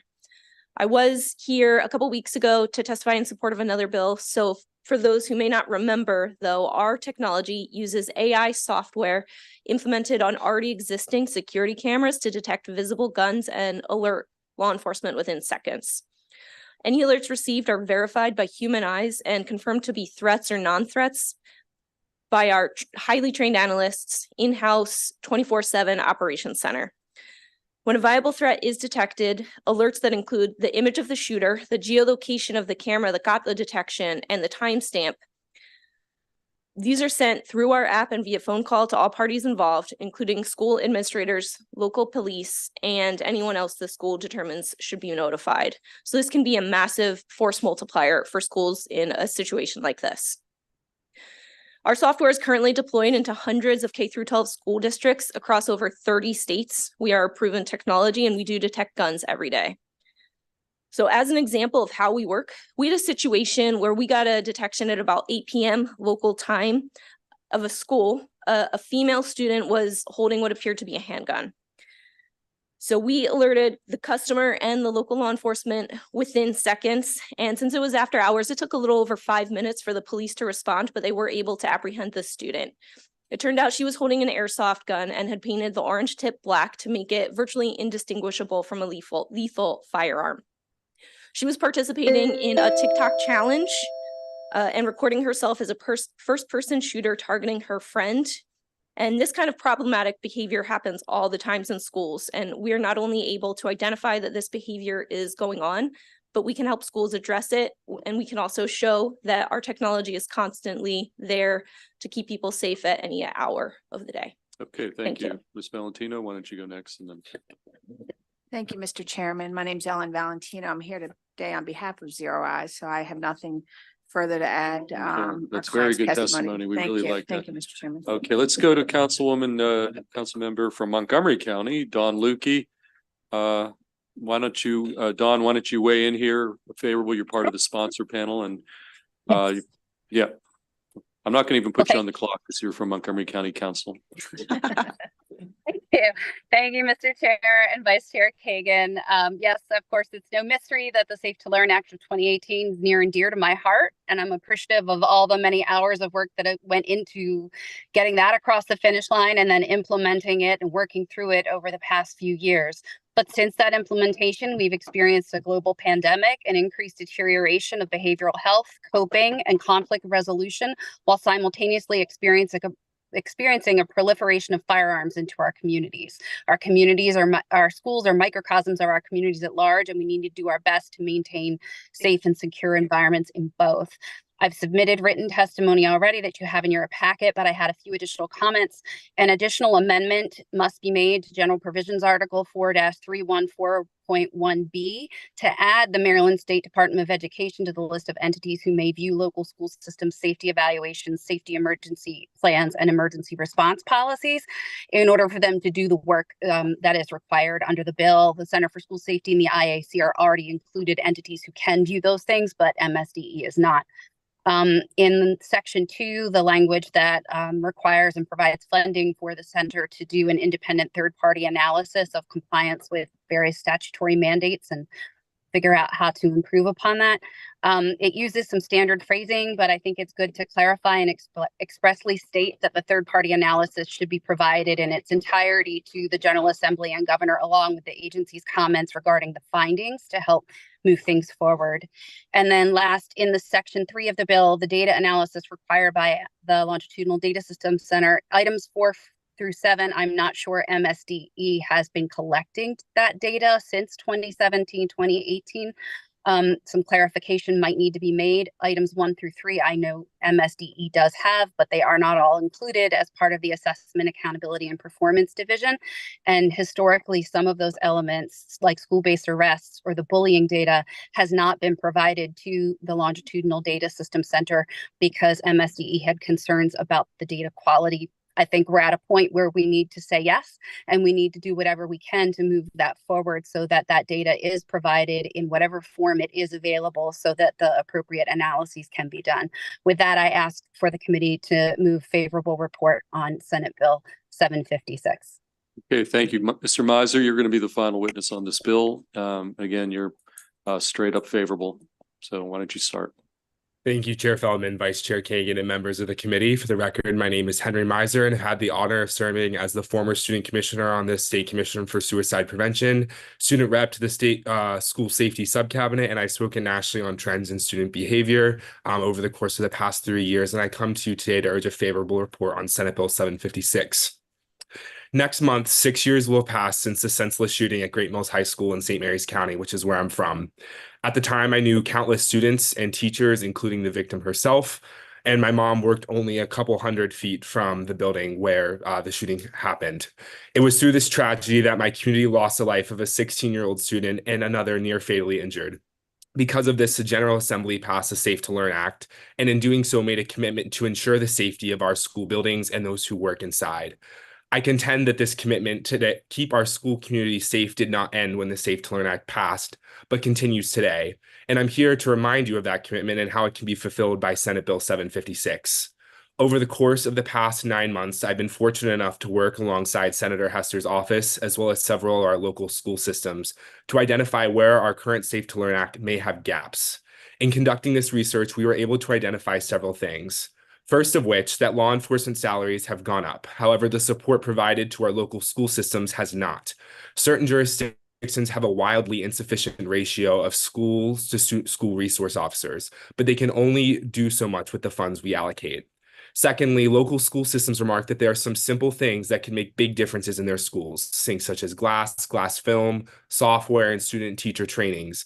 But again, they need the money to impact the climate of their schools.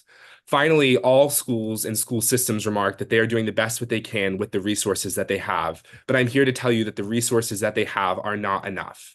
It is not sufficient to wait until the next unimaginable crisis. We must act now. Again, I remind you of the commitment that this body made in 2018 to students, parents, teachers, and your constituents. And I'd encourage this body to act on those commitments today and produce a favorable report. And I'd be more than happy to answer any questions about the research that we conducted in this past year. Okay, any question for Senator Hester, any of the panel, or any of the virtual witness, Senator Carozza? Thank you, Mr. Chair. I'll be brief. To the Senate sponsor, Senator Hester, thank you for this bill. When I met with my 3 school superintendents prior to session, it was clear that their top priority was student and school personnel safety. That was even before they brought up the issues about the blueprint. My question to you is, budgets are about priorities. This is a significant increase, and you mentioned that would be driven by local decision making. Can you just elaborate on that local decision making aspect of it and the commitment to the locals on this? Yeah, so this is a straight up grant fund. I don't believe that there's any match required.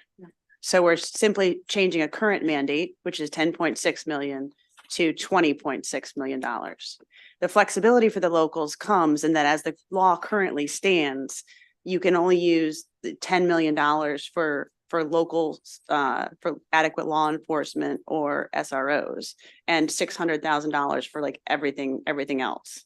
And so what we're doing is we're combining, these are all allowable uses, but we want the money to double to $20.6 million. And I guess, just a quick follow-up to the director. If there's an addition about conducting program evaluations of local school safety efforts, is that something that the center would coordinate as a way of ensuring the best use of these dollars? So we could assist with that. But the intent of that being as one of the categories that would be eligible under the grant, it would allow the school system to be able to do a similar evaluation that we're going to do for our agency within that bill. But there would be some oversight from your center. There could be, yes. We could make that part of the grant application process. Just think if we're talking about significant increase of funds, we would want the expertise of your center. Yes. Thank you. Yeah, we provide that technical assistance in all of those categories already. Yep. Okay, we have our joining senator, visiting Senator Quarterman with the next question. Thank you, Mr. Chair. Quick question for the center. The pot of money you referenced that was sunsetting. Can you go into a little more detail? How much is that? So it's $10 million. The one in the IAC is 10 million as well? The IAC that's sunsetting in 2026 is $10 million. Yes. Thank you. Yes. Okay, any additional questions for this panel or the sponsor? Seeing none, that concludes the bill hearing on Senate Bill 756, which brings us to Senator Quarterman. Now you get to go to the witness stand on Senate Bill 900. And I'm going to call up Kath. Oh, we're done. She testified. Yeah. Okay. Yeah. Okay, we got Catherine Flory. We've got some favorable in-person witnesses signed up, so let me just call them up here. Miriam Tabrizi, Catherine Flory, Jennifer Bevan Dangle, and then one more virtual witness, Suzanne Nelson. So, Senator Quarterman, why don't you lead off explaining Senate Bill 900? In fact, this program was referenced earlier in the hearing? I think. It was. Okay, so why don't you tell us what this bill does?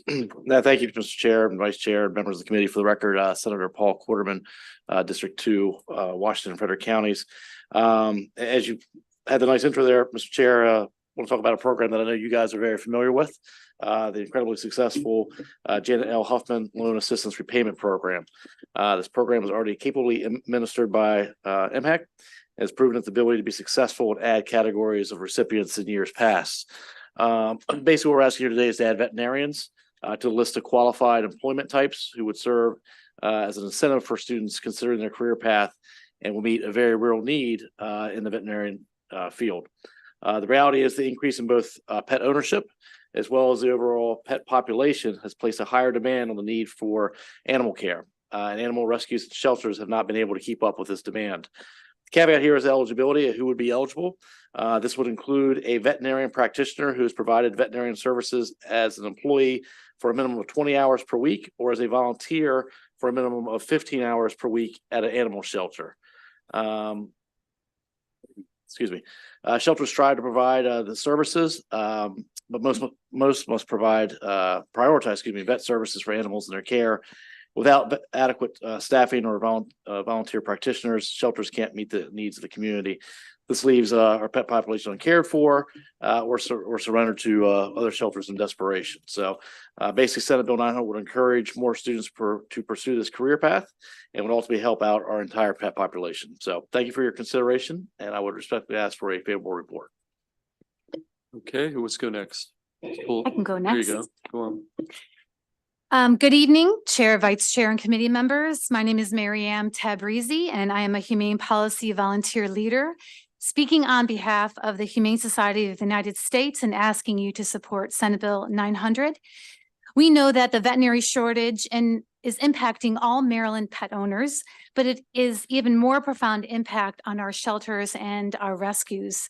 The committee will hear from my fellow panelists more about the veterinary crisis facing our Maryland shelters and why this matters not just for shelter pets, but for our local communities. This bill is a fiscally constrained response to that crisis.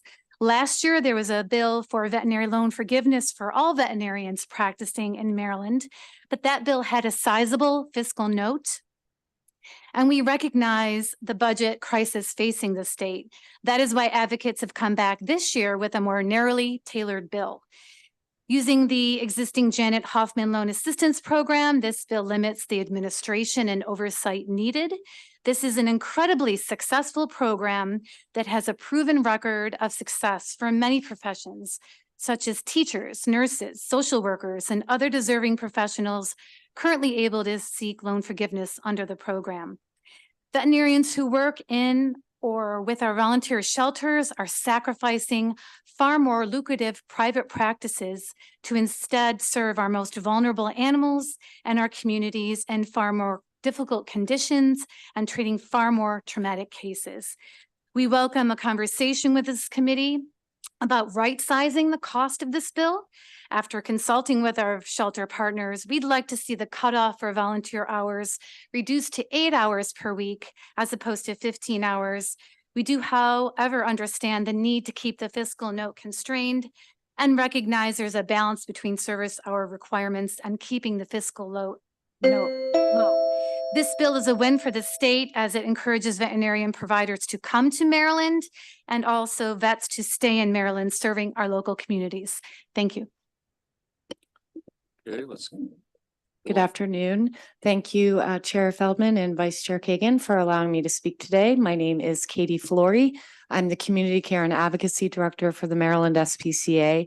I'm also here representing PAWS, Professional Animal Welfare Workers organization. And you heard from my colleague what this bill does. I want to tell you why we need it. And I know I think I was in your office here a couple of weeks ago talking about some of the same issues. We need incentives to help our vets stay in Maryland. We absolutely have a vet crisis, not only in private practice, but also in the shelter world. The shelter that I work for, the Maryland SPCA, recently in 2023, had to close our veterinary practice called Neighborhood Vet Care because we could not recruit enough vets to keep it going. We currently have 3 amazing vets in our shelter, which has taken us over 3 years to actually find. I've heard from several of my colleagues around the state that they still are posting for veterinarians. We need to find ways to bring wonderful vets into the state of Maryland and have them stay there. You will hear from one of my colleagues at the Maryland SPCA, who is one of our amazing vets, on why we need this so much. So I know you guys have had a long day. I'm not going to keep talking, but I do ask for a favorable report. Please help the state of Maryland, the animals and the people. We need it. Thank you. Okay, actually, we do have one additional okay, here, let's just take the live panel. Questions for the sponsor, the 2 witnesses? Vice Chair Kagan, then we'll go to Senator Lewis. Thank you, Mr. Chair. Senator Quarterman, so we've heard already about the shortage in vets. We get it, and we know it's a crisis, and we love our kitties and our puppies and all of that. Cows, sorry, Senator Gallion loves his cows. I just want to read, for those who don't have the advantage of having the bill in front of them, who might be watching at home. The Janet L. Hoffman scholarships are for people who get a degree, a college or university degree, a law degree, a mental health professional, and then the 4th one you would say veterinary. What about doctors? People doctors? What about nurses? What about, there's so many crises. And as you know, Senator Quarterman, Maryland is 50th in our waiting times in the emergency room. And that's because of a shortage of people, healthcare providers. So I am all in on helping vets get educated and stay in Maryland. Do you believe that that's appropriate? Or are you open to expanding it to other healthcare providers, like people healthcare providers or something? I'd love to hear your thoughts as to how vets should be above people in all and other, Well, I other wouldn't areas. classify it as vets being above people. Senator Quarterman, here, put the mic here. Sorry, my apologies. I wouldn't classify it that way as saying veterinarians are above people or human doctors per se. I think this was targeted as we were looking at the crisis within the pet population with veterinarians, and this was the vehicle that we identified. In regards to the healthcare crisis, doctors, I'm very proud to be the community that's starting a new med school. So Meredith Med School is going to be starting up here. It'll be the 3rd med school in the state of Maryland. So we would definitely prioritize doctors in Western Maryland, and we are hopeful the state will contribute to that effort as well. But this is just basically identifying an opportunity for veterinarians. We would defer obviously to the will of the committee. I mean, if you would like to open up to other folks, I mean, I would entirely, again, defer to the wisdom of this committee, but it's not to create classifications or pin one better than another. I'm sure when the program first started, I would imagine probably all these entities weren't in there, and different ones have been added over the years. And so this is just adding, another one. So. Okay, Senator Lucio. Thank you, Mr. Chair. Thank you for this bill. And I'll have a conversation with our vice chair another time about emergency room wait times, because I happen to have a whole book on that. It's not just the shortage of doctors. Anyway, 2 questions about your bill. I know you've changed the criteria for the number of hours of week work that a volunteer would need to work per week, but it doesn't say for how many weeks. Is that 1 week or 10 weeks or 20 weeks or 50? We need to know that. Valid point. The other thing is, for most of the professions that qualify for the Janet Hoffman program, they are required to have, depending upon the program, at least a 2-year commitment to work in Maryland. So given our shortage, which is truly a crisis, would you be willing to amend the bill to make that a requirement as well? Yes, because I think that's the intent, to have the veterinarians stay in Maryland. So absolutely, would definitely be open to that. And I think you make a very good point also, is defining a little bit more on those volunteer hours. So I would agree with everything you said. So thank you. Thank you. Yes, ma'am. Happy to help. Any additional questions for this panel? Okay, seeing none. We do have one virtual witness, Suzanne Nelson. who signed up favorable with amendments. So Ms. Nelson, we're going to take you up next and you're going to tell us in part what amendments you'd like to put on this bill. Okay, and you're on the 2-minute clock. You can have to be unmuted. Okay, there you go. Why don't you start? Hi, good afternoon, Chair Feldman, Vice Chair Kagan, and committee members. My name is Suzanne Nelson. I'm a staff veterinarian at the Maryland SPCA in Baltimore. Thank you so much for allowing me to testify today in support of SB 900, the expansion of the Janet L. Hoffman Loan Assistant Repayment Program to include shelter veterinarians and volunteer veterinarians. Shelter veterinarians perform a range of duties for shelter animals, pets belonging to low-income households, and the public at large. This work ranges from life-saving surgeries to essential vaccines. This work is deeply rewarding, but the hours are long, the work is physically and emotionally straining, and we typically earn significantly less than our colleagues in private practice. A recent survey of veterinary students found a high level of interest in shelter medicine. However, one of the top deterrents for entering the field was the concern over annual salary. In 2022, the average student loan debt of new veterinary graduates was nearly $150,000. That number is actually a slight decrease over the previous year. It is not uncommon for veterinarians to have $200,000 or even $300,000 in student loan debt. Even with federal loan repayment programs, shelter veterinarians often struggle to make monthly loan payments. This bill would go a long way in attracting and keeping veterinarians, including paid and volunteer shelter veterinarians in Maryland, to provide important services to our communities. I urge the passage of this bill with the amendment to raise the salary cap. Without the salary amendment, the program would actually exclude most or all shelter veterinarians. I hope you will consider a favorable report for SB 900. Thank you for your time and consideration. Okay, thank you. Questions for any of the witnesses or the sponsor, Senator Quarterman? Okay, seeing none, that concludes the bill hearing on Senate Bill 900. Going to next go to Senator Elford, who just walked in. We're on Senate Bill 545. And it's jointly with B&T, so I guess you can double up as the representative of this bill on B&T and the sponsor of the bill. So I'm going to call up Sarah Quirk as part of your sponsor panel. I see Samantha Zwirling, Nikki Ham. Is Nikki Ham here? Those are the witnesses you've designated as your sponsor panel. We do have some virtual favorables and some other favorables, but when we do this panel, we'll take questions and then I'll bring up some of the other folks who signed up. Okay. Wonderful. Thank you so much, Mr. Chair. Members of the EEE Committee, proud to report that Budget and Tax is upstairs grinding away on bills as well. Senator Sarah Elfreth here to represent, to propose Senate Bill 545, Educator Salary Enhancement Expansion. This is a bill I brought to you last year to begin the discussion, and I'm sure you've heard it at home back in your districts as I have. Feel like I can't go to a crab feast or a community event without running into a public school employee asking about how do we expand their salary enhancements that this committee in the General Assembly started with the progress in the blueprint. The bill is very simple, Mr. Chair. It simply expands eligibility for those blueprint salary enhancements. If everybody recalls, the $10,000 bonus for educators and specialists whose subject matter does not have a national board pathway, but still have earned a comparable credential in their respective field.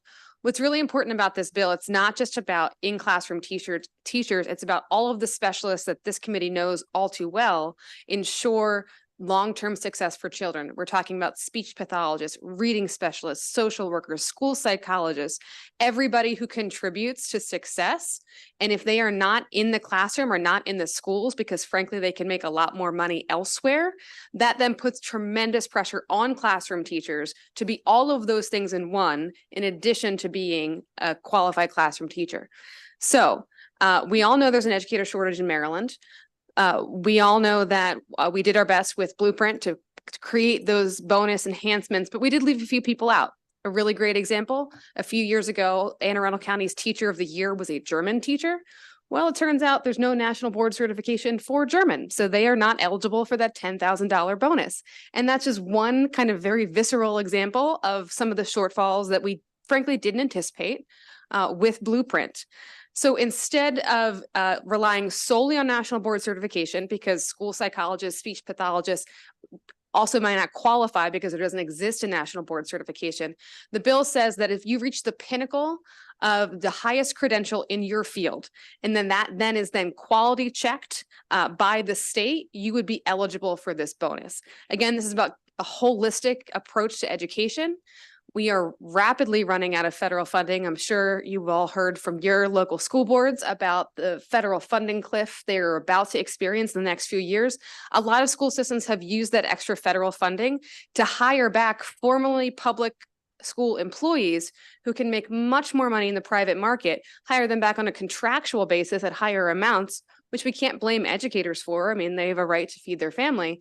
But if we just got a little more strategic and a little smarter on the front end and provide those bonuses for, again, the classroom teachers who aren't yet qualified or don't qualify for national board certification, and all of the specialists that contribute to the success of a child, we make the early investment, that $10,000 bonus in the front end, I believe it will save our local school systems much more money in the back end when they run out of federal funding and can no longer pay for the very high contractual costs that a lot of these specialists have moved into. So with that, Mr. Chair, I want to just thank this committee for its focus on supporting educators and the whole success of a child. And I think that Senate Bill 545 makes great enhancements in our original intention with those blueprint bonuses. And I ask for a favorable committee report. Okay, why don't we take the witnesses at the table and then we'll figure out. Swirling, why don't you go next? And everybody's going to be on the 2-minute clock, okay, from this point. Great. Good evening, members of the committee. Samantha Zwirling here on behalf of the Maryland State Education Association, representing 75,000 educators across the state. Senator Elfreth summarized the bill well.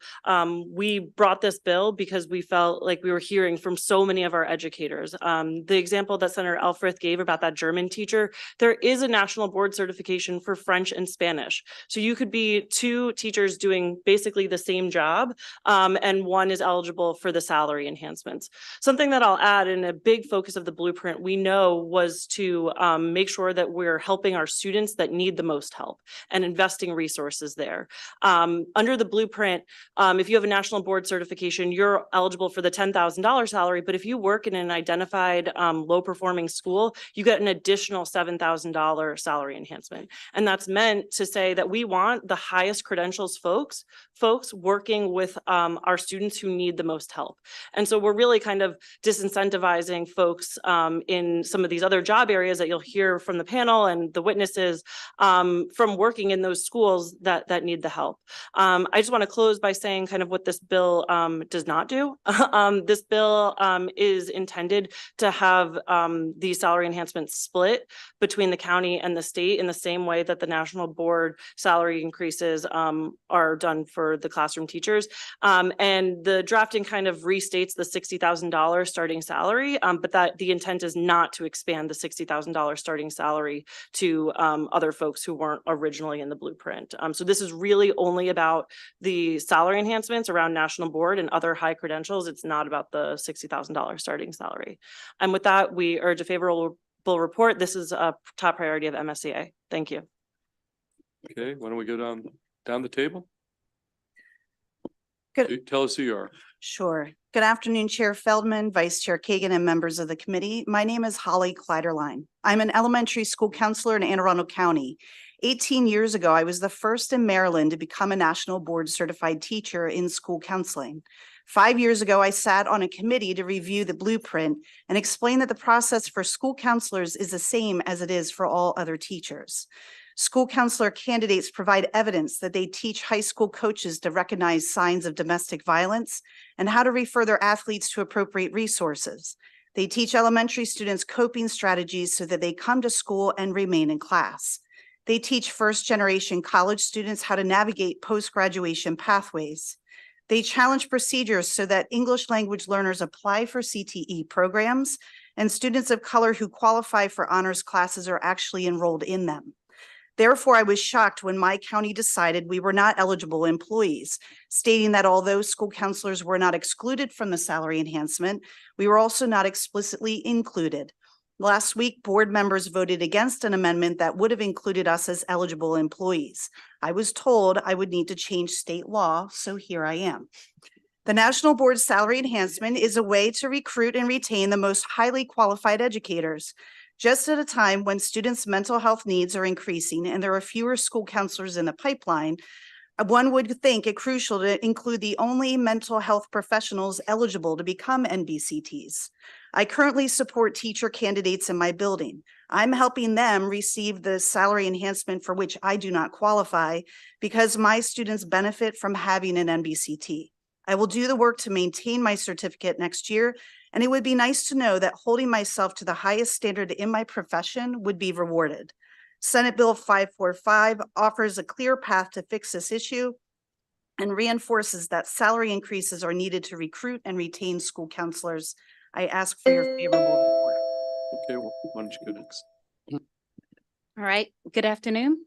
Chair Feldman, Vice Chair Keegan, members of the Senate Education, Energy and Environment Committee. I am Nikki Ham, and I'm the Assistant Professor of School Counseling at the first HBCU in the state of Maryland, Bowie State University. And I stand before you today to express unwavering support for Senate Bill 545.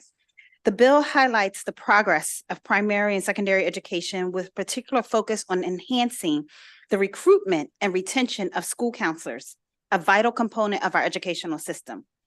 The Maryland School Counselor Association has already pointed out that Senate Bill 545 paves the way for necessary reforms in acknowledging that competitive salary incentives increases our abilities for attracting and retaining school counselors.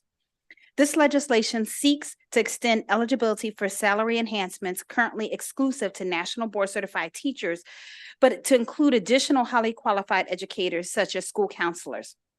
And this adjustment is not merely administrative. It is really a recognition of the important role that school counselors play in the educational and personal development of students. The importance, really, I'll jump down to the importance of recruiting and retaining highly qualified school counselors cannot be overstated. I see this firsthand as a professor in the school counseling program at Bowie State University. We have seen a reduction in the applicants to become school counselors as they have, and this will have a direct impact on the school counselors in the pipeline for those to become school counselors. So it's really essential that we create a competitive pathway to increase the opportunities for people to become and come into the field of counseling and education. And so with this in conclusion, I ask that you support Senate Bill 545 as an important piece of legislation that recognizes the essential role of school counselors in our educational system. Okay, before we take questions, Sarah Quirk was actually designated by Senator Elfreth as one of her sponsor panelists. So if we could, Ms. Quirk, why don't we pull you out of the virtual and we're going to let you speak for your 2 minutes, and then we'll open up to questions for the senator, her panel. So Ms. Quirk, we'll turn to you. Great, thank you. All right, thank you, Senator Feldman, Vice Chair Kagan, and committee members. My name's Sarah Quirk, and I'm a certified occupational therapy assistant. For the past 17 years, I've had the pleasure of working with a severe and profound population in Baltimore County Public Schools. I'm here today to share my support for Senate Bill 545. I have many years' experience working in mental health and trauma. My education and continued professional development make me a valuable healthcare member of the school team. I work closely with students, teachers, parents, and counselors to help shape our students into productive members of society. My training in education and vocational adaptations have prepared me for the work of our current student population. When I work with my students, I know the importance of engaging the whole child in my treatment sessions. School-based OTs and OTAs help students break educational barriers, developing careful treatment plans incorporating physical and cognitive adaptations. Ruth Ryder, the U.S. Assistant Secretary of Education, recently addressed the American Occupational Therapy Association's Educational Summit. Ryder's attendance at the Education Summit raised awareness among educators and practitioners about the benefit of incorporating occupational therapy into school mental health programs to achieve a holistic, comprehensive approach to student success. Schools have shortages of not only teachers, but healthcare providers like OTs and OTAs because of the discouraging pay scales. I encourage your committee to carefully look at the Blueprint's career ladder of for educators. This ladder should include an extension in order to address the shortage of healthcare providers so we can attract more OTs and OTAs for improved student educational outcomes. I appreciate your time, and I appreciate a favorable support for Senate Bill 545. Thank you. Okay, thank you for testimony. Any questions for Senator Elfreth or any of her sponsor panel?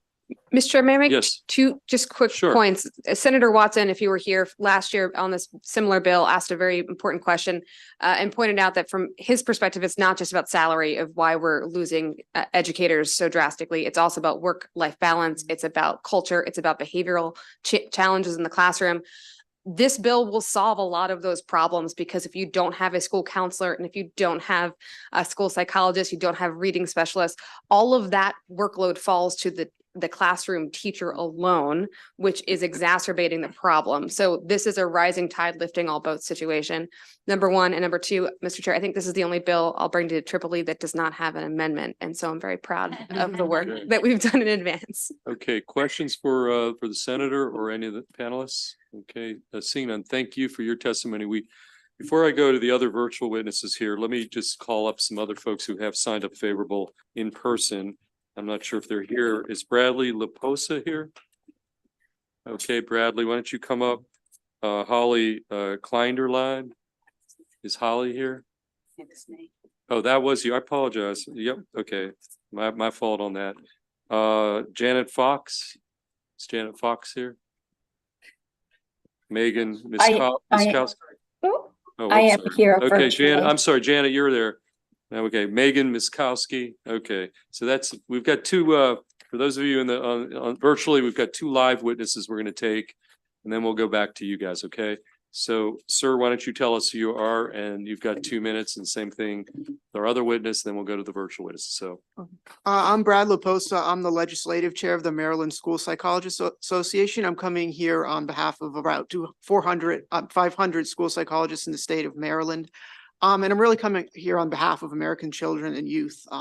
The ongoing mental health crisis declared by psychiatrists and other health professionals who work with children continues to worsen. It was worsening even before the pandemic, and the pandemic only exacerbated the challenges in the area of mental health that children face.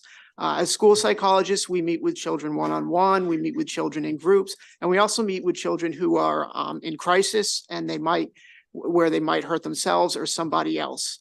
Unfortunately, the ongoing shortage of school psychologists in the state of Maryland means that there may not be a school psychologist there to meet with a child. A child who might be considering suicide, a child who might be considering hurting somebody else. There might not be a school psychologist or other mental health professional in the building who could provide potentially life-saving interventions. We also play a part recommended by the National Association of School Mental Health in a continuum of supports starting in schools, where we work to prevent problems from becoming so severe that kids might have a potential disabling condition or might need outside services. So really, because Maryland unfortunately is falling behind neighboring states in the amount of school psychologists, we are unable to meet these needs that are causing Maryland children and families to suffer. And in addition, as was mentioned, although the Assembly has taken commendable steps to attract educators to the profession, teachers name the inability to help kids with their social, emotional, and behavioral problems as one of the primary things causing them to leave the field. So for that reason, we must support this bill to bring more of us into the profession. okay, thank you. Hi, my name is Megan Miskowski. I'm a speech language pathologist, and I'm here. You just pulled your mic just a little closer. Yes, sir. Hi, I'm Megan Miskowski, and I'm here representing the Baltimore Teachers Union. In the state of Maryland, the third largest area of need in our schools are speech language pathologists. We need special educators. We need general elementary educators. The Blueprint is providing recruitment and retention tools to districts for that. The third area is speech language pathologist. There is no plan right now to address the massive shortage that we're facing in speech language pathology. What districts are currently doing are bringing in contractors. When they can't get enough in-person contractors, they're bringing in virtual contractors. They're doing that in all of our school districts. They're doing that in Montgomery County, Baltimore City, Baltimore County, Anne Arundel County. There are children, thousands of them in Maryland schools right now that are getting their speech therapy services via Zoom from somebody who lives out of state. We have no plan for what we're going to do to address this.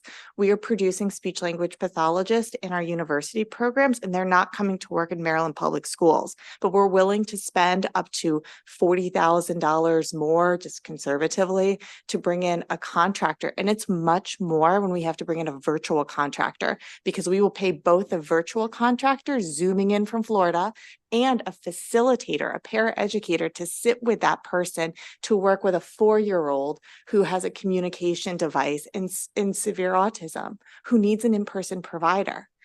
We have a quarter of all state complaints right now are about lack of speech therapy services, and it's in every jurisdiction in Maryland. This is desperately needed. The financial harm too, we're not billing, when we don't have therapists in our schools, we can't bill Medicaid. And we have, in Maryland, we require all speech pathologists in schools to be licensed so you can bill Medicaid. We are losing millions of dollars in Medicaid billing because of lack of staff. And then we have to give millions of dollars to families in FAPE and compensatory awards because of it. This bill is important, and I appreciate the committee's attention to this matter. Thank you. Okay, thank you. Any questions for the two witnesses? Okay, seeing none. Let's go back to the virtual witnesses. Let's start with Daniela Helton. She's straight up favorable. Ms. Helton, I see you there, and you've got 2 minutes. Thank you. Good afternoon. My name is Daniela Helton. I am a nationally board certified NBCT school counselor at Little Bennett Elementary School in Clarksburg, Maryland. I strongly support Senate Bill 545, primary and secondary education public school employees' salaries. There's a lot of confusion about the salary enhancement from the Maryland Blueprint as related. There's a lot of confusion as related to school counselors. After contacting the various Maryland school districts, I have found that 4 out of 24 school districts give school counselors the $10,000 salary enhancement. 8 districts provide school counselors with salary enhancements that range from $2,000 to $5,000, and the remaining 12 districts do not give any salary enhancements to NBCT school counselors. I do not believe the Blueprint's intent was to cause such inequity. On the contrary, the goal is to create an increased number of highly qualified educators to foster student success. However, there has been significant confusion in implementation of the Blueprint legislation, despite the Accountability Implementation Board, AIB, acknowledging that the career ladder includes school counselors. Senate Bill 545 will provide a clear path of acknowledgement that salary increases are needed to recruit and retain school counselors. In a recent survey I conducted in Montgomery County, 68% of 143 school counselors reported that they would engage in the NBCT professional learning process if the salary enhancement was equitable and school counselors were included. How unfortunate that our students are missing out on the benefits they could reap from highly skilled mental health educators. As an active school counselor, I teach 30 different classes, and I provide ongoing social emotional lessons throughout the school year. Counseling lessons are available for our students in order to address topics such as family changes, grief, anxiety, anger, and social skills. I ask the committee for a favorable report for Senate Bill 545 to ensure this happens. Okay, thank you, Ms. Helton. Let's go through the remaining 3 virtual witnesses, then we'll take questions of any of the witnesses virtually. Let's go to Janet Fox. Why don't you go next, okay? And you're straight favorable. Okay.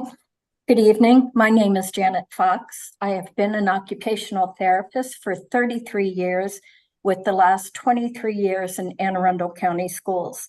I'd like to share my involvement with 2 of my students. The first is B. I first met B when she entered kindergarten. She was in a wheelchair and dependent for everything. She was not able to speak or communicate. She could not feed herself, play with other children, or complete classroom activities. As part of her school team, we worked very hard to maximize the quality of her education. Before B left elementary school, she learned to drive her motorized wheelchair and feed herself lunch. She was able to use a communication device to complete academic activities and even tell her classmates jokes. I'm so sorry. I'm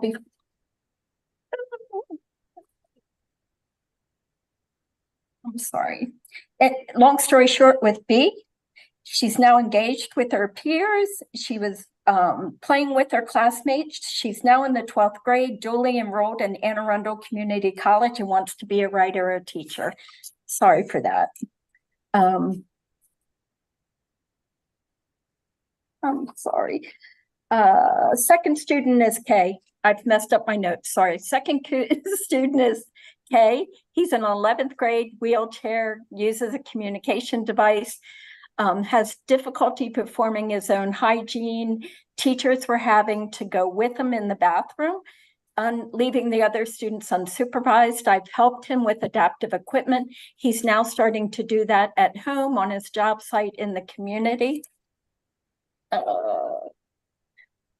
I can't believe I did this.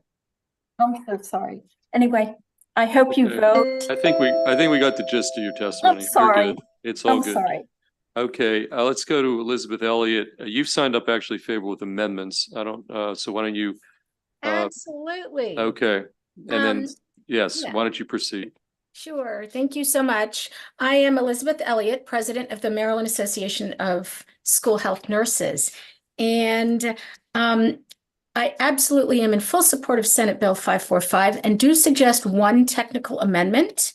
And that is to add that staff can also work for the local health department in the state of Maryland. Approximately half of our LEAs, the nurses, work for the health department rather than the school system. So this would be a much more sort of equitable, small technical amendment. Details are in the written testimony. And just wanted to point out a couple of things. Our national organization did a workforce study, and there's a really significant salary gap between nurses who work in the public schools and nurses who work in other settings, such as the hospital. 34% of RNs working in school health make more than $60,000 a year, compared to 69% of the RN workforce as a whole. There is a critical shortage of school nurses in the state of Maryland. Interestingly, in the blueprint legislation, community schools are required to have a full-time healthcare practitioner. And that unlocks lots and lots of other funding. And yet we struggle to fill those positions for a full-time nurse in every community school, in part because of the big, big salary gap. And that impacts all funding for community schools. And as we all know, school nurses coordinate lots and lots of care for students, manage many, many chronic conditions, work with the mental health crisis, provide counseling when there's no one else to do it. It's really important that we provide additional funding for all of our professions, including all school nurses, whether we work for the health department or the school system. And again, I'm very much in support with that one technical amendment. Thank you so much. I really appreciate your time this evening. Okay, which brings us to our final witness on this bill, Lauren Long. You're also signed up favorable with an amendment. Good evening, Chair Feldman, Vice Chair Kagan, and members of the committee. I come before you today in support of Senate Bill 545 with a little amendment. And I'm a literacy teacher in Anne Arundel County. My position is one of the few that has been excluded from the $10,000 salary enhancement. Daily, I'm more than meeting the requirements of the blueprint, according to their definition of teacher. I'm the person in school buildings who is working with our most fragile, delivering reading interventions, co-teaching in classrooms, modeling lessons for teachers, and currently with the Science of Reading initiative, I'm training teachers and serving as a leader to ensure successful implementation of these strategies. When the state rolled out the blueprint, the local school boards across the state were tasked with interpreting the blueprint to decide which positions were eligible for the enhancement. Across the state, the interpretations were very different. making this a huge inequity and flaw that needs to be corrected. I ask you specifically to name literacy teachers as eligible for the enhancement in the bill. I've been very active speaking out to key players in the county and at the state levels. And the state kicks it back to the local boards, and the local boards kick it back to the state to add us to the budget. But the reality now is that local boards cannot sustain the funding and pay all of the 10 grand to the excluded players without the state's help for the split of funding. So last week, as one of my colleagues said, the AACPS board meeting, the budget was voted on, and they voted that it was inequitable, that, you know, this was not happening for us, but and they wouldn't add it to the budget because they simply can't afford to sustain the pay over the years. They need the state to kick in their portion of funding to add us. And the reality is key players like literacy teachers and counselors were left out, and we need this bill to include our positions to retain us. What message is it sending if we don't have a place on the career ladder? This is not inclusive. We're on the same level of pay as all the other positions who are receiving the enhancement. I'm just worried about the future of literacy teachers and the level of expertise that will be available to students. There's no incentive to stay in our job. To say literacy teachers are not eligible shows that people who are making these decisions clearly just don't understand what's actually going on in elementary school buildings on the daily. Please include my position in the bill to make it equitable Thank for you, all. Ms. Long. Okay, any questions for any of the 4 virtual witnesses you see on the screen? Okay, seeing none, that concludes bill hearing on Senate Bill 545. Thank you, Senator Elfreth. And the next goes Senator Waldstreicher on Senate Bill 1090. We've got some witnesses signed up. I don't know. Yep, if they're here, I would love. Okay, well, I've got signed up favorable. You don't have like a designated sponsor panel, but I got Ellen Valentino, straight up favorable. Maya Link, straight up favorable. We've got a virtual witness. Why don't we, and then we have a bunch of FWAs. Is there anybody else you had in mind who happens to be in the audience that you wanted up here? Or I don't think so, Mr. Okay, so Chairman. why don't we do this? And then we'll do a virtual and then a FWAs, and there's actually one unfavorable. Mako is signed up unfavorable. I don't have Dominic. I see Dominic back here. Okay. Sarah Waldstreicher, it's all yours. Senate Bill 1090. Thank you, Mr. Chairman. Thank you, Madam Vice Chair, members of the committee. It sounds like you guys are working a JPR-like schedule today. So I'll start with a JPR analogy to this bill. A number of years ago, there was a technology in our committee that we realized was necessary for the public safety of our constituents, for all Marylanders, and for police accountability as well. And that technology was body cams. Body-worn cameras are a critical aspect of public safety and police accountability.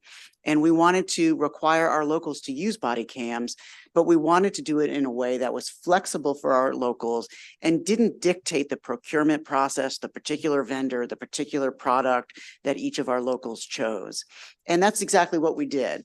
We mandated body cameras in a way that was flexible enough for our local governments to incentivize them to begin using this technology. And in fact, that's what happened. Body cams are used each and every day in our counties and do an incredible job keeping our constituents safe and keeping our police accountable.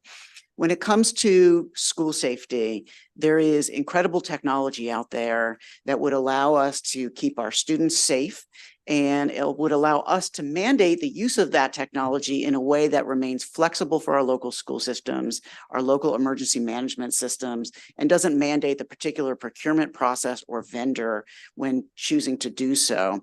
So I want to thank especially the vice chair for her continued leadership on this, especially as it relates to 911 matters, which is tied in with this bill. As many of you know, gun violence is an epidemic in our community and has impacted our schools in Maryland. There are many pieces of legislation this session in this space, and we'll continue to consider ways to confront the problem of gun violence and safety in our schools. But the ultimate goal is to have more tools in our toolbox, not less. During an emergency event in a school, every second counts, and the bill before you is a way to save precious seconds. With the implementation of an emergency response program, this will allow designated school personnel to quickly alert appropriate first responders of an emergency at school, and alternatively, emergency personnel to quickly alert school personnel of an emergency situation within a certain distance from the school. Programs like this have been proven to save lives at schools and will be another important tool in Maryland for the safety of our students. We had this bill last year, and I want to tell you what's happened between last year and this year. We've been working closely together with the Maryland Center for School Safety and the Maryland Department of Emergency Management, and we've drafted an amendment which we will have forthcoming to address their concerns. Specifically, the Center for School Safety was concerned about a one-size-fits-all approach. And indeed, this was never our intention, and we appreciate their assistance in getting us to a place that provides flexibility for our school systems. Listening to their concerns, we've altered the bill to create a permissive grant program that local jurisdictions can apply to for funds should they wish to implement an emergency response tool similar to what is outlined in the original bill.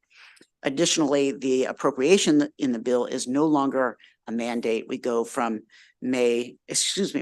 shall to may. With that, Mr. Chairman, Madam Vice Chair, I'll ask for a favorable report. Okay, let's just go to the two witnesses. Good, thank you. Good afternoon, good evening. My name's Ellen Valentino. I'm here today on behalf of Zero Eyes, and Mia's going to provide our testimony again. But this is the type of technology I truly believe that is pending here and out there that Maryland really needs to get a look at, or at least provide the funds necessary so school districts can make that determination, put out a competitive procurement, and see this new technology. Like I said, that I think other school districts across the country are using as additional tool. AI weapons detection is a new development in the school space, and it's being used very successfully and has proven results. So with that, Mia, I'm going to turn it over to you to provide testimony. Thank you. Thanks. Good afternoon again, Chair Feldman and members of the committee. My name is Mia Link, Vice President of Strategy for Zero Eyes. And rather than reiterate our capabilities again, I'd just like to share one more example of how we work in the real world. So we recently had a situation where our operations center received a detection from a public transit customer showing a man on a bench who had pulled a handgun out and had it sitting on his lap. Our analysts saw this detection and alerted the customer and their law enforcement team within seconds, and they were able to send their team out and make the arrest within minutes of getting that detection. And no injuries, no shots were fired. There are a number of other ways that this could have ended had Zero Eyes not been in place. We're firmly committed to continuing to help resolve these types of situations and other types of emergencies. So I want to highlight that Zero Eyes is very capable of handling several provisions in this bill. Any additional requirements that are outside of our scope, we could accomplish through integrations and partnerships with other applications. We have an existing partnership with a company called Rapid SOS, which enables our notifications to be received directly by the public safety answering points directly through the Rapid SOS portal. We also integrate to any type of mapping file, including critical response group maps, who you heard from earlier today. So that's a very complementary solution. With this bill, Maryland has the opportunity to join other states that are prioritizing school safety by taking the initiative to fund a proactive technological solution to the growing problem of gun violence in schools. We look forward to the opportunity to partner with the state of Maryland and the Office of School Safety should this legislation be enacted. And I'd love to offer a demonstration of our technology to anyone in this committee if they're interested, and I'm happy to answer any questions at this time. Okay, thank you. Any questions for the sponsor or the two favorable witnesses? One virtual witness is not in the queue, so this is the favorable panel. Okay, seeing none, we're going to go to three witnesses have signed up favorable with amendments, and then we've got the one unfavorable. So let's see if they're here. Ben Yellen, is Mr. Yellen here? Favorable with amendments. Kate Bryan and Anna Sierra, again FWA. And then after that, we'll have Dominic Butchko for Mako. What? We're relatively the same. Okay, sure. Well then, okay, well, I think that'll do it. Okay, so let's start with you, sir. And you tell each of us, tell us your name, and you've got 2 minutes, and we'll see where we go. Okay. Sure. Thank you, Mr. Chairman, and thank you, Vice Chair Kagan. My name is Ben Yellen. I'm Program Director for Public Policy and External Affairs at the University of Maryland. Center for Health and Homeland Security. We were pleased during the interim to work with the Maryland Department of Emergency Management and the Maryland Center for School Safety on a comprehensive study for the potential use of a statewide secure schools emergency response program, or panic button, in Maryland schools. In my written testimony, I summarized both the methodology and the findings of our study. So I won't reiterate those, except to say that we talked with all of the important people who should have been in the room, including members of the Maryland 911 Board, local and state emergency managers, local PSAP personnel. We also conducted a review of after-action reports from some of the major high-profile active assailant events over the past 20 years. And I think the important part of our study we wanted to highlight is that the key technological failures, the key public safety communications failures, were insufficient public address systems, poor cellular and Wi-Fi coverage, and the lack of proper coordination between responding agencies. So we're very pleased that the sponsor has worked constructively with MCSS and MDEM and other stakeholders to craft suggested amendments to the bill that reflect the findings and recommendations of the study. As amended, the bill would provide grant funding to local school districts to address their unique public safety communications needs. So for these reasons, I respectfully request a favorable report with these amendments, and I'm happy to answer any questions on the study. Okay, thank you, sir. Let's go down the table. Tell us who you are. Yes, sir. I'm Anna Sierra. I'm the Chief Development Officer and Legislative Liaison for the Maryland Department of Emergency Management. I am actually going to defer to my colleague here, Kate Bryan, because Maryland Center for School Safety has been the leader on this. We are very supportive of what she's about to tell you. You have my written comments. And lastly, I thank both Senator Waldstreicher and Senator Kagan for your continued leadership on this issue and willingness to work with us. We think these amendments will make a bill that will increase school safety and emergency service coordination. Thank Okay, you. great. All right. Good afternoon, everyone. Again, for the record, I'm Kate Bryan. I'm the Executive Director of the Maryland Center for School Safety. So the first thing I want to note about this is the report that Ben Yellen was just mentioning. I included a link to that report and that study in our written response, so you can actually read the entire study. Couple of things. As Senator Waldstreicher mentioned, he's been working very closely with us on these amendments that we're requesting. And what we're requesting is to not have a one-size-fits-all solution across the state, because we have an incredibly diverse state with different communities with different needs. So our amendments would include the removal of the requirement for a state procurement or a procurement of a statewide system, remove the requirement for the technology to be certified under the DHS Safety Act. It would create a grant program that would allow local school systems to identify notification and communication system needs. It would include intercom, public address systems, bidirectional antennas or boosters, and other technology that could address gaps in signal coverage or emergency notifications generally. And it would remove the requirement for the governor to include an appropriation in fiscal year 26. And with these amendments, we believe we can support Senate Bill 1090. Okay, let's hear from Mako.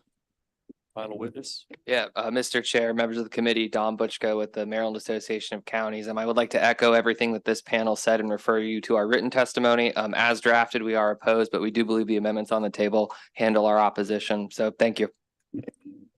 Any questions for any of the panelists here? Senator Caruso. I'll be brief.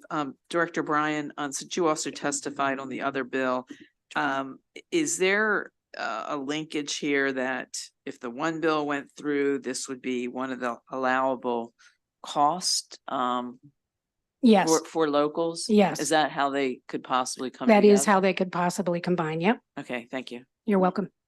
Any additional questions? Okay, seeing none, that concludes bill hearing on Senate Bill 1090. Thank you, Senator Waldstreicher.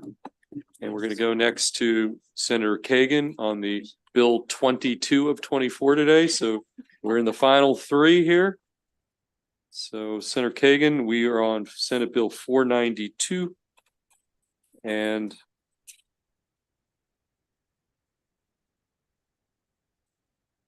you don't have any witnesses designated as sponsor panelists, but who do you, is there somebody here you I want to am bring up? happy to have Jennifer with me here. Okay, Jennifer Ryan, anybody else? Others have left, Mr. Chair, Okay, and it's good for Christine. them. Is Christine Crone had Crones? to deal with childcare. She's gone. Yep. And then we do have 3 virtual witnesses on the favorable side or favorable with amendment. Only 2? Okay, who are the 2? So, Okay, Mr. why Chair. don't you start? Yeah? Sorry, Mr. Chair, colleagues, for the record, Cheryl Kagan, very proud to be the senator for Gaithersburg and Rockville. All day today, we've been hearing about the mental health crisis. All day today, we've been hearing, and all week, all month, all year, we know about the shortage in healthcare access, in young people who are suicidal, who are dying by suicide or having thoughts of suicide. And the question is, what can we do about it? And we know that access to care is a challenge. There's the financial aspects, but frankly, there's the logistical aspects. Where can they meet? When can they meet, assuming someone's available? And telehealth. Okay, my hearing's starting. This body has increasingly enabled, allowed, and taken advantage of the technology that started with COVID to have telehealth care. There are many students who don't have access to Wi-Fi at home. There are many students who are having problems, and yet their parent or guardian may be unavailable, may be working 2 jobs, can't go and take them to the doctor. You don't want them out of class. And what's happening currently is either there are long wait times to try to get an appointment after school, or they are told to go with the parent or guardian, get in a vehicle, and have a telehealth appointment off the school premises. So obviously that's a problem for confidentiality. What if the parent or guardian is the abuser or the partner of the abuser or something that they need to be able to talk about? They may be struggling with their sexual orientation. They may be wanting to share thoughts of suicide or depression, and that may not be possible. So this bill, which has already passed the House overwhelmingly, would just allow our school systems to set up a private place for telehealth. It would have to have bandwidth. It would have to have a flat surface for putting a laptop on. It would have to not be a closet and not be a bathroom, but it's kind of basic, and each school can figure it out for themselves. But the bottom line is we've got to serve our young people. We've got to save them in these challenging times as they continue to struggle, not just with normal challenges that we might have struggled with when we were growing up, but all of the challenges that started with COVID and from social media and all of the things that just make it harder to grow up today. This bill will help address the mental health crisis. It will offer a confidential and convenient location to offer telehealth. And I don't think I need to provide a ton more information, but I'm going to be happy to take questions. But Jennifer Ryan is here to share her stories. And there's a lot of testimony in the packet, anywhere from doctors to nurses to Kennedy Krieger to students to PTA to, all this. So encourage you to take a look at that. And again, I'm going to defer to Jennifer and to the other witnesses, and then happy to take questions. Okay. Thank you, Mr. Chair. Urge a favorable committee report. Okay, thank you. Let's go to Ms. Ryan next. Hi, my name is Jenny Ryan. Thank you for having me here today to be able to present to the committee. I am the Chief Clinical Officer at Backpack Healthcare, a pediatric mental health company that does solely telehealth services. I'm also a practicing licensed clinical social worker in the state of Maryland. Our kids today are suffering. 1 in 3 students in our schools are feeling sad, hopeless, depressed on a daily basis. We need to be providing services, and we know there's a shortage of these clinicians in the schools, but not in the state. We can provide these services through telehealth. We can belabor the point you have heard all day about this, and I want to share a couple of things personally as a practicing clinician. I had a 14-year-old who came to my services after being discharged from Shepherd Pratt because she was suicidal. And so she was feeling depressed, hopeless, anxious throughout her day, missing school, having absenteeism. Her parent was not able to bring her to teletherapy sessions because they were a working parent. they had full-time job, a part-time job, a second part-time job, and multiple children. They need access, and the schools can help provide that through designating a space for these clinicians to be able to work with this child, preventing hospitalizations, preventing absenteeism, allowing social emotional care throughout their school day, and making it more normalized, reducing bullying and making it a general part of their day. I want to thank you all for listening, and definitely there's many barriers to that of receiving care, whether it be 6-week average wait times that can be cut down to 5 days through virtual care, whether it be bandwidth, Wi-Fi access that is easily accessible within schools, or parents that are trying to juggle 15 other things that should not go back to the schools to manage. We're not asking the schools to manage all of this. It actually provides them with additional services from outside clinicians to be able to connect with these students. Okay, thank you. Any questions for Senator Kagan or Ms. Ryan? Okay, seeing none, thank you. We do have 2 virtual witnesses. We do have Dawn Lukey back, signed up favorable virtually, and Ms. Lukey, why don't Councilwoman Lukey, Councilmember Lukey, why don't you go next? And you again signed up straight favorable. Thank you. Yes, you can just call me Dawn. Okay, Dawn. Having heard this, all the questions in last year's hearing in the House and this year again, I want to focus on what this bill does not do. It does not create, change, alter, or otherwise affect the following: insurance coverage, consent to treatment, the patient-provider relationship, or healthcare providers' obligations. Those are just red herrings, as they like to say in law school, and they should not monopolize the committee's time. I also want to note that this is simply a measure to help facilitate, not to change or alter that relationship at all. As noted, we have increasing behavioral health care needs across the population, but particularly affecting our students. We also have many students who routinely need to do pro forma med check appointments related to chronic conditions, like ADHD, for example, where the total appointment may only take 10 to 15 minutes, and where providers are amenable to a telehealth visit. Back to the consent issue. Last year and again this year, during the Ways and Means hearing and in floor debate, folks are seeking to rehash the consent legislation from several years ago that lowered the age of consent for certain mental and behavioral health care treatment from 16 to 12. I asked the committee not to get distracted by that. Nothing in this bill changes that provision in the Health General article, nor is this the mechanism to relitigate that. With that, I urge this committee's favorable report on Senate Bill 490. Okay, any questions for Dawn Lukey? Okay, thank you. Seeing final witness on the favorable amendment side is William Fluke. Mr. Fluke, you're signed up favorable with an amendment. Thank you. Good evening, Chair Feldman, Vice Chair Kagan, and senators.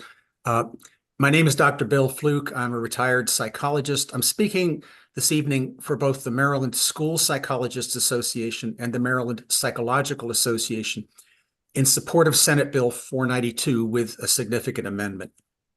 Student telehealth can be a really good thing, as you've heard. We entirely agree with the growing need. It could be really worthwhile if it's done right. I'll just mention a couple of potential concerns.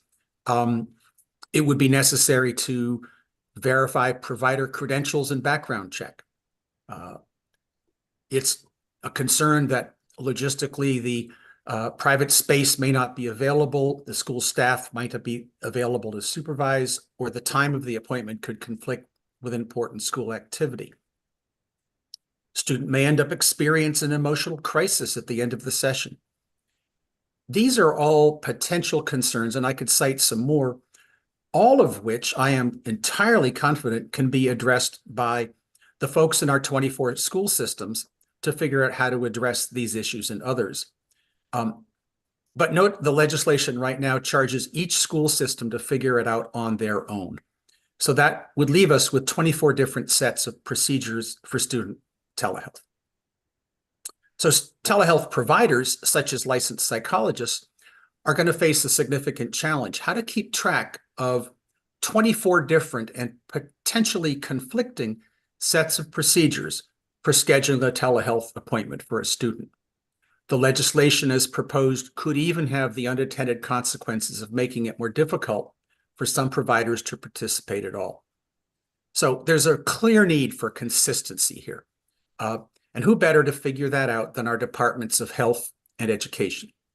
So MSPA and MPA are happy to sign on to the proposal by MABE to have our two state departments figure this out and then set guidelines for all 24 that would be consistent. Thank you. Any questions for Mr. Flock? Mr. Chair? Yes. Is there a Luciana Ferragini who's in the waiting room? Well, she did sign up virtual, but she's not in the queue. Okay. So, yes. All right. We got a text that she was in the queue. Okay. Okay, so no go. Okay, any questions? No questions? If there are no questions, Mr. Chair, as Doesn't I conclude, mentioned. there is one unfavorable. Just. Oh, okay. Yeah. There is, I didn't mention that the House has a modest clarifying amendment when they passed it third reader the other day. Okay. So we can get that to council. Sounds good. the The only witness signed up unfavorable is Laura Bogley. Not sure if she left. There she is. Okay. Ms. Bogley, why don't you come up? You're signed up unfavorable. So why don't you come up to the table? And you will be the final witness on this bill. Good evening, Mr. Chairman. If you don't know me yet, if you think I would have left, you should know me better than that by now.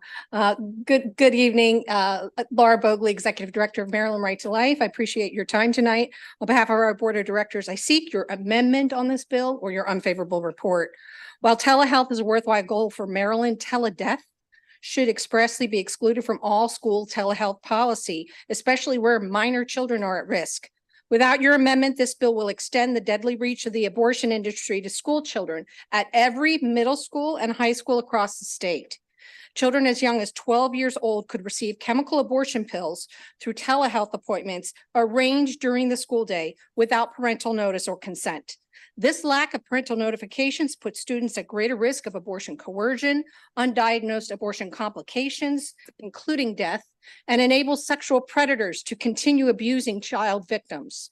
Parents send their daughters to school for an education, not for abortion. Already in Maryland schools, a minor girl may undergo a medical procedure to implant birth control or get a referral and free transportation to an abortion mill during the school day with an excused absence and without parental notice or consent. Chemical abortions are 4 times more dangerous than surgical abortions, presenting a high risk of hemorrhaging, infection, and even death. Telehealth only increases those risks. Maryland Right to Life trusts parents to make the best decisions for their children's health. We strongly urge the bill sponsor to amend the language of this bill to exclude its application to the remote prescription or distribution of chemical abortion pills to school children and preserve the otherwise legitimate intentions of this bill. Thank you for your time and attention. Okay, thank you. Any questions for Ms. Bogley? Okay. Seeing none, that concludes bill hearing on Senate Bill 492, which brings us to the final 2 bills, both from Senator Brooks. And Senator Brooks, we're up to Bill 23. Do you have a preference between Bill 23 and 24? Which...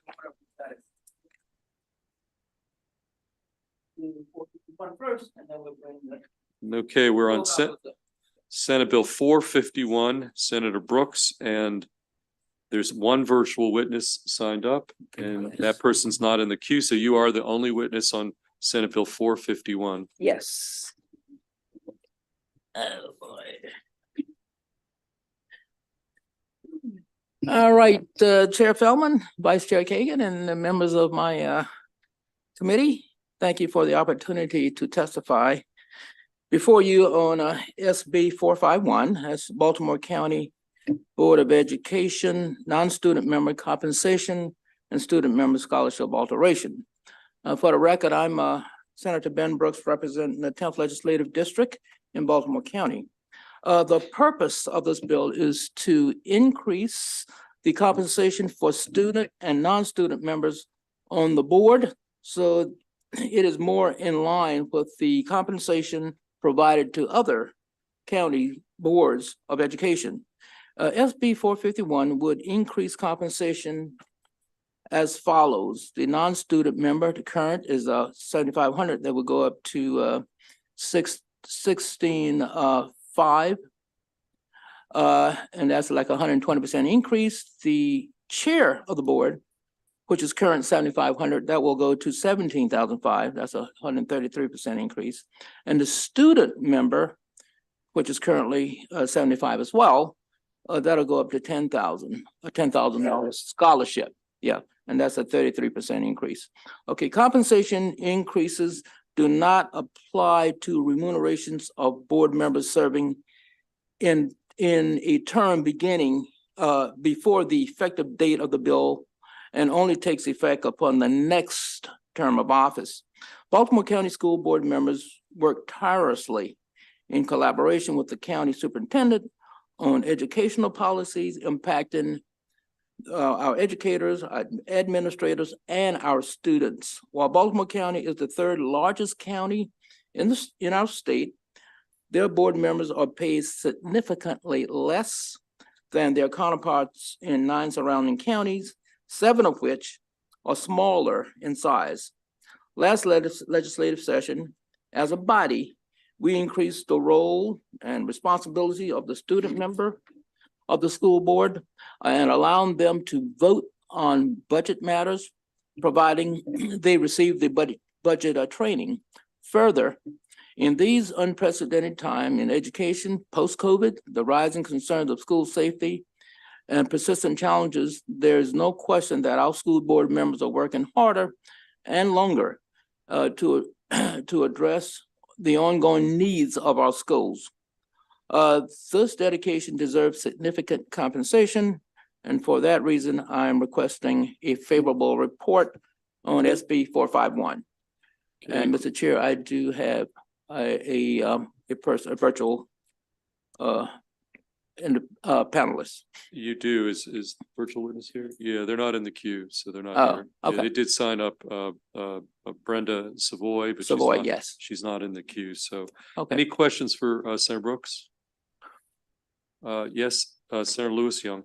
Is this a local bill, a local? It's a local bill, and I do have the a letter from the delegation. Yeah. Thanks. Okay, any other questions? Seeing none, that concludes bill hearing on Senate Bill 451, which brings us to our record-setting 24th and final bill of the day, Senate Bill 637. Senator Brooks, we do have you designate some sponsor panelists. Yes, may I bring them up? Sure, Jacqueline Allier, I apologize. Reginald Nash. Okay. Luz Chavez Gonzalez. I can move over so we can everybody. I mean, we have some other favorables, if you don't mind. Could I just fill up the table with people straight up favorable? We've got Shannon Wilk here. Gerson Quinteros. And let's see, we got one more. Okay, let's stop there and then we'll take the additional witnesses after we get done with this panel. Senator Brooks, Senate Bill 637. Okay, Chair Fairman and Vice Chair Kagan, members of my committee, thank you for the opportunity to testify before you on SB 637, higher education, undocumented students, out-of-state tuition. Can I just one other thing, since we've got another panel, if you're all gonna say, you can say me too, you can say, boy, that last guy said everything that needs to be said, because you're all signed up favorable and I don't have to repeat, but that said, back to you, Senator Brooks, sorry. Okay, Vice Chair. For the record, I'm still Ben Brooks from Baltimore County 10th Legislative District.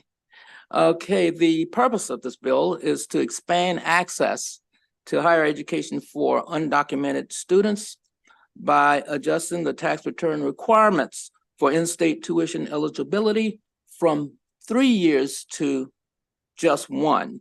In 2011, the General Assembly passed the DREAM Act, which allows undocumented students graduating from our state's high schools or community college to qualify for in-state tuition rates.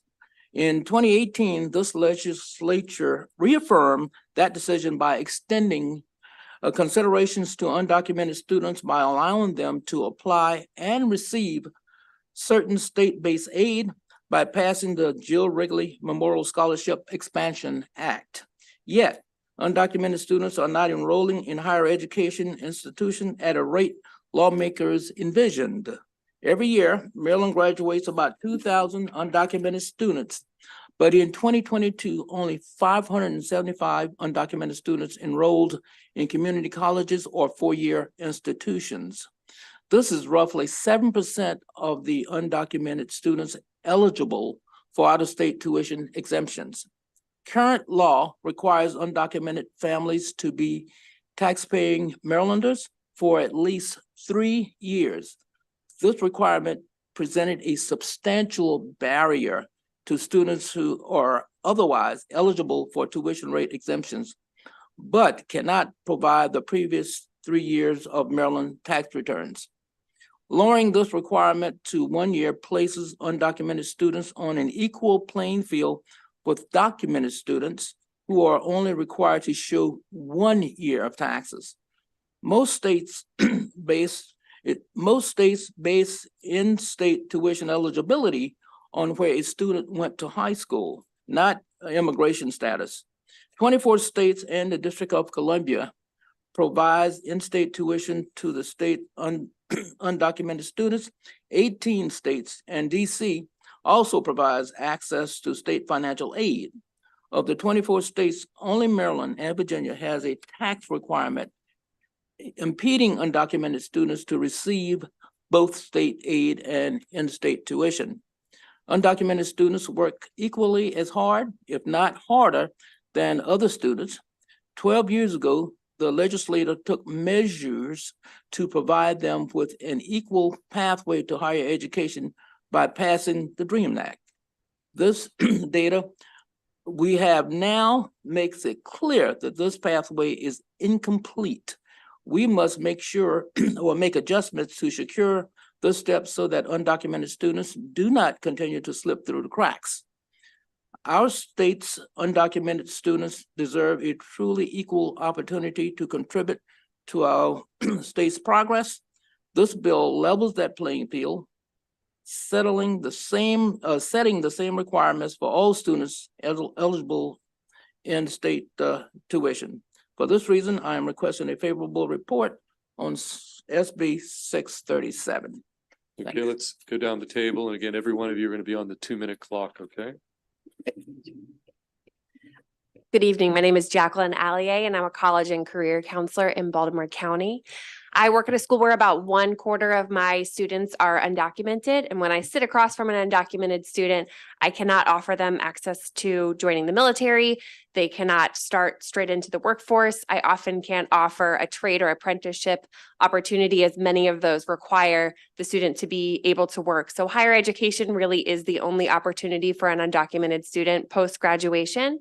If a student has the 3 years of taxes, I am able to connect them to a community or local 4-year college and with access to state financial aid. However, if they don't have the 3 years of taxes, they are considered out-of-state student or even sometimes international students, which makes the cost of that school 2, if not 3 times as much, and then they no longer have access to state financial aid. So this renders that option impossible, and I am no longer left with any option that I can offer to an undocumented student if they don't have the 3 years of taxes.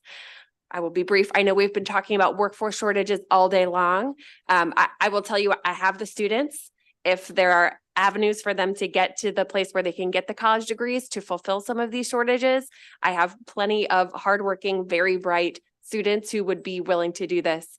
And this bill would expand access for so many of those students. So I urge you for a favorable report on SB 637. Okay, sir. Good evening, Chair, Vice Chair, and Committee. My name is Reginald Nash, and I'm the Assistant Director of State Advocacy Engagement at the Education Trust. I am offering today's testimony on behalf of the Maryland Alliance for Racial Equity in Education, or MARE, a coalition of education advocacy, civil rights, and community-based organizations committed to eliminating racial disparities in Maryland's education system. We are pleased to submit favorable testimony in support of SB 637 today. Students of all racial and socioeconomic backgrounds deserve equitable access to higher education opportunities. The 2-year reduction by SB 637 would lessen current barriers to college and, by extension, increase professional prospects and improve socioeconomic mobility for Maryland's undocumented students and their families. A recent EdTrust analysis of the 13 states with the largest shares of undocumented students that grant in-state tuition to those students found that no other states in this cohort except for Maryland and Virginia require undocumented families to show proof of tax returns for eligibility. Even then, Virginia law only requires 2 years of tax evidence. In contrast, the other 11 states with the largest shares of undocumented students granting them in-state tuition do not require such a burden of proof. Thus, while SB 637 does represent a step in the right direction for undocumented students pursuing college, students who are often students of color or from low-income families, MARI encourages further legislative consideration of removing this burden altogether, like leading peer states. Removing barriers to higher education for undocumented students in Maryland is not just an act of compassion for a community already facing significant barriers and challenges, but it moves towards building a stronger, more inclusive, and more prosperous state where all can thrive. By strengthening college access, we unlock the potential of these students to further contribute to our economy, enrich our society, and fulfill their educational and professional aspirations. We urge a favorable report on SB 637 for the betterment of Maryland and its future. Good afternoon, Honorable Chair Feldman and Vice Chair Kagan, and members of the committee. My name is Luz Chavez, and I first would like to thank you for your time and consideration on hearing my support for SB 637. I'm a proud resident of District 17 and the Maryland Youth Organizer for United We Dream, the nation's largest immigrant youth-led network, and a beneficiary of the Maryland Dream Act. With over 11,330 members in Montgomery County alone, I work directly with affiliated school organizations in multiple high schools and universities across Maryland, including Gaithersburg High School, Students Fair, Morgan State's UndocuBear, and Montgomery College's Raptors for Immigrant Rights, many of which came to lobby for this very bill last week. Students in our networks come from all walks of life and immigration statuses. Many undocumented students which go to schools in Maryland graduate with the hopes of dream of going to college, just to be told that they wouldn't be qualify for in-state tuition due to the requirements of 3 years worth of income taxes from their parents or guardians. When I think about my youth whose stories could be told in these halls, I think about the opportunities they lose because they don't mark one check mark of the requirements needed for the Maryland Dream Act. The same challenges that students are facing now are things I experienced over a decade ago trying to go through the same process. As an undocumented high schooler trying to navigate the higher education system, there were no resources available for me to achieve my dreams of going to college. I was afraid of my next step after high school, and it wasn't until my ESOL coordinator, Maria Garcia, told me about the Maryland Dream Act, allowed students like me an opportunity to pay in-state tuition at Montgomery College at the time. Through that, I went to Montgomery College debt-free. I got a full ride at Trinity Washington University, where I graduated with 2 bachelor's degrees. And I just graduated from Georgetown University this past year with my master's. Despite everything I went going through as an undocumented student and the issues I faced due to my immigration status, all to say that my education journey wouldn't have reached where it was without the Maryland Dream Act. And I hope that SB 637 will change others across the state of Maryland. Sir. Greeting. My name is Gerson Quinteros. I am a DC, Maryland, Virginia lead organizer for United We Dream. We are a national organization in service of immigrant young people across the nation, and one of our priorities is Maryland. We currently serve and work alongside over 33,915 in Maryland, with majority being immigrant young people and allies. One of the many areas of work by United We Dream is supporting our high school students, members, to apply to college, that we know is hard and it's difficult already, and it becomes even more challenging for undocumented students. Affording college as an undocumented individual can be difficult since many do not qualify to some scholarships or financial aid. In Maryland, some undocumented students may not qualify to the Maryland Dream Act due to the tax requirement. For instance, one of our members did not fulfill that requirement, paying the taxes of 3 years, because their family decided to move out of the state and then come back in the last years of college. We also have seen members who come from other states or are unaccompanied minors in the last years of high schools, and they're not qualified due to this requirement. When our students are not eligible for in-state tuition, Maryland loses high-performing students to other states. If SB 637 passes, it will not only help students afford college in Maryland, but it will keep them inside here applying to colleges in the state. Maryland has always been a state that welcomes people from different backgrounds and has set a great example for leadership for the DMV region. I recall the time when the DREAM Act was passed in Maryland and other states follow our lead and make similar changes. I trust that you will make the right decision and pass the bill because the future of many young people rests in your hands. Thank you for taking time today, listening to me and our members.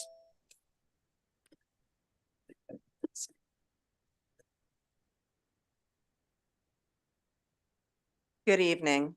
My name is Shannon Wilkde Benitez, and I am CASA's Director of Education, where I oversee programming that supports immigrant youth with successful high school graduation and transition to post-secondary education. CASA played an important role in the passage of the Maryland DREAM Act, and since then, thousands of immigrant students have been able to access higher education in Maryland. Today, I am here in strong support of SB 637. The MHEC One app is intended to align with the protocol of FAFSA. However, FAFSA only requires 1 year of tax returns, and the One app requires 3. Furthermore, of the 12 other states with financial aid programs equivalent to the One app, only Maryland requires 3 years of tax returns.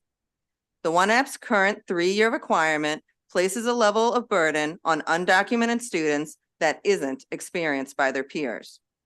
For unaccompanied minors, it can mean a hard stop on their educational journey.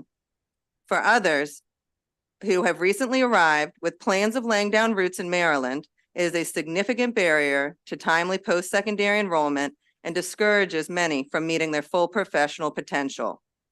We need equitable policies that support all of our students. But right now, hundreds of graduates are being shut out of the higher education essential to fulfill their professional goals. As a consequence, we are all losing out on the opportunity for these talented youth to enter the workforce in critical industries such as healthcare and education. SB 637 is a positive legislative solution that fosters thriving workforces while providing equitable access to education for all of our students. CASA urges a favorable report. Okay, any questions for this panel? Okay, seeing none, thank you for your testimony. I'm going to call up the next and final panel, and then we do have one virtual witness. Yasmin Juhar, Miriam Sharu, Waldy Garcia de la Cruz, Madeline Perez. Those are 4 additional witnesses, so why don't you make room for those witnesses? And then we have one virtual witness and then we'll be done. Okay, so who wants to start? Just grab the mic and why don't you start testifying? Tell us who you are. Okay, why don't you go first? Good afternoon, everyone. My name is Miriam Hasher, and thank you so much for the opportunity of allowing me to testify here before you today. I am Miriam Hasher. I am an undocumented pre-pharmacy student, a junior at Morgan State University with a chemistry major, and also a recent graduate from the Community College of Baltimore County. I serve as a liaison for resources for undocumented students, for college students and high school students, especially in Baltimore County Public Schools and also CCBC. I am here testifying on behalf of UndocuBear, an undocumented student organization at Morgan State University, and also a chapter of United We Dream. And I strongly support the SB 637. I am an undocumented student who moved here from Nigeria at the age of 13. And little did I know that being an undocumented student would cordially invite a lot of challenges to me. I understand how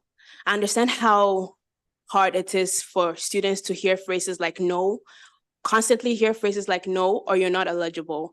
And I definitely always imagine how teenage students like me who were in their shoes had this financial aid opportunity, and they finally had hope of applying for a financial aid opportunity that would help them attain their college education, but they were turned down again because they couldn't provide 3 years of taxes from their parents or their legal guardian. My goal here is to make undocumented students aware that there's a possibility of them attaining their education, because I've been through their shoes. And I also was hit with fear when I was in 11th grade of my high school years, when I was trying to apply for FAFSA and other peers like me were trying to apply for FAFSA. And despite everything that I've gone through, I've been able to attend CCBC debt-free through the MISFA and also the educational system, the educational assistant grant. And I urge you to please support the SB 637. Thank you. Okay, who wants to go next? Okay, and I am going to be translating. Okay. Buenas tardes, presidente y miembros del comité. Mi nombre es Joaldi García de la Cruz. Soy un inmigrante dominicano que migró a los Estados Unidos a la edad de los 16 años. Vivo en la ciudad de Baltimore y estoy aquí apoyando SB 637, un proyecto de ley que cambiaría la vida de muchos estudiantes inmigrantes. Good evening, Chair and members of the committee. My name is Joaldi and I am a Dominican immigrant who immigrated to the United States at 16 years of age. I live in the city of Baltimore, and I am supporting SB 637, a bill that would change the lives of many immigrant students. Al llegar aquí, muchas situaciones difíciles se hicieron presentes en diferentes ámbitos de mi vida. A pesar de todo, en el 2023 logré graduarme de la Escuela de Educación Superior National Academy Foundation en Baltimore. When I arrived here, many difficult situations were present in various areas of my life. Despite everything, in 2023, I graduated from the National Academy Foundation Higher Education School in Baltimore. Ahora mismo asisto al Baltimore City Community College y la carrera que estoy estudiando es psicología, la cual pretendo transferir a una universidad de 4 años y seguir estudiando hasta obtener un bachillerato para así poder trabajar en mi profesión. Right now, I attend Baltimore City Community College. The major I am studying is psychology, which I intend to transfer to a 4-year university and continue studying until I obtain a bachelor's degree so I can work in my profession. Todo esto no sería posible sin la ayuda financiera, ya que no he vivido los suficientes años en Estados Unidos para calificar para el MHEC 1UP, lo que significa que mis padres solo tenían 1 año de impuestos. Afortunadamente, califiqué para el programa de becas del alcalde de Baltimore City, con la ayuda de casa, para inscribirme a la universidad, así logrando recibir una matrícula completa por 2 años. All of this would not be possible without financial assistance, as I have not lived in the United States long enough to qualify for the MHEC 1UP, which means my parents only had 1 year of taxes.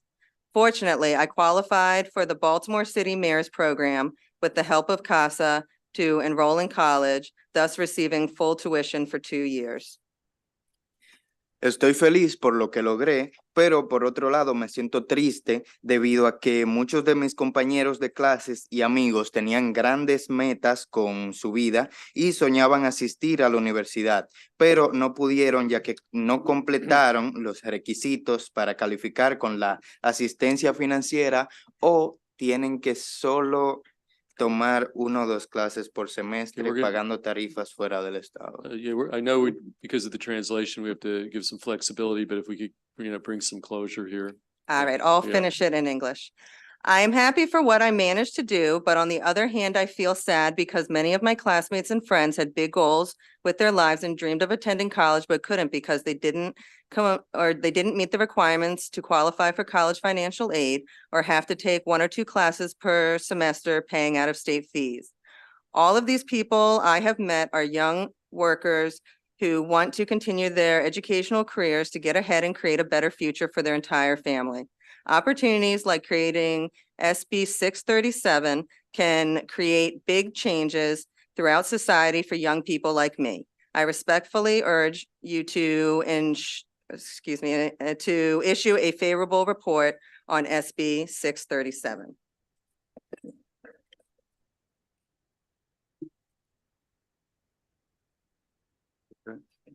Buenas tardes, presidente y miembros del comité. Mi nombre es Madeline Zapet Pérez. Soy una inmigrante guatemalteca que emigró a los Estados Unidos a los 17 años de edad.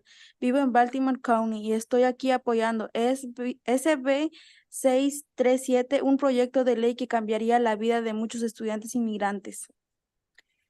Good evening, Chair and members of the committee. My name is Madeline Zapet Perez. I am a Guatemalan immigrant who migrated to the United States at the age of 17. I live in Baltimore County, and I am here to support SB 637, a bill that would change the lives of many immigrant students. As an immigrant student, I faced several difficulties, but despite everything, in 2023, I graduated from Patterson High School. En el otoño del 2024 voy a comenzar a estudiar en Baltimore City Community College y mi carrera en psicología, la cual pretendo transferir a la Universidad de Coppin State de 4 años y seguir estudiando hasta obtener un bachillerato para así poder trabajar como psicóloga para ayudar a las personas con su salud mental en este país. In the fall of 2024, I will begin studying at Baltimore City Community College, pursuing a degree in psychology, which I intend to transfer to Coppin State University for a 4-year program and continue studying until I obtain a bachelor's degree so I can work as a psychologist to help people with their mental health in this country. Lamentablemente estoy atrasado un año de estudio debido a que cuando me gradué no calificaba para el MHEC One Up, que permite a los estudiantes recibir ayuda financiera. Para calificar para el One Up, necesito hacer impuestos por 3 años. Yo solo tengo 2 años de impuestos hechos. Al pasar esta ley, permitiría a estudiantes como yo a recibir ayuda financiera, haciendo impuestos solo por 1 año. Antes de calificar para el One Up, mi hermana mayor y yo tuvimos que ahorrar dinero de trabajos arduos para poder pagar la universidad, ya que no teníamos un subsidio que lo cubriera. So unfortunately, I am a year behind in my studies because when I graduated, I did not qualify for the MHEC One App, which allows students to receive financial aid. To qualify for the One App, you need to have filed taxes for 3 years, but I had only done 2 years of taxes. Passing this law will allow students like me to receive financial aid by filing taxes for only 1 year. Before qualifying for the One App, my older sister and I had to save money from hard work to pay for college since we did not have a subsidy to cover it. I know several students and friends in this situation who put their future on hold because they have to fulfill 3 years of taxes to receive financial assistance. It is not fair that we need to wait to pursue our professional dreams. We are hardworking young people, eager to continue our educational careers to succeed and create a better future for our families. By passing this law, we can finish our studies without debt.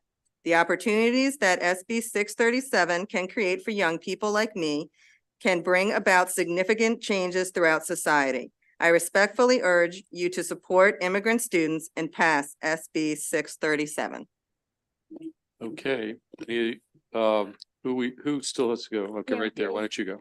Okay, so good afternoon or good evening, members of this committee. My name is Yasmin Juhar. I am a resident of District 14 and a Montgomery College Tacoma Park Silver Spring campus student.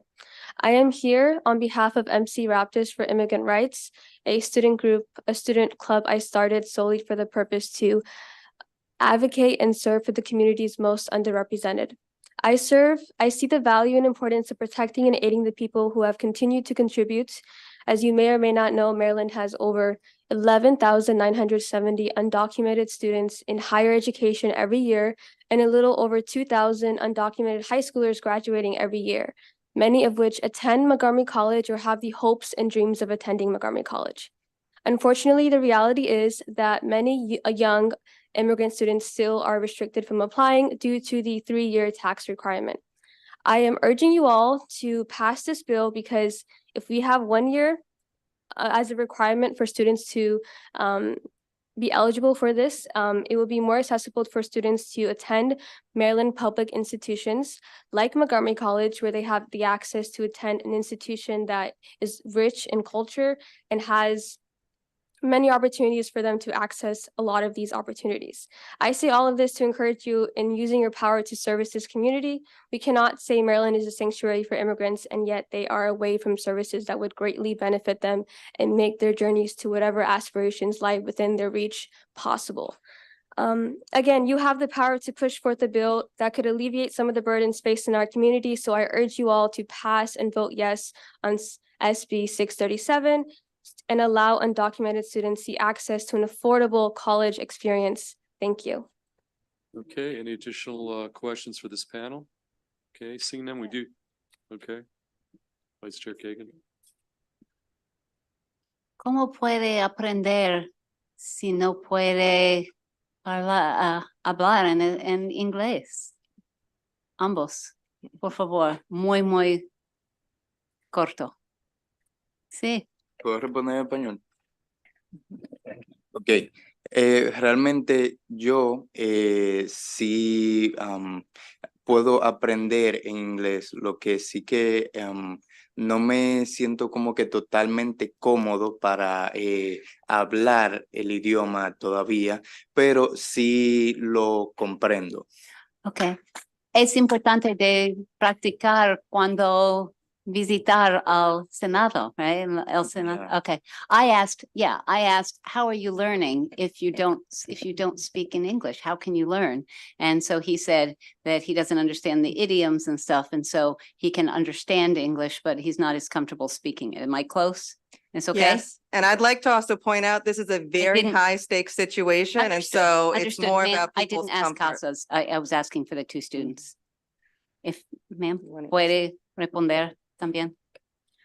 Yo también entiendo algo de inglés y estoy tratando de estudiar más inglés para aprender más. Más despacio, por favor. Yo también entiendo algo de inglés y estoy estudiando porque quiero aprender más inglés. Okay, Quiero so aprender- mismo, la Sí, misma lo mismo. respuesta. Okay, same thing. She can understand, but just, and, you know, they're nervous and all that. Okay, gracias por su Okay. respuesta. Our virtual witness would like to weigh in here from Gaithersburg High School, probably District 17. Can we get her in? Yes, I'm muted. Okay. Could you unmute yourself? Unmute Yes, hello. yourself. Okay, Michelle, why don't you tell us Hi. who you are and we'll give you an opportunity to weigh in here as well. Of course, thank you. Good afternoon. My name is Michelle Lainez. I'm here today to express my strong support for the Senate Bill SB 637. I'm a resident of District 17 and a proud youth leader of United We Dream, the nation's largest immigrant youth-led network. This bill directly influences my lived experiences and many other undocumented students like me. I attended Montgomery County Public Schools all my life. However, housing insecurity made my family's journey having to change and having to relocate in 2018 and having to come back in 2019. All things out of my control as I was underage. Due to my mom having 1 year of tax filings instead of 3, this made me ineligible for the Maryland Dream Act, which would have otherwise facilitated the pursuit of higher education for me. Coming from a single parent, low income household and being undocumented, it narrowed down my college options. I had dreamed to attend Montgomery College, which was only 10 minutes away from my house. However, my dreams quickly ended after finding out that I was not going to be able to afford out-of-state tuition. Today, I commute to another state to earn my bachelor's degree. At Trinity Washington University, I was fortunate enough to have earned a full ride scholarship to pursue my degree in criminal justice, graduating this spring with hopes of providing advocacy for our communities and attend law school in 2025. I believe that addressing and rectifying issues such through legislation as this bill of SB 637 is essential in ensuring more lawyers, doctors, and professionals in Maryland, regardless of their immigration status or financial circumstances. For these reasons, I ask for a favorable report on SB 637. Thank you. Okay, thank you. Any additional questions for our virtual witness or for any of the panelists? Yes, Senator Brooks. Yes, Chair, thanks. And then just wanted to let the committee know that we got support from the University System of Maryland, Maryland Association of Community Colleges, Maryland Alliance for Racial Equity in Education, Maryland Legislative Latino Caucus, and then of course CASA. Okay, any additional questions? Okay, seeing none, that concludes the bill hearing on Senate Bill 637, and that concludes the bill hearings for today. Is that for us? Okay. Okay, this meeting is hereby adjourned. Thank you.